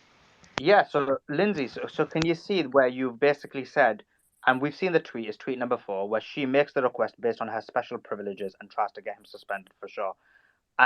The question becomes, though, as you said, they reviewed it and felt like he didn't breach the policy, but then he was still suspended. So now the question is, and this is what they ask, everyone's trying to ascertain, that was he suspended based on that request or because of mass reporting? Because he wasn't only suspended then, but he was suspended, and then as I explained, he kept on getting reactivated. So based on your knowledge of being inside Twitter, and Area said that you may have this knowledge, what process do they have in place? For example, when someone's mass reporting, is this what happens? Is it like an automated system which continues to suspend him, or like what is it? I'm not sure if you have that information, is it? Or if you have any, and I'll ask a question again, if there's any direct evidence that the suspension was, and I know we've asked this before, I'll actually ask it one last time, was based on Taylor's request, or it's one possibility, but there's no direct evidence that they acted on Taylor's request. Well, right. They appeared to say it did not meet the standards for him to be suspended on that. So mass reporting could have been what led to his account being suspended. There was no direct thing saying that this is what happened and they acted on it because she requested that. So that we found that might be the case, but just seeing that this was one of them, and we weren't just like going in there. Nobody went in and typed in like Taylor Lorenz names. We were looking at bigger accounts and what led to their suspension, like what led to Dr. J Bhattacharya's suspension, and that's what led us to Taylor. So that's what led down that road. It wasn't like we were out to get Taylor Lorenz. That's never been on my radar or Paul's. We wanted to uncover how were these people and why were these people suspended and what was going on and what were the communications that took place. Sarah, do you believe? I think it's a good summary. Sarah, do you believe that? No, bro. Let's stop. Silly. Let's stop going in circles, man. I think we've butchered it enough, please. Ari, I'll give you the final words. No. So Mario, it's a fair question actually, because what? Because I don't want this space to end where. Just answer you can answer it then. So, do you think she was the reason for the Dr. Bhattacharya getting suspended? I don't know, man. You're asking Lindsay. Go ahead, Lindsay. She did request help with that because that reporter complained about being doxxed, even though technically he doxed himself by retweeting the same information or sharing a screenshot of the information. But it technically wasn't doxing in this case because this was all public information for a journalist. So, but yes, that is what directly led to him and I believe Dr. Koldorf being locked out of their accounts. They weren't suspended; they were just temporarily locked out, and it was because of the direct request from Taylor. One quick question. Walter Bragman is the person that did the tweet with the information of Dr. Bhattacharya. I could not be able to pronounce his name, of the doctor. So that person, Walter Bragman, Slayman, I'll go to you on this one because we've read the thread. Why did Walter Bragman tweet the contact details? Oh, no, Walter Bragman. He's the one who's he's the one whose message you read out, isn't it, Mario? Because he was the one who it was on his behalf that Lorenz got him suspended, saying that Bhattacharya had left Bragman's contact details. Okay, yeah, so I got it. My bad. Cool. I think we've butchered it enough, man. You agree? Before giving Ari the mic to kind of quick wrap up? Yeah. So just to quickly wrap up. No. I didn't tell you to wrap up. I said, Ari, any quick words before Slayman wraps up? Thanks, Mario. And I really enjoy your spaces. Thanks for having me up here. I guess thanks for joining. I just wanted to say that, I think something that it really stood out to me with these files is just that, the influence that Taylor had within Twitter and that other people sort of knew that she had that influence. I think the number 13, it said Lorenz had more than special reporting access to get accounts banned when, oh, sorry, no, it wasn't that one. It was, oh my gosh, I can't find it now, but it's one where it's one just talking about how she was able to reach out on other people's behalf. And I think that, when people in the industry know that somebody has that kind of power, that kind of connection with the platforms, it makes everybody not want to ruffle her feathers. At least, that's my impression, is that other people are like, okay, Taylor has this access. And so when you're talking about people in social media who she reports on, typically journalists are not allowed to, give money in exchange for a story, or they're not allowed to have these conflicts of interest. And when you look at um, something like access to the platforms, the level that Taylor had, in my eyes, that could be looked as something of value, like, an exchange. If you get, I'm not saying that she did this, but I'm saying, like, if you have a connection to get someone verified at Twitter or Facebook back when it was, the holy grail for influencers, and they know that, and you're asking them for information, and they give you that information potentially because they think they're going to get something in return, which is a verified account, or unbanning their account, whatever it may be. That's just a special kind of privilege that I think, it makes sense to me why people treated her the way they did, in my eyes, which was that she had a lot of influence, and that could be wielded to her in whatever favor she wanted. So that's just what I got out of it. So thank you for letting me speak. Thanks a lot. I appreciate coming, Ari, and Lindsay as well. Well done with the thread. I'm so burnt out, Slimmer, I thought we'll do a quick space today for a couple of hours. But yeah, man, wrap it up. We did pretty good, man. I know I keep blowing smoke up our ass. We don't need more, but yeah, we did good. Another one, and that's like two this week. We had the Lev Parnas one with the whole Rudy Giuliani. We'll tweet about it tomorrow. We'll do a thread about it. You get all the credit for that one. And then we just did this one, but that one's not that big of a, it's not that major news, but we kind of broke it down pretty well, and we were objective about it. Did a good job. So I don't want to take the credit myself. I was saying we, but okay, thanks. I agree. Thank you. I mean, probably Sarah, probably more than you. But let's just coming back to the just to wrap up. Yeah, it was. I thought it was a really good space. And just to be clear, even though we don't specifically know whether Taylor Lorenz was the direct cause of getting the account banned for Rob, the other people, so for example, and something which is a lot more monumental, and that's why I asked that question before we ended about Dr. Batchiara, she clearly was, and from it again, and remember, we're reading this in real time, so I've not sat and read it over a day and contemplated it, but it looks like she was the direct cause for getting him suspended for a period of time, and that is monumental because he was somebody who spoke out against COVID and one of the very few. So I would say that's much more worse and much more impactful than any other thing, and that shows her direct contact with Twitter and basically using her influence and her power to basically silence people. Great summary. Thank you very much, everyone. Another great space. We're planning to do. What's funny is that we read that thread, and we thought it's interesting, but it's not that major to cover. We thought we'd cover it like in the next Twitter files. We'll cover 2 or 3 at a time, and we're planning to do Trump versus DeSantis. To be honest, I think the reason we didn't do it, Slayman, I think we got to own up to it. The reason we didn't do it is like, fuck, we had everything planned for Trump versus DeSantis or DeSantis space because he's announcing next week his run for presidency. And we're like, we planned everything for this, and we don't want to change everything, and it's just such a difficult thing to do. And we ended up not wanting to cover it. And then 30 minutes before the space, we're like, we probably should. It's actually an interesting story, and it could lead to a good debate. And we saw some updates about it. And then Trash and Slayman and Censored Men all worked together with the team, with Mariana and everyone else, to prepare. We prepared a pretty good space. Great job by the team to do it in such a short period of time. Well done, guys.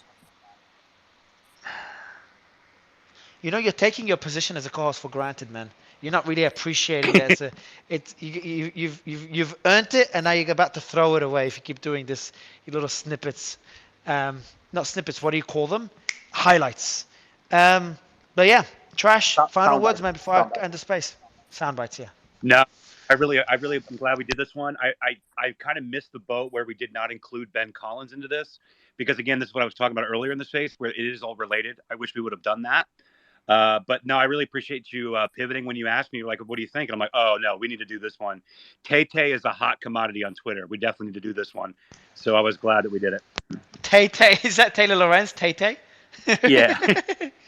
Who has more hate? Who's hated more, Taylor Lorenz or the Krasensteins right now? Who's getting more hate? The Krasensteins. Taylor. I don't know, man. I don't like Tay-Tay. We should. I want to. I want to do a whole space on the crash side. Actually, why? Who's really? Oh no. Kim's here. All right, I'm not gonna go down that path. We'll do it in another space. Really appreciate. I didn't see Kim here because I know that'll take another couple of hours. We'll do another space where we really dig into this story because I'm getting so many DMs about it. But great space. Thank you so much, everyone. Thanks to all the panelists and thanks for.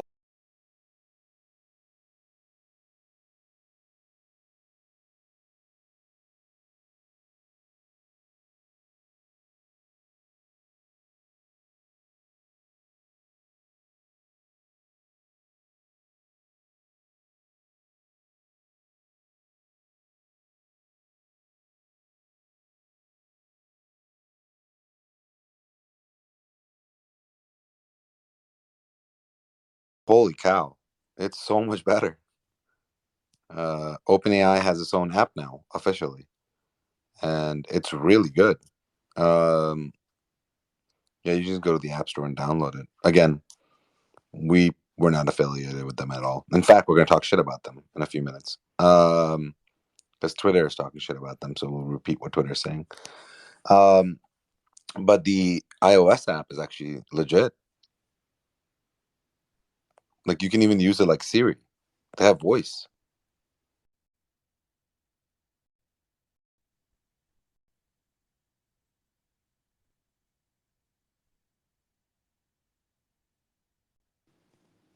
All right, while everybody's waiting, I'll tell you what I've been up to this morning.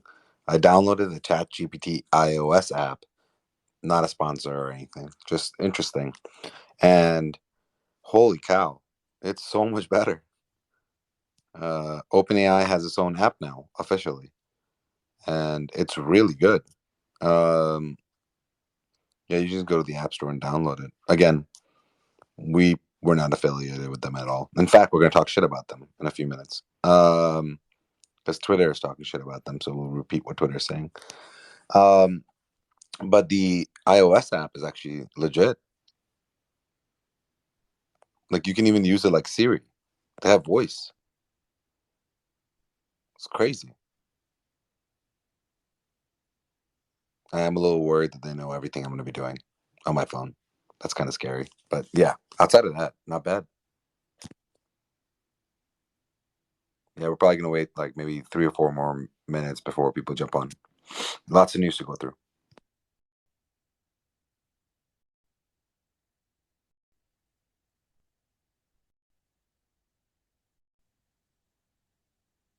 Like, way better. Because the Bing Chat app is like, but it's connected to iOS too. Yeah, but again, it provides search results instead of. That's interesting. Yeah, You yeah. just Like want a friend. if I wanted to use Yahoo.com, I would use Yahoo. You know what I mean? Like it feels like search feels like Yahoo.com now or MSN like back in the day. I just want my question answered. I want some sources that I can double check, and it does all of that. I don't need all of the other stuff. I feel like if you're still searching for search, you know, Well, I you mean, so I guess this might be a good thing to talk about later. But what you're saying, I don't want all that. I want an app that does this. You're describing in my head the Bing Chat app because it does I turn it on precise mode. I just ask a question, it answers that very specific question, and gives sources underneath to Yeah, follow. but I've used it. I have the Bing app as well. Just try using the OpenAI one. You'll see like the user interface is like incredibly better. Bing is still trying to make money from ads and shit, and it's like, guys, like I don't want any of that. And the precise versus not precise and all of that. I want to be able to talk to it, and I want to be able to like prompt it the way I like to prompt things. So like usually, I'll use prompts like, assume I'm a scientist, right? Assume I'm an expert. How would you explain to me your decision making behind X, Y, or Z? And it's able to talk to me in that way. Whereas what Bing does is it actually takes the prompt and, it actually hilariously does TF-IDF, which is a type of, uh, confirmation or transformation of the prompt itself. So if you actually look in the Bing app, it'll tell you the words it used to search. And it'll be like some of the words that you had in your, so they're like changing your prompt to make it quote unquote more precise or to make, and I'm like, no, my prompts are always precise. And even if you do that again, like when you're doing your search on Bing, you'll see the actual words they took and then they use that. And so to me, I wanted to use the real prompts that I'm talking about, and the affect specifically that I want. I want it to talk to me like I'm not just like a regular person, that I'm actually someone who knows what he's talking about. And I think that, or like, I'll have to compare them because yeah, like my brother's a dentist, and so I was like, ask me a question that only a dentist would know. And it was like he's like that's crazy. Like that's exactly what I would have told someone. So I'll have to compare them. yeah, you'll see like the difference really in the prompt side of things. And I want it to tell me how I want it, not just like what I want. That's actually the main point. Alan, I can hear you chewing, my friend. I don't know what you're chewing, but No, I need to know what app you're using. I'm chewing because I don't understand which app, which chat GB, which one are you using? Oh, there's like a bunch of weird ones. There's thanks for letting me know. I was like, oh, is he like on there just chewing gum? OpenAI has the official OpenAI Chat GPT app now, and the official Chat GPT app is on the App Store. There's been some versions of it before, but this is the most updated version. And like Bing and some of the other people, they've included Whisper, which is the audio version, so you can just talk to it. But it's really, to me, I don't need somebody. What Bing is trying to do. So Alan, I hope that answered your question. OpenAI, Chat GPT. No, you gave me two different things: Ultimate and something else. OpenAI, Chat GPT. Okay. ChatGPT. Thank you All right, very much. You got it. And I would go for it says on the app, the official Chat GPT app, and then when you look at it, it should have OpenAI as its developer. Both of those things are critical. There's a ton of copycats, and so this is the app that everybody's kind of, or the web version has gone obviously viral. This iOS version is much easier to use. So Justin, what I was trying to say earlier is Bing does a really good job of telling me what I need to know, like a really good job, but it's not telling it to me how I want it to tell it to me. So that's been the difference between search versus what OpenAI does. Is like, if I want to tell me, how fucking Shakespeare would have said it, then that's my fucking decision. You know what I mean? And I want sometimes you want something weird like that, like or and so Bing is still doing search. OpenAI is truly, in my opinion, generative. Where if I'm in a fight with my wife and I need a good text message to send her, I can just ask this app now to generate that for me. Like, you can't do that with Bing search, in my opinion. Hopefully that was helpful. And I do not use, just in case my wife is listening, I do not use Chat GPT for our fights. But the idea really here is like, that's what's more exciting to me more than anything else. It's really around, to me, search is no longer a problem. I can search in like a million different ways, but to generate something is much more interesting. So I don't know. I mean, I've never used Bing to specifically generate messages. Like, what would I write in this situation? But so think of it as more like fill in the blanks. But yeah, that just for everybody that's joining. I know I went on a little bit of a tangent, but super interesting. OpenAI's new app is pretty legit. I actually really enjoy it. Yeah, see, one of the things I used when I first downloaded Bing just to mess with it, because it uses some of the features or whatever from OpenAI. I don't understand the details, but is I live in Iowa. Our gas, or no, it's I live in Iowa. I drive 20 miles to work every day. My car gets 30 miles per gallon average. How much will I pay annually in gas tax? So it like literally pulled all the numbers from the correct sources, calculated the gas tax, and gave me an answer. Like that was one of the first tests I gave it, which was Oh pretty man, sweet. that's still a search function, Justin. Oh man, I'm gonna. You know what? I'm gonna use Justin as like a good example for Yeah, people that's what I'm that. saying. Is like I don't understand I'll need I to. got it. I know we're gonna talk about this. We're I gonna did talk use about Chat this. GPT, and I was like, I didn't pour a ton of time into it, but I was like, I don't really see how, at least for my uses, what I was using it for. Aren't you in PR? Yeah. Yep. Okay. All right. So let's say that you have a customer that you want to generate in their voice. What if it could look up all the different articles that have been written in that voice, and based on that, generate, based on the bullet points that you put in there, their voice of what it looks like as a first draft that you can then edit.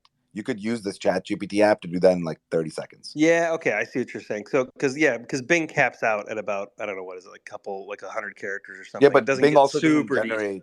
It doesn't generate that entire press release. Yeah, correct. And that's a really good point, because I would never use Chat GPT to do that stuff. I still don't believe in I don't believe it's good enough Oh yet. no! Oh no! Not even a first draft, Justin. No. Yeah. I don't know. I would try ChatGPT 4. It's very good. Exactly. I was like, dude. Yeah, you're missing out there. I'm all about it, right? Like, I would love. Old I school. think writing press releases are absolutely awful, and I think they're, I hate them. So I actually tell my clients don't do them. So I would love to use it for that. I'm not opposed to it at all, but I just, when I did, like, the functions I'm trying so far, I find that it uses a lot of words that are kind of common because it's basing its patterns off other Yeah, but you're press using the releases. wrong prompts. I'll push back. You're using Yeah, no, the that's wrong fine. prompts. That very well could be. Yeah, so like and I'll explain to you what I mean by that. So you have to be incredibly specific, and there's a lot of tone related things that are there. So think about what you're thinking in your head as you're writing, in terms of like, oh, I want to write this in this tone, in this voice. Now you can actually tell it to do that, and you can actually say, hey, I want to use the vocabulary at this reading level, and it will actually take all of that into account. So and by the way, the more you play with it, now it has memory. So the more you edit it on there, it'll learn your voice and the way you like to speak. So it's as if you have 10 Justins, which sounds scary, but you have 10 Justins running around, writing. And I know press releases probably are useless, especially in the age of AI. But but putting together more tailored, more personalized versions of what people are doing when they're doing outreach, when they're doing outbound.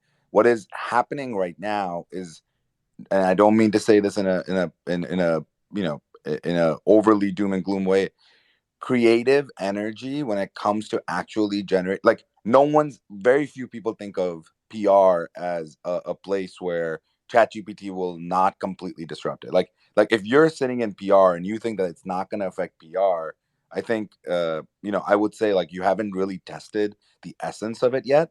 It Oh, is. I absolutely think it's going to change the entire industry, right? Like, I use it heavily.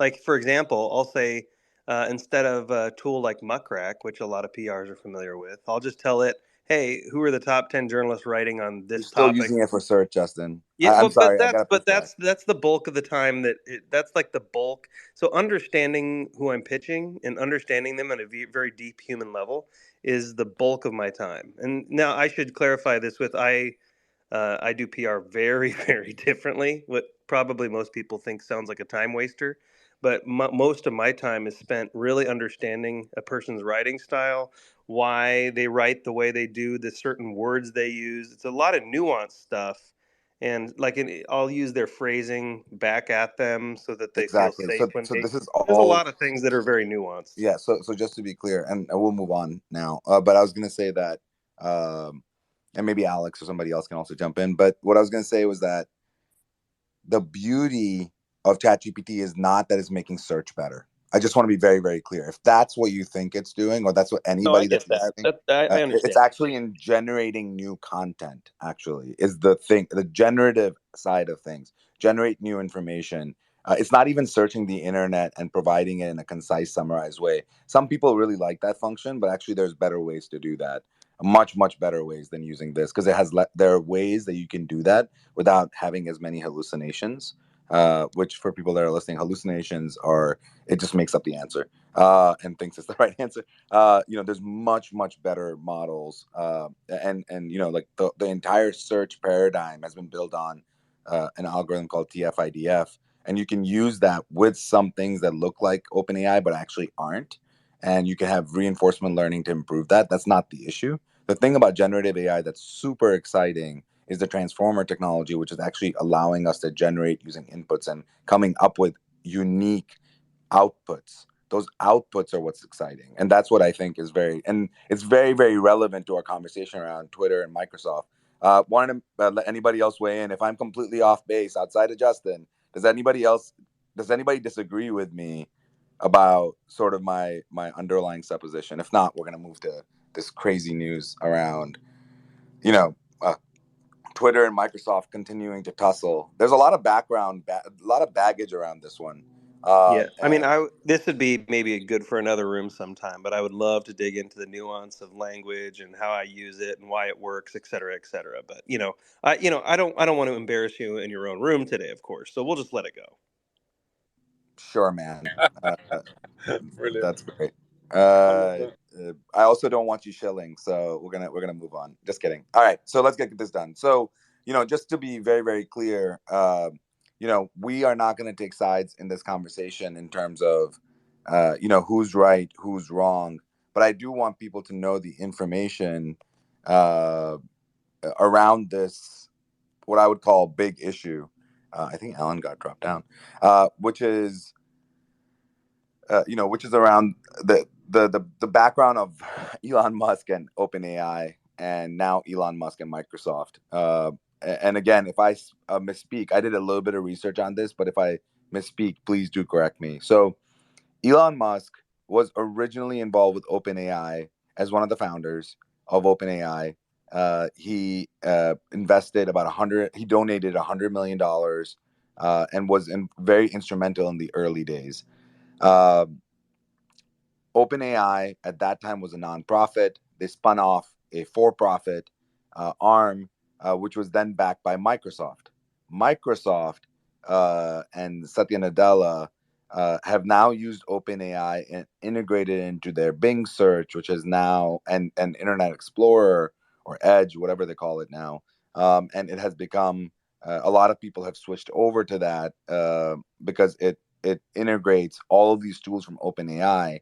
OpenAI is also building plugins, which I think are probably the most exciting part of it, where now you can use the rest of the internet and build agents. And so clearly, Microsoft has gotten significant benefit from OpenAI. So the question becomes, what's going on between Twitter and OpenAI? Well, one, I'm trying to give full context. I'm not going to just talk about the letter, because I think it's completely unreasonable to just talk about the letter. Satya Nadella was actually reached out to by Musk when he was fundraising, and let's just say that it was not the best conversation, but hold on, did Musk just tweeted? Oh, I think no. This is an old tweet. I was looking for this information. So it did not go well. They didn't end up investing. And he said, "Oh, I'll get back to you on Microsoft Teams or something." I can't remember, something of that sort. But I was looking for the original information. But yesterday, a lawyer for Twitter owner Elon Musk accused Microsoft of misusing the service's data and demand an audit from the software giant. The letter was addressing a pretty narrow set of alleged infractions by Microsoft, specifically around their utilization of the API. And just so people know, you can go and get analytics off of the API today, right? Sprout Social and others use it all the time. And so, I think the key here is to understand that Twitter believes that their API was used inappropriately to train OpenAI. That is the crux of it. There's a lot more details around that. It overused the service's data, such as exceeding reasonable request volume or excessive usage. So they're coming up with funny little terms because nobody saw this coming, right? And so they were using Twitter outside of the terms of agreement of the API. That is the crux of the argument. But this is not all that it's about. There's obviously a much broader conversation here around X.AI. But I wanted to start with just the basis of this. One, the legal basis is obviously outside of the scope of this. But from a business perspective, is this smart of Twitter to do? Does it make sense for Twitter to sue Microsoft right now? Depends on what they have, right? Like, do they actually have good evidence outlining they did this? Like, I'm unclear on if they actually have sufficient evidence to show that they broke some laws. So according to the articles that I've read, they actually, the Microsoft. So to give you some according to the evidence that I've seen, Microsoft retrieved more than 26 billion tweets in 2022 alone. So through the API, and that volume, according to Twitter, is outside of the bounds of what their services agreement allows. So that is the point that they're making. It's the It volume does of seem what they've pretty. done. Say again, Rob. You cut in and out a little. Sorry, I'm rugging. I'm just in the car. That does seem pretty excessive. Is it coming Yeah, months in the year? Rob, I might have to. Yeah, so that was across the entire year. Rob, you're cutting in and out a lot. So I'm gonna. Yeah, that's across the entire year. But the so the only challenge is how vague this letter was, and I am confused about what the strategy here is. Is it just to try to go after Microsoft? Is it a personal vendetta? I actually think it's a personal vendetta, which is probably what's becoming very obvious in the way I'm saying it. But Alex, wanted your thoughts on this. What do you think about the letter that's gone out? Are you concerned around Twitter, wasting their time chasing Microsoft, or do you think this is a viable strategy? Alex?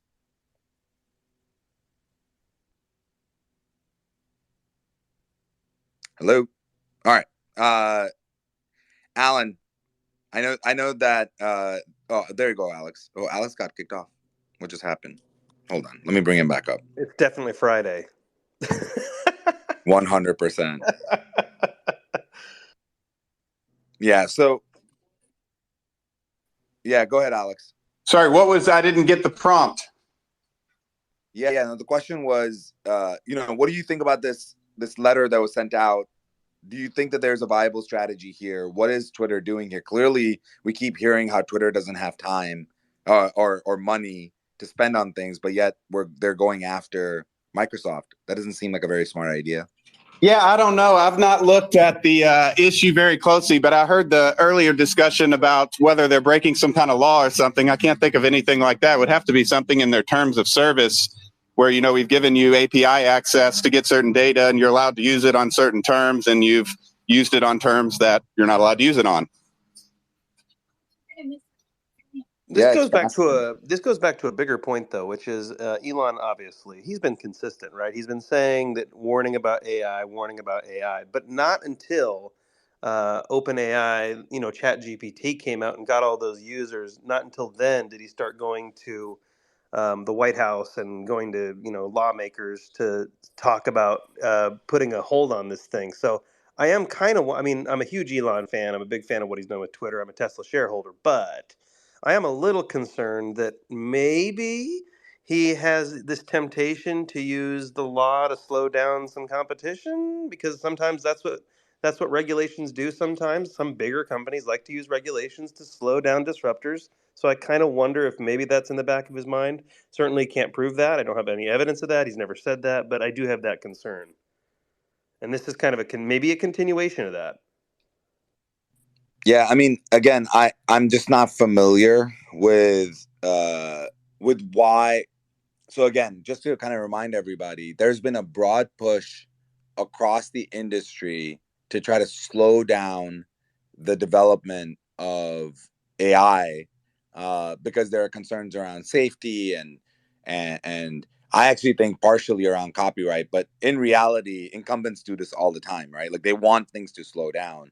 So Rob, I don't know if your audio is better now, but is this just another effort to slow down AI, or do you think that there's a part of me that thinks that maybe Musk is trying to get regulations out that he wants court cases that stop companies from just taking information from your website and using it to train their AI?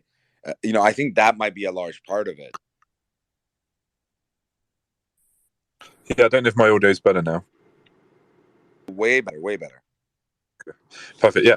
So I think there's two prongs to this. The first is that 100% the letter that was originally sent by all those CEOs and Elon and others, it just smacks of competition slowing. There was no way anybody was going to turn anything off or slow things down to accommodate competition catching up. Broader point here is that this has got less to do with AI's, in my opinion, this has got less to do with AI's production and more to do with stopping OpenAI's production and maybe Google as well, in terms of slowing them down. There's two reasons I would think that Elon is doing this. The first is to try and paint Microsoft and OpenAI as the bad guys. That'd be a good PR kind of move. The second is to probably try and get disclosure, because that would be very useful to know, like exactly what they used, why they used it, because they'd have to disclose not only the information they had, but what they did with it, which would be very helpful to him in developing a competitor. So that seems like a very good use of money to me. But I don't think there's probably much he can do in terms of grounds. If there's been some policy violation, then that's gonna resolve itself with essentially a settlement for money because of the additional data drawdown. They were outside of that usage, so that's going to be a money settlement, which Microsoft is probably going to be more than happy to pay to try and settle this before it gets to disclosure. And if Elon then says, "I don't want you to settle, I want to go to court," then we know he's going for disclosure of information at that point. That would be my guess. I don't know, but that would be my sort of theory on that. Yeah, Adam, I've seen that you've been tweeting about this. Did you have any insight for us? I do actually. There, I think it was approximately 100 billion tweets that were analyzed pre-Elon purchase, and so the amount of data that exists on Twitter, and to give that freely, or without any cost. Yeah, exactly. So you have to stop that. I mean, he paid But 40 Adam, I'll push 40 back a little. billion He already plus. has it. They already have it. Exactly. Okay, So so this is why Twitter was losing money before. We've established that, but yeah, he already has. They already have the data, so they can't claw that back. That's what brings the lawsuit. So, and then now he's going to use the AI he's developing in order to train it basically further, I would say, if that makes sense. No, that's super helpful. And again, for people that are not aware, Twitter is a very exponential platform. So every day they're generating more and more and more information. And really, I think comparing Twitter to the rest of the internet, Twitter is as quick, is a very quick way for people to find out what's going on in the news. So it's to the minute, to the second, you can get this information. And we were talking a little bit about X.AI when the announcement first came in about Truth GPT, which, by the way, I still think is an awful name. But I think it might also be affecting my liberal sensibilities. But I was going to say that it's provocative. It's provocative. It's like from Zoolander when he's like, it's provocative. But I was going to say that, ultimately, while that sounds great, the thing that makes it really interesting, in my opinion, is the fact that it would be probably the most up-to-date AI. Because if it's being trained real time on Twitter data, and let's say that they can stop OpenAI from accessing Twitter data in real time, then perhaps it can serve as an AI generated news source and really affect corporate media. But this fight with Microsoft might just be around, hey, you've done this already to us. We're going to get some sort of cash settlement. We need the cash. And do we stop them from continuing to do this so that we have some edge with our new platform that we're going to be building that essentially will be what I would consider a clone? I think it's just a little bit more than that. I think it's got, at the moment we're having huge conversations on these spaces and others about trust of AI platforms and where they're going and stuff. this seems to me like if you're opening up a competitor and you have the data that that was trained on, and you think that you've got at least a slither of something that could get out in the public that discredits your main competitor, that's going to make people feel like they distrust that more, then that's a huge benefit for you if you're launching a competitive product. So that would just be my 10 cents on that. I think that's kind of, it's got to be one of the. I definitely think it's disclosure, and I definitely think it's just to stick it to them and try and make it so that they're less trustworthy in the eyes of the public. I also think that there's something really interesting going on, which is with more lawsuits around, information on your website being used to train AI. I do wonder if it's going to lead to a little bit more clarity around where's the line, right? Like if people are spending a ton of time putting together information and content, and then that content gets scraped into some generalized source, right? Like, I mean, I just think about people that have like newsletters and even articles, and they're putting content for SEO on their websites, and they're spending all this time and money and effort, and then ChatGPT just takes it and puts it in. And even though Justin is right that it's not equivalent to a content generating person that's in like a human that's really, really highly skilled, it's gonna get there. I would say within 12 to 18 months, it'll be better than most humans at generating content when it comes to like written content that's non-niche. So like, when it comes to generalized content, a simple example of this is if I wanted OpenAI to generate some information for patients around allergic rhinitis, it could potentially generate a really good version around the diagnosis and treatment of allergic rhinitis. I'm giving this example because we actually tried it, and it generates the first version, and then you can edit it within like 30 seconds instead of generating the whole thing. And so, it does a pretty good job of that, but sometimes it hallucinates. But now with GPT-4, it doesn't hallucinate in medical stuff that much at all anymore. And so, you can generate the first version of the content and then make sure that a licensed professional reviews it and make sure to update it. So, now suddenly the work, you still have to edit the content, but the generative part of it can become significantly reduced. Well, that's all great until you start asking yourself, well, where did the first version of that come from? Right? It didn't just come out of nothing, right? And so I think for a lot of people that create content, I'm not one of those, but the people that actually do the hard work of creating written content, these large language models, there's no regulation stopping it from scraping their information and putting it into a general one and then saying, hey, this is generative. It's not just copying. That's the key right there. Is we're kind of back at that era. I worked for iHeart for a short period. It was very, very part time. I had a radio show there, and I remember when I came in, I was like, "Wait, why are some of our website like I can't rank for SEO purposes? I can't rank for certain terms." And one of the guys who knew about web, he said, "Oh yeah, years ago when Google was out, they literally blocked search engine traffic because they didn't want Google stealing their data. So the result was."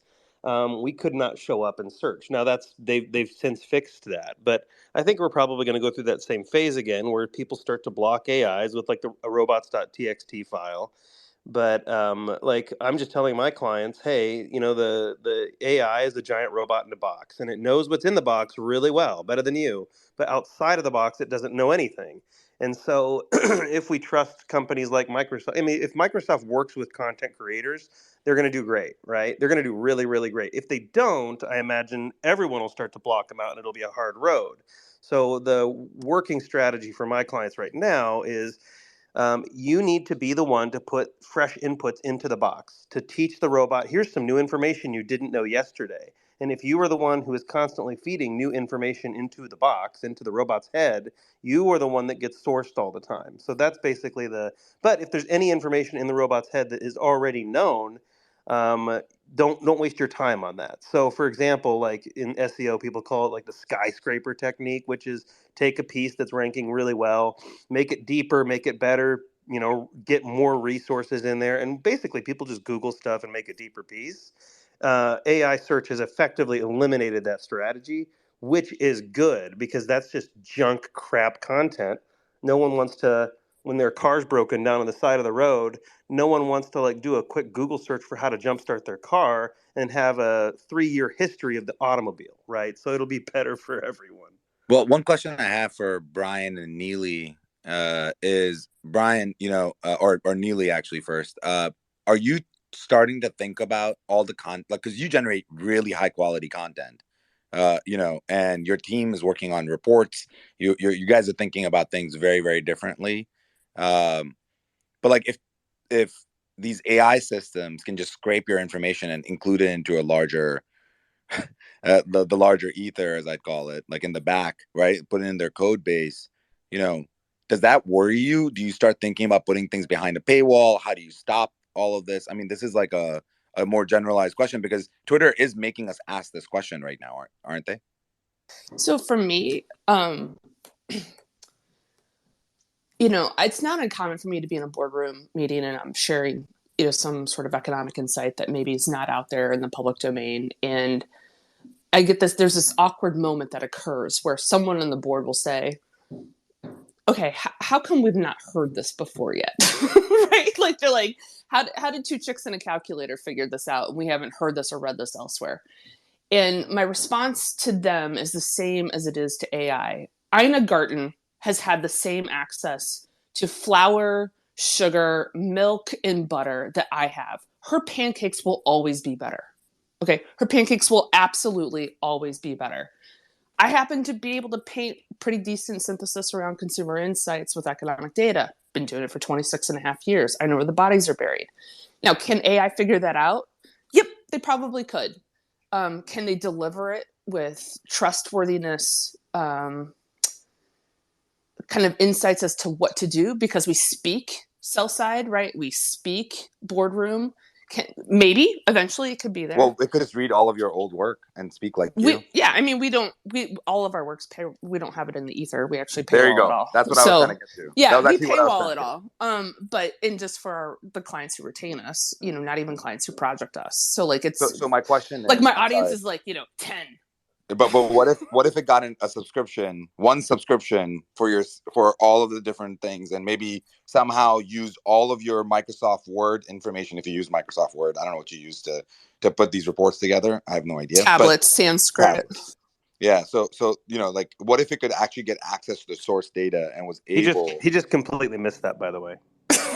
Okay, thanks, Justin. Donish, I'm just moving on. My point is though. Okay, it's fine. I guess what I'm trying to say is I'm not fatalistic about it because I think where AI is going to help me as an individual is it gives me less time of trying to find what I need to know and more time for me to wonder. And that's the difference. I find that so interesting, Neely. I happen to be a reasonably good wonderer. But Neely, that's still search.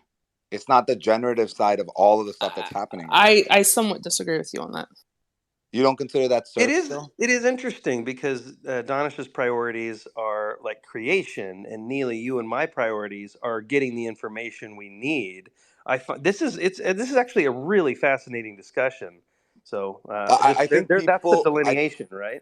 I think that people are potentially, in my opinion, underestimating where we're going to be in 5 years in terms of what these AI systems can generate and create. And I think that's what I'm pushing back at. I want to be really clear, Donish. I am not underestimating AI. I'm telling you, AI is going to find me more minutes in my back pocket to do what it is that I do well. So my question is, do you think that in 5 years, you're not actually going to generate first drafts of things at all, and that AI is going to generate the first draft and then you will edit it? Or do you think that you will still be using it for search functions where you're getting all of the information? It does a really good job of getting you the specific information that you're interested in, getting you all the ingredients, and then you're still going to be cooking. Like, that's what I'm trying to understand, because I think the way it's sounding from the other side is that you think, like, look, it's going to help me get better ingredients. It's going to help me get better insights. And then I'm still going to be the one cooking. And what I'm telling you is that someday, you may not need to be the one cooking. You might be the one that's supervising 10 things cooking at the same time. So there's a difference in mentality there. And so I'm trying to show that because that's the crux of the argument of what's going on, why people are saying, hold on, this is bigger than we think it is. Because just a better search or better analytics or better information gathering is not what people are worried about. That is not super scary, like at all, right? And so if that's what you think is going to happen in the world, then I can understand why you're not worried at all. But if it's, hold on, this can ultimately generate music better than Drake. This can generate writings by using Neely's voice and combining it with Justin's voice and making a new voice, right? Like those are the things I think people are really interested in. And, you know, I can understand why people who have built their entire careers on, you know, writing really, really high quality content can't even imagine that that's going to happen. But like, it's, in my opinion, sort of like the people that worked at IBM and were computers there, which was like actual mathematicians essentially, thinking that the computer will never get there. It's like sort of, that's the issue, I think. Let me put one final point on it, and let's go back to Aristotle. To me, what gets to yes in decision making is trustworthiness, which is around authenticity, rigor, and logic, right? As well as empathy. I don't think AI is going to fully unlock authenticity or empathy. I think it will do better, but I think there's still a human component that we require with trustworthiness. The authenticity and empathy can only be bridged with human. I do believe AI will be able to significantly amp up the logic and rigor component of the Aristotelian 3. And I do believe that AI will ultimately lead to more trustworthiness, but in the hands and integrated with humans. So that's, to me, it's around trustworthiness, and Fair. Humans still require part of that.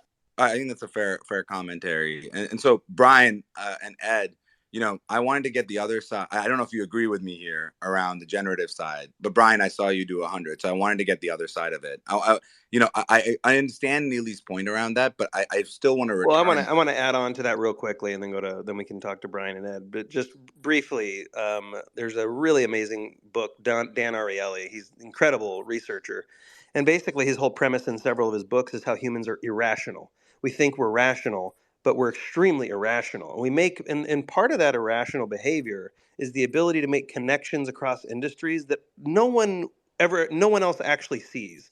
And I would dare to say a robot would never see. So because it's irrational. So if you could talk to a sentient AI that has feelings and emotions, and the robot would say to you, how did you make a connection between these two totally unrelated things? Your response would be, I don't know. It just occurred to me. And I think that I don't know part, that subconscious part of the brain, is what, because we can't describe it and we don't understand it, is what we're discounting in this conversation. I've reached out to Dr. Scott Barry Kaufman. He's a real renowned psychologist guy, brain guy. And I was like, dude, we need your voice in this conversation because you know all the stuff that is not being talked about in these spaces. So I'm trying, he's like, I don't know, man, I'll look into this. So I'm trying to get him on one of these stages, but I think that could provide a lot of perspective. So Brian, wanted to get other voices in here too. Brian or Ed, how do you guys think about the role of AI in terms of actual, and especially like with your own content specifically? So, Neely mentioned that most of her content is either private with customers or behind a paywall. Are you guys worried about putting your content out there for free? I know you guys have some free content. Like, what if it's being used to train AI? Are you concerned about that? So yeah, I mean, it's interesting. I don't know if I'd say I'm really concerned. Like I don't tweet for a career, so I think I'm kind of separated from the issue. I'm not relying on getting paid from my tweets. I used to run a news site, a media site, hillreporter.com, back in the day, and if I was running that today, I would definitely be afraid. I'd be like, it's crazy how quickly people can just take a couple snippets from a couple news articles and rewrite an article, and there's like no way at all to tell that this was taken from one site or the other. So it's definitely gonna be a problem sooner rather than later. An AI can tell though. An AI knows though. Justin, let Brian for sure. Go ahead, Brian. Well, so you're saying AI knows that it's taken from somewhere else? Is that what you're arguing? Justin, yeah, I get that. That was a point. Sure. I think that AI can tell to some extent right now, but if you say you wrote a program, you said take like a sentence from New York Times related to this article, a sentence from Washington Post, a sentence from New York Post, and combine this for a paragraph. and use different vocabulary. It's pretty hard for the AI to distinguish that. I mean, there's going to be so much that comes about. I think where it gets interesting is when AI gets more personalized. So like everybody's going to have their own AI bot that helps them out. And what will happen is that AI will learn how you write, how you tweet, the things you say, the tone that you say them in, and that's going to be a useful tool. I've tried asking ChatGPT to create a tweet around a topic, and you can tell it's nothing like I write. It's just boring and bland. And even if you change the prompt to be more like, like you use different words to prompt it to write in a different style, it's I'm not going to say it's easy to tell, but if you know me, you know that I didn't tweet that way, and I can tell from replies in my comments to my tweets that several people are using ChatGPT. They stands out. They're longer tweets. They're very boring and like to the point. But yeah, I think it's gonna change things. It depends where you're standing. Like for me, I'm not worried about it, but I'm also not relying on Twitter revenue for my career. So if I was, I think I would be a little bit more concerned. So one really simple thing to remember is that we're trying to compare what computers. It's analogous to comparing what computers would end up becoming when all we have is Pong. Like we don't know what the hell is coming. And I think that I'm sorry, I didn't mean to cut you off. People are drastically underestimating how fast this is going to progress. I mean, when you have all these companies competing against each other and all these companies jumping in, I mean, Apple's jumping into it. Twitter and Elon are jumping into it. You have Google, you have Microsoft, you have OpenAI. It's just going to explode. And like competition leads to innovation at a more rapid rate. And AI is already rapidly increasing its skill base, if you want to call it that. I can't imagine what the next 3 or 4 years are going to bring. Yeah, and I'm just Can speaking you from imagine one side of this, working Justin. theory Sorry. would be nice. Yeah, so I can walk. Yeah, working theories are helpful, but like people trying to understand Siri. what. Sorry, working Siri would be nice for a change. What do you mean? Siri on your phone. Yeah, working Siri. I thought you said theory. Sorry, it was very confusing. I just read an article that Apple's really investing now in AI. They missed the boat with Siri. I mean that was a perfect opportunity. Also, Amazon with their Echo devices. I mean, you would think I they actually would have think been more ahead of it. that Apple's underlying framework did not like around security and around privacy. It kind of slowed down their AI development. And I think that it kind of speaks to the fact that the only way to speed up development of AI is by intruding on privacy and security. And I think that's the underlying challenge is Apple is trying to stay true to its values while also not falling completely far behind. One thing I will say, just so people are aware, so my area of expertise actually academically was active learning, which is part of semi-supervised reinforcement learning. And so I actually worked very strong. That was my academic work in medicine. And so, this is an area of expertise. So that's why I'm speaking from you guys need to understand. I'll give you a very, very simple example. Audiograms, which is again my area of interest. We have been working on trying to improve the audiogram at a crazy level. Previously in my research when I was at WashU, and people kept on trying many, many different techniques where humans were being augmented, and ultimately the technique that has come out is using reinforcement learning through human feedback, which is the Oracle strategy, which is what actually is underlying the real improvements in AI with OpenAI. When they're using these tools, it's getting incredibly better. We can get down to like a few hertz worth of information. For some context, with audiograms today with humans, it's thousands and thousands of hertz difference between one tone and another, and you can't tell what your hearing is between a certain tone and another one.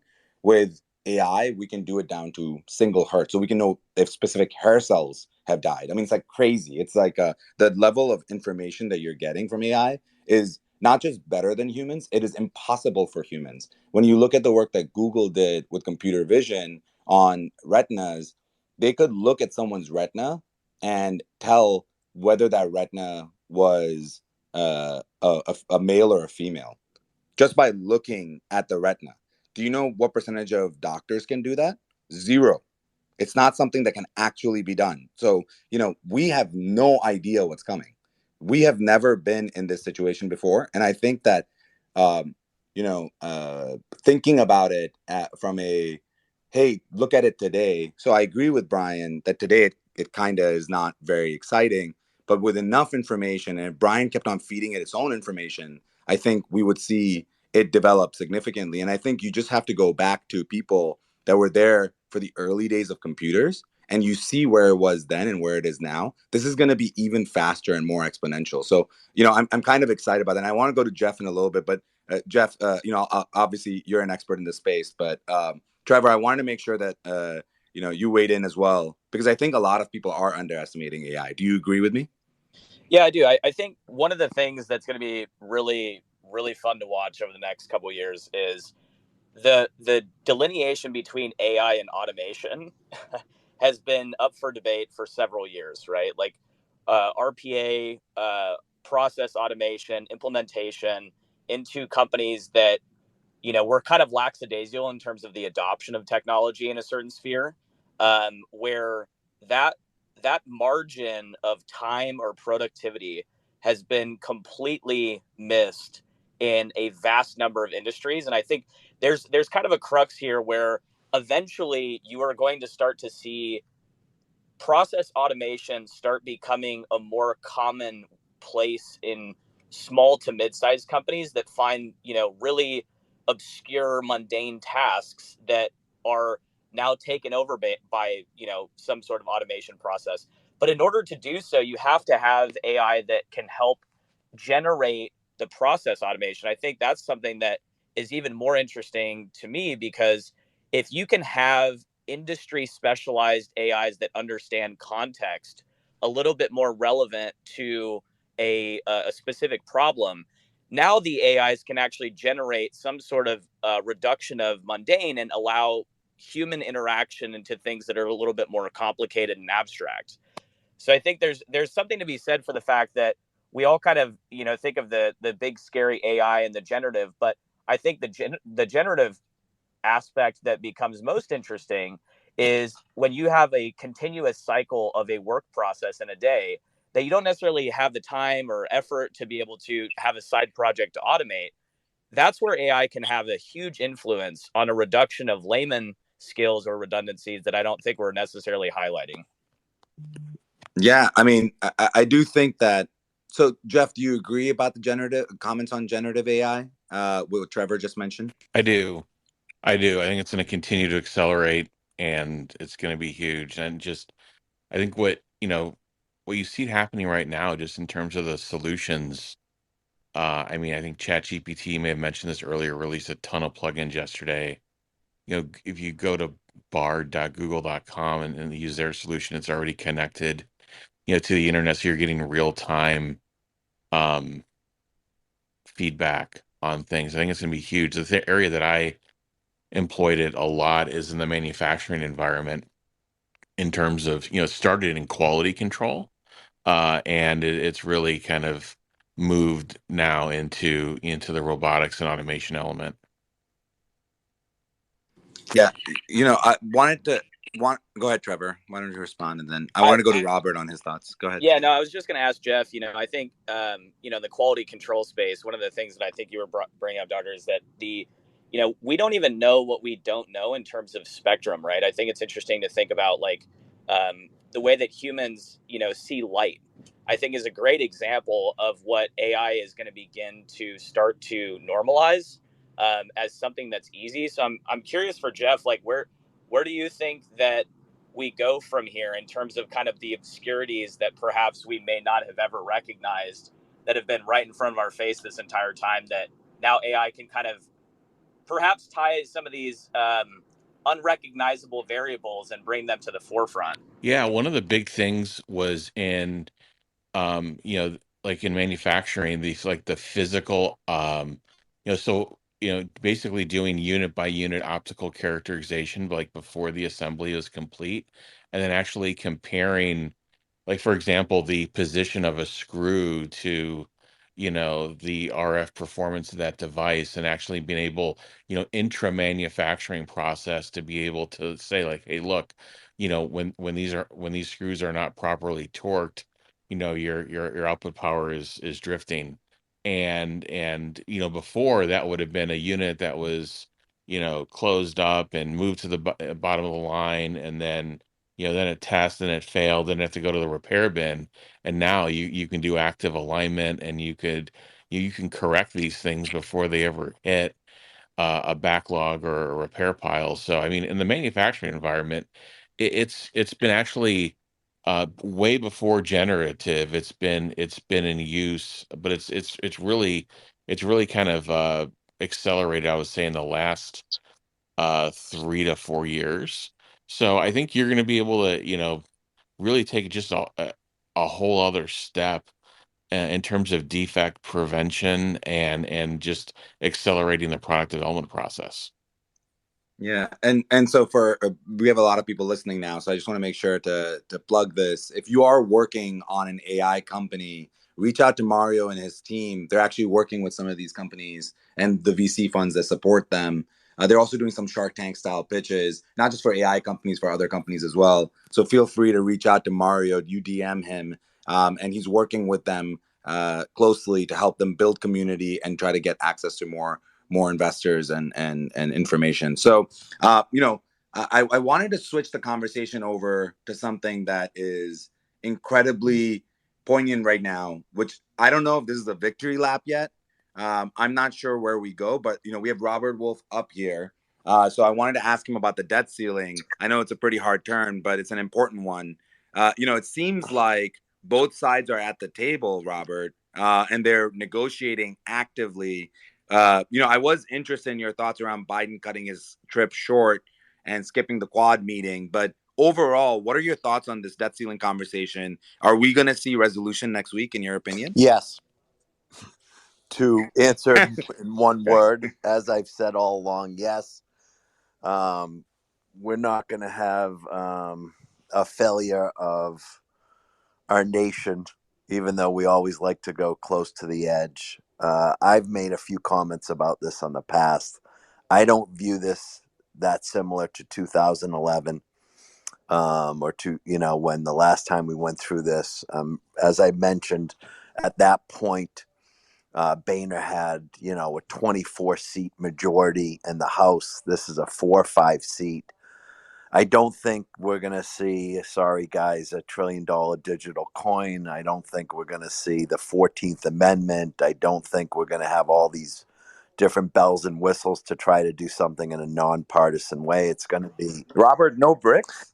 No nope. bricks? It's going to be they're going to pass the debt ceiling, and you're going to have spins from both sides. Biden's going to be clear that they passed the debt ceiling cleanly and he didn't negotiate on it. And then McCarthy's going to say that they got some changes for the budget, whether it's giving back some COVID money, whether they look at 2022 baseline, I don't think they're going to change the work week stuff. And I think the vote's going to end up being a combination of Democrats without some of the progressives, Republicans without the Freedom Caucus.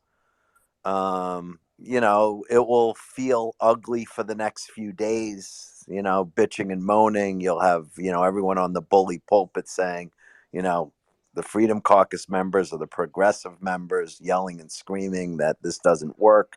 But at the end of the day, we've passed it 78 times in the last 60 years, 49 times with a Republican president, 29 times with a Democratic president. This will pass. And then they'll go into the budget and there'll be some changes. My guess is military will be upped a little, which the progressives won't like. Discretionary non-military will probably get hit a little. And so, there'll be a little give and take, but it will pass. But, it won't feel good Do up you think, until then. Robert, that there's going to be any impact on growth with if it was a completely clean bill, then none of the current entitlements would be removed. Is there going to be anything that would actually affect the economy in any way? I mean, there's been some talk with Deere's Well, earnings this morning that there might be something related to farming and farming subsidies. yeah. Anything that comes to your mind that you're worried So about? let me just be clear. From my perspective, it will be a clean debt ceiling vote. And you won't, that's just my view. This is going to be, that's what the vote's going to be on. How do you define that, Robert, for our Well, I listeners? mean, what, Everybody here, while being the best looking listeners on Twitter, they don't always know right. what we're talking about. We want to Meaning make when sure. there's a vote, the budget will not be attached to it. So this will be a clean debt ceiling vote. That being said, the Republicans will say that, with respect to the upcoming budget, there'll be COVID money coming back. There'll be some things, but it will be tangential to the debt ceiling. That's just my opinion. But either way, the debt ceiling will be passed. With respect to your view on GDP, actually, you know me, I think inflation is going to have a much longer tail. I think the things we should be looking at is whether it's the infrastructure bill, the CHIPS Act, even what Musk was saying the other day about the Inflation Reduction Act and tax credits with respect to now that Tesla's even part of the tax credits for EV and clean and electric cars. All of these things is going to add to growth. Infrastructure. I actually interviewed Anita Dunn yesterday at the SALT conference. She's the senior advisor for Biden, and one thing I mentioned is with all the infrastructure spend, and I'm just reiterating what many of during COVID we had durable goods inflation, right? Peloton, computers, furniture.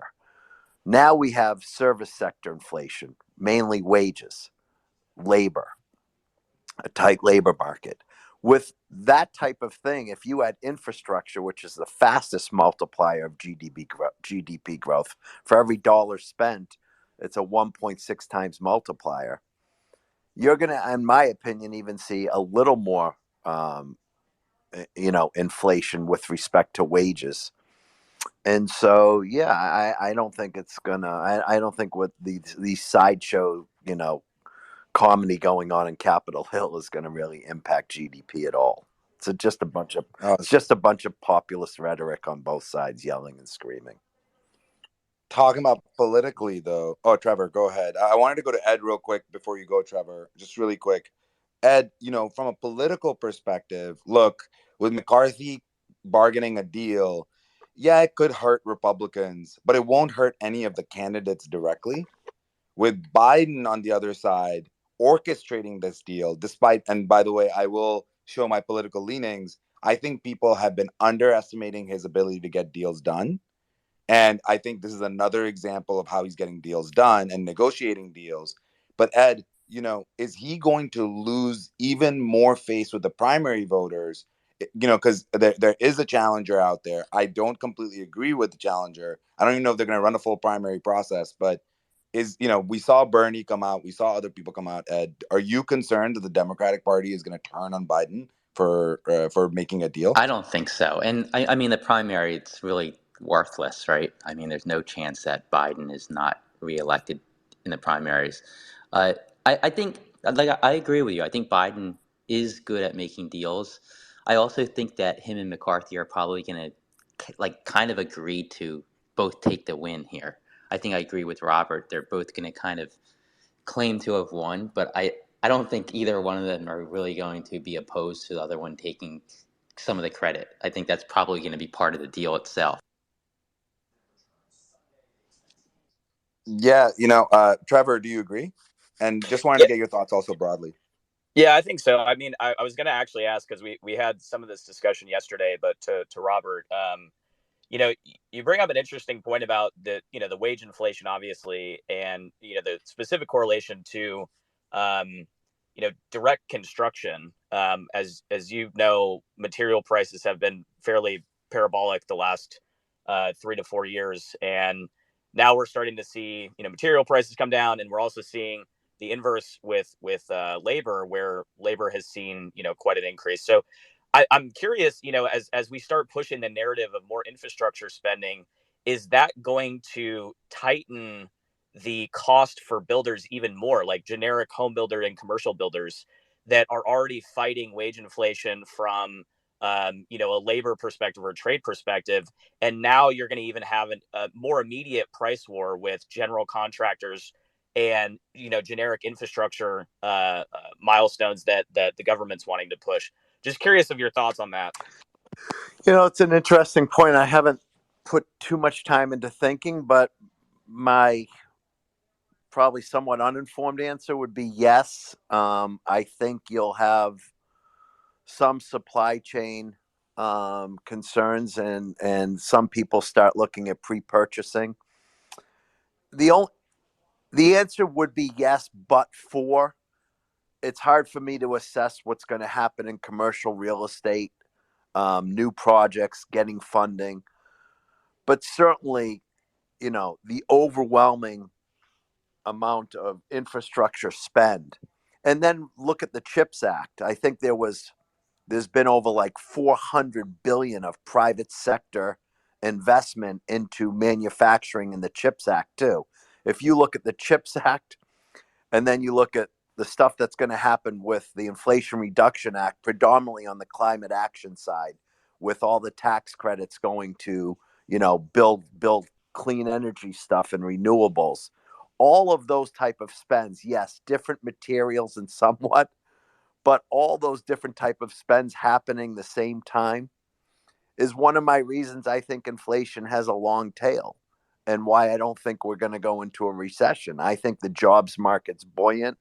We've seen, if we're being blunt, retail sales came in stronger, consumer credit confidence came in stronger. So, consumer sales. So we're starting, we haven't seen, we've seen inflation come off the peak, but no one's seen the slowdown. Robert, you're not seeing a slowdown in consumer discretionary? Well, look what happened in retail sales the other day.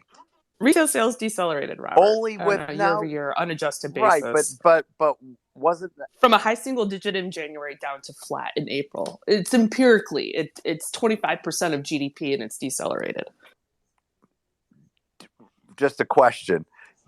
What I thought that it came in, yes, decelerated, just like inflation has decelerated.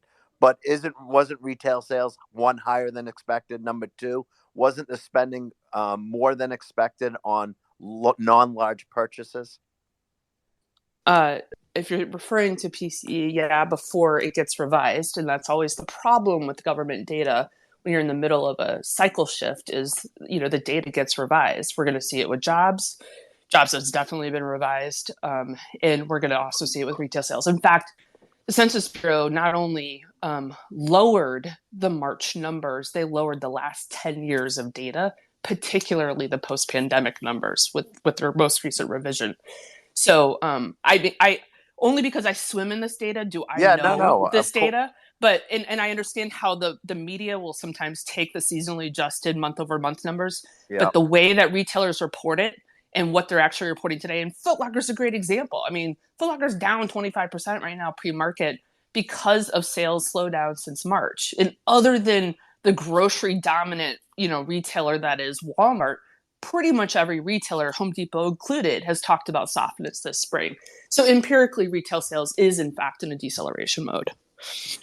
So to Robert's point, though, I guess the assumption is that as the government gets closer to really deploying large amounts of infrastructure dollars, do we think that the lag between this deployment of funds and infrastructure is going to be enough to, let's say, Art Laffer's notion of trickle down? Is that going to brace enough confidence where there's support for, okay, now we have infrastructure spending, people are starting to get, blue collar jobs that are fairly well paying.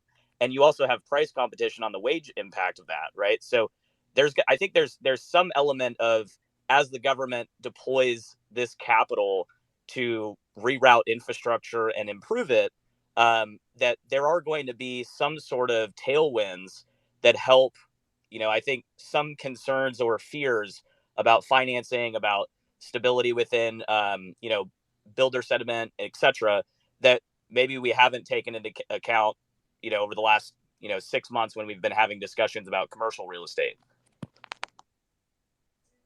Yeah, I mean, I just wanted to go back to retail though. Robert, does that change your perspective on recessionary pressures?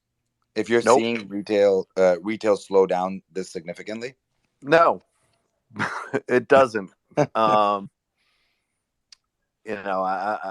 not questioning what she was saying. She's an economist, and this is what she lives and does all day. And I'm not questioning that there's a slowdown. My only point is it's not slow enough. The labor market is still tight. Yes, there's going to be revisions, but in my opinion, the one underlying thing that will continually be in front of us is inflation is going to be at 4% or north for the foreseeable future. And I think, and I could easily be wrong, I think actually wages is going to outperform inflation. And so I think it stays there a bit longer. And so I think as long as wages kind of stay somewhat buoyant and the labor market stays somewhat buoyant, I think we're going to see spending, stay somewhat buoyant. I'm not saying it's going to go where we were. I just think I don't think we're going to be in a recessionary mode, but that's the flip of a coin we're in, right? You ask one person, they say something else. Rob, I It got was a question it was for really you. funny. I mean, we went from the Hey, Jay, The other thing let I Eugene just go want to first. add on consumer confidence and just the consumer in general, you are going to see, I mean, someone brought up the Biden thing.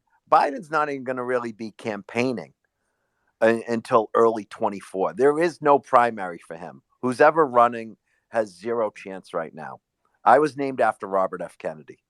Okay, just so everyone's clear. I'm Robert, born in 62. My brother's John, born in 1960. I was vice chairman of the Robert F. Kennedy Center. I'm a huge fan of the Kennedys. He's not going anywhere in this election. I mean, he Marion got Williamson's not 19% going off the bat, anywhere. though. Marion Williams not going anywhere in this election. Biden, as someone said earlier, he is going to be the Democratic candidate and won't even be campaigning till 24. And so he's going to just be out on the road touting infrastructure, CHIPS Act, manufacturing, all these things that will give some wind in the back on what I would say is the naysayers on the economy. And I just think that will be a larger bully pulpit at this time. I just think that the average Democratic voter is struggling with the fact that that the president that we're supposed to be supporting is going to be 86 at the end of the next Yeah, term. it doesn't make a difference. Yeah, Well, it does as a Democratic voter. Robert, It does you're make a saying difference. there's no campaign strategy difference from his last campaign to this one? Wink, No, wink. I didn't say that at all. I said, no, there's a huge Well, he has a difference. lot more to like No, stand on. time out. Time out. I did not say that. No, He's I the know. No, president it was of a the. joke. No, It was I a knew No, joke. Justin's Sorry. being no, sarcastic. I know it was. I thought that was No, clear. no, I know it was, and you gave me a softball, so I'm going to hit it out of the park. He's the Okay. president of the United States. He's not candidate. He's not. He's the incumbent. Makes a huge difference when you're the president, and the Democratic Party and the president's going to take advantage of him being the incumbent. That's all I'm saying. And so it's no different than President Obama. He didn't campaign until about a year later after when he was the incumbent. That's my point. Is not about politics here. My point is that when you're the incumbent, you're actually just going to keep touting. And I think to someone's point earlier, he's just going to keep touting his legislative victories that were bipartisan. CHIPS Act bipartisan, Infrastructure Act bipartisan. I think that's what he's just going to keep Well, touting. Yeah, I it's a mean, shame that what I one of the have best learned, one of the best what I did jobs. learn is that I need Hey, better. everybody, hold on. All everybody can't speak at the same time. So we're gonna go to Eugene next, and then back to Robert. Go ahead. Yeah, hi, thanks. One of the best jobs is being former president of the United States, and it's a shame that given the age that is going to become less and less something that Biden gets to enjoy. Robert, a question. I'm actually more in your camp around where inflation is headed. I think generally around where your numbers are, maybe even higher. But we've been talking a bit about AI, and AI is, you know, has the potential to be extremely deflationary, right? And people are worrying not about Yeah. the destruction of blue collar jobs this time, where the early stage of the internet, Web 1, Web 2, was a destructor of jobs in the blue collar sector. Now with AI where it is, it's going to be destructive to the white collar sector. How do you see AI and its forces affecting inflation over the long run? Yeah. So it's a great question, and I've been listening to an incredible group of smart people on this call before you guys let me chime in. I probably have a different take, and I'm going to just. I think the question is how long is long before it impacts the jobs market and inflation and growth. I'm just going to bring you back a little. That I was one of the first individuals that started a drone service company, and we were all hyped. Drones was going to change the future on how and change jobs, whether it's looking at utility lines and pipelines and disaster recovery and all these things that was going to change. And for 5 years, we raised a ton of money, and it was, amazing things we could do with, whether it's looking at anti-poaching in Africa. I can't tell you the use cases for drones. Regulation slowed it down to a snail's ass pace. Couldn't fly beyond line of sight. Couldn't fly near airports. Couldn't fly near urban areas because of privacy. You couldn't believe how regulation stalled so many ways to use it. We saw the opposite of that with crypto, where regulation had allowed the lack of regulation. In some ways, you could argue, let it become the Wild West. We've seen it with social media, where lack of regulation in some ways has allowed it to be, these open forums, whereas news companies, have to live by a different regulation. So regulation has been slow to catch up. Some ways that's prohibitive, in some ways that allows for this open architecture. It's hard for me to assess what that means for AI, how fast it's going to move, and where regulation comes in or doesn't come in. And so the only thing I would say is I don't think it's going to impact the jobs market as fast as we think. And let me just segue kind of off topic, but I remember when I was running UBS and we kept acquiring, different financial institutions. And I became the COO, and I was technologically illiterate. So I had to have a big learning curve. And the one thing I learned is no one likes to decommission anything. So you keep on having new things, but you don't decommission what was old because you're scared to unplug something or you're scared to change something. So yes, AI is going to move incredibly quickly, but that doesn't mean all of a sudden, the guy who climbs the utility pole, okay, isn't the one that's turning the screw as opposed to the drone that's inspecting it. So my only point is things sometimes go slower than we think. Change goes slower. And so the question, long-winded, I apologize, is when you say how long, I don't know how long, but I think it will be longer than what we think. Yeah, and Jay, I know that you had a separate question or comment around what Robert was talking about, but I wanted to let you weigh in. Yeah, so on AI, you kind of have to look forward, and I think the drone comments are very astute. I also think that with crypto, you saw the government kind of let people do whatever they wanted, and now you see what happened to Silvergate and SBNY and how they're coming after Yeah. everyone. The interesting thing is that with AI, unless it's regulated, I think it does pose a very actually a near term risk to jobs.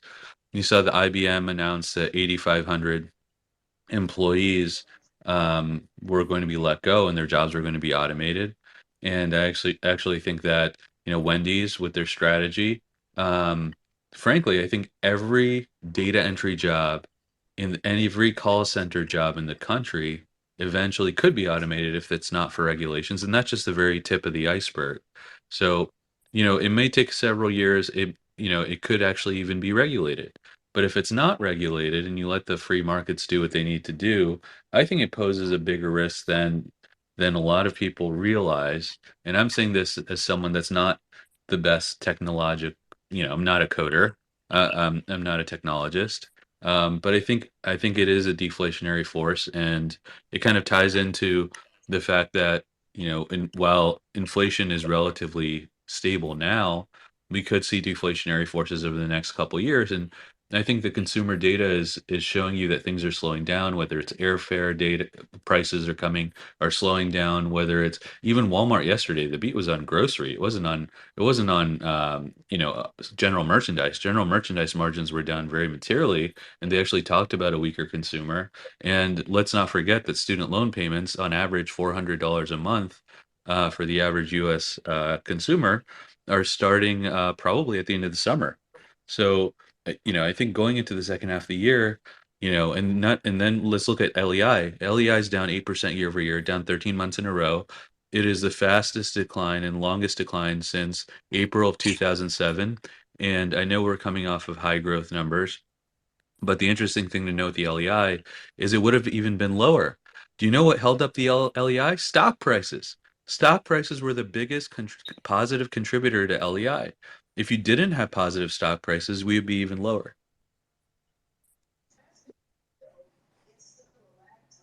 Yeah. Sorry, Robert. Did you have a response to that, or do No. you just think that we're perhaps? I mean, here's the thing that's really interesting is that people that study this every day believe they fall into two camps, and that's why I wanted to bring Shakar up.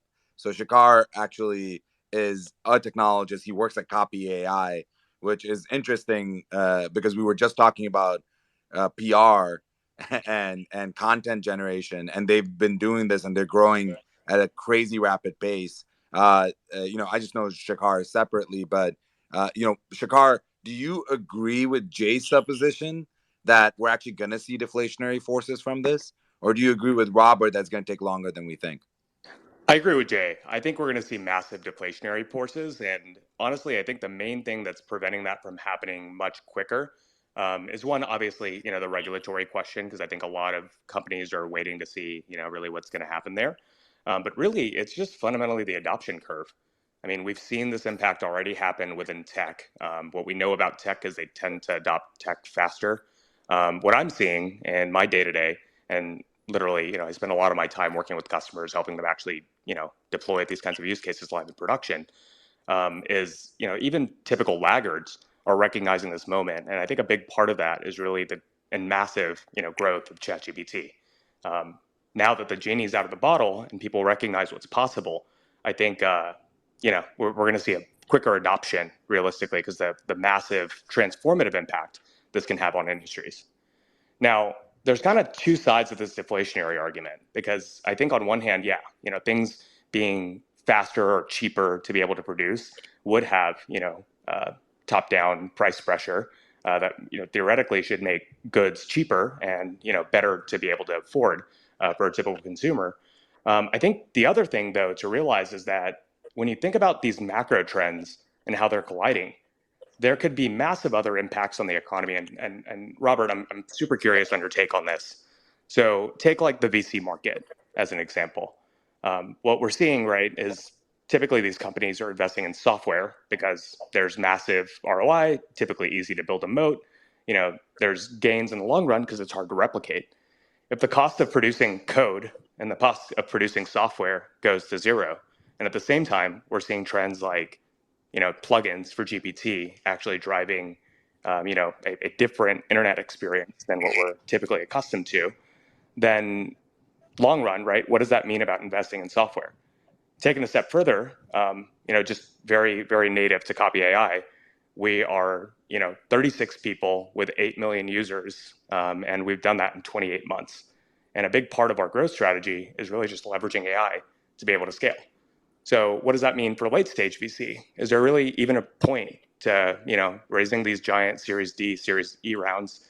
Not saying that, that's going to be the massive impact on the economy. The point here is that I think that there's unintended consequences and, hard to anticipate impacts because of the transformative nature of this, right? This is not just, infrastructure moving to the cloud. Anyways, that's my rant. Yeah, Robert, your thoughts? I think it's very thoughtful. I need to think about it. I mean,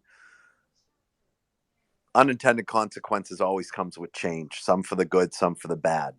I think my point is not at all that whether it's chatbots or AI or however we think of machine learning and robotics isn't going to change the labor force. My point was more of the timetable. And and so I just want to be clear on that. I also want to equally be clear that productivity gains. We've always kept talking about productivity gains over the last nth years, especially when we went to a shared. We had a decade of the shared economy, Uber and Airbnb, and all these different things. Oh, it's going to impact the labor market like we've never seen the shared economy because of all the productivity gains. Actually, the labor market went up. My only point is there's always new things coming that adds more jobs. Startups, entrepreneurialism, it still drives so much of the future and jobs. So my only point is that as skills change, new jobs come. I'm a little less pessimistic on the impact of AI on the overall labor force. I think it's great we have productivity gains, but I think new things come up from it, and so I'm probably not as concerned as I should be, and which is why one of the reasons I like coming on these calls to listen to smart people who live this 24/7, and I don't. So. No, it's fascinating. And honestly, I wanted to get another voice in here. Cal, thank you for joining us. I just want to let you know, guys, I have to hop in the next 2 minutes. I apologize. Yeah, no, absolutely. Cal, you were at Best Buy. You were CEO of Best Buy Asia. You've also invested, I'm sure, in AI companies, Advantage, and then now what you're doing. What are your thoughts, one, on the retail data, on what Target and Walmart and consumer discretionary? Are you concerned about early recession fears? And then what Shakar and Robert were talking about around AI, and our earlier conversation around AI, just putting it all in context around where do you think inflation is going to go, and do you think that AI is going to have an impact? Yes. So here's the thing. What a wonderful group of people. Different points of view.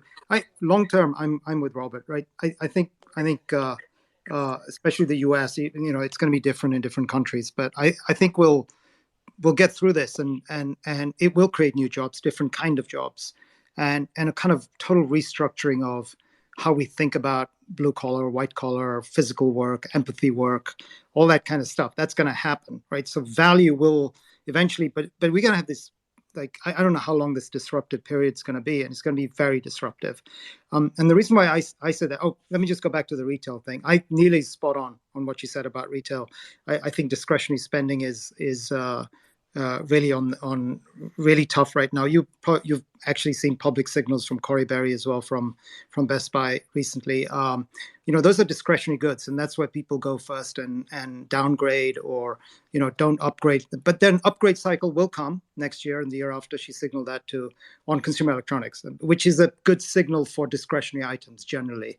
And home improvement slightly different, but because you kind of do home improvements when you're feeling like you might not have a job next year or the year after, maybe. So it's got slightly different dynamics, but how much you spend is definitely it's an indicator. And I think so Neely's dead on that. But what I'd say is, the blue collar jobs is what I'm watching right now. I used to be a consultant. I used to be a partner in a couple of consulting firms. We created our own consulting firm, etc. I used to be at KPMG. These firms are going to suffer big time. And right now, in the short term, next 3 or 4 years, there's a little bit of complacency because people are confused. So they'll go to their nearest consultant who are hanging out in the offices, the account managers and all those people. Say, hey, what do I do about AI? And they'll be churning out all kinds of chat GPT documents to tell them about what AI is going to do, right? And maybe listening to this call and coming back to them with some insights.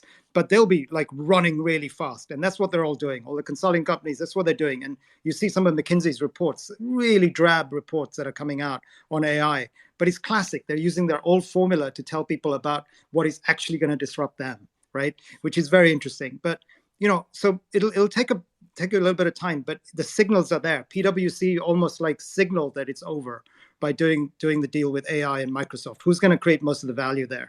It's not the leverage consultants that they've hired from MBA schools for for $60,000 a year, and they're going to leverage them at $100,000. That's just not going to happen, right? Something different is going to happen, and I think you said it or somebody said it earlier, where maybe what you have is these there was a cooking analogy. I think Neely had it earlier, but you had all this. You could manage a bunch of cooks doing interesting things, and that's a different job. That's orchestration. That's and those jobs will emerge. But I really do think that the blue collar, and then that my view on the economy is what happens is the blue collar jobs are the ones that.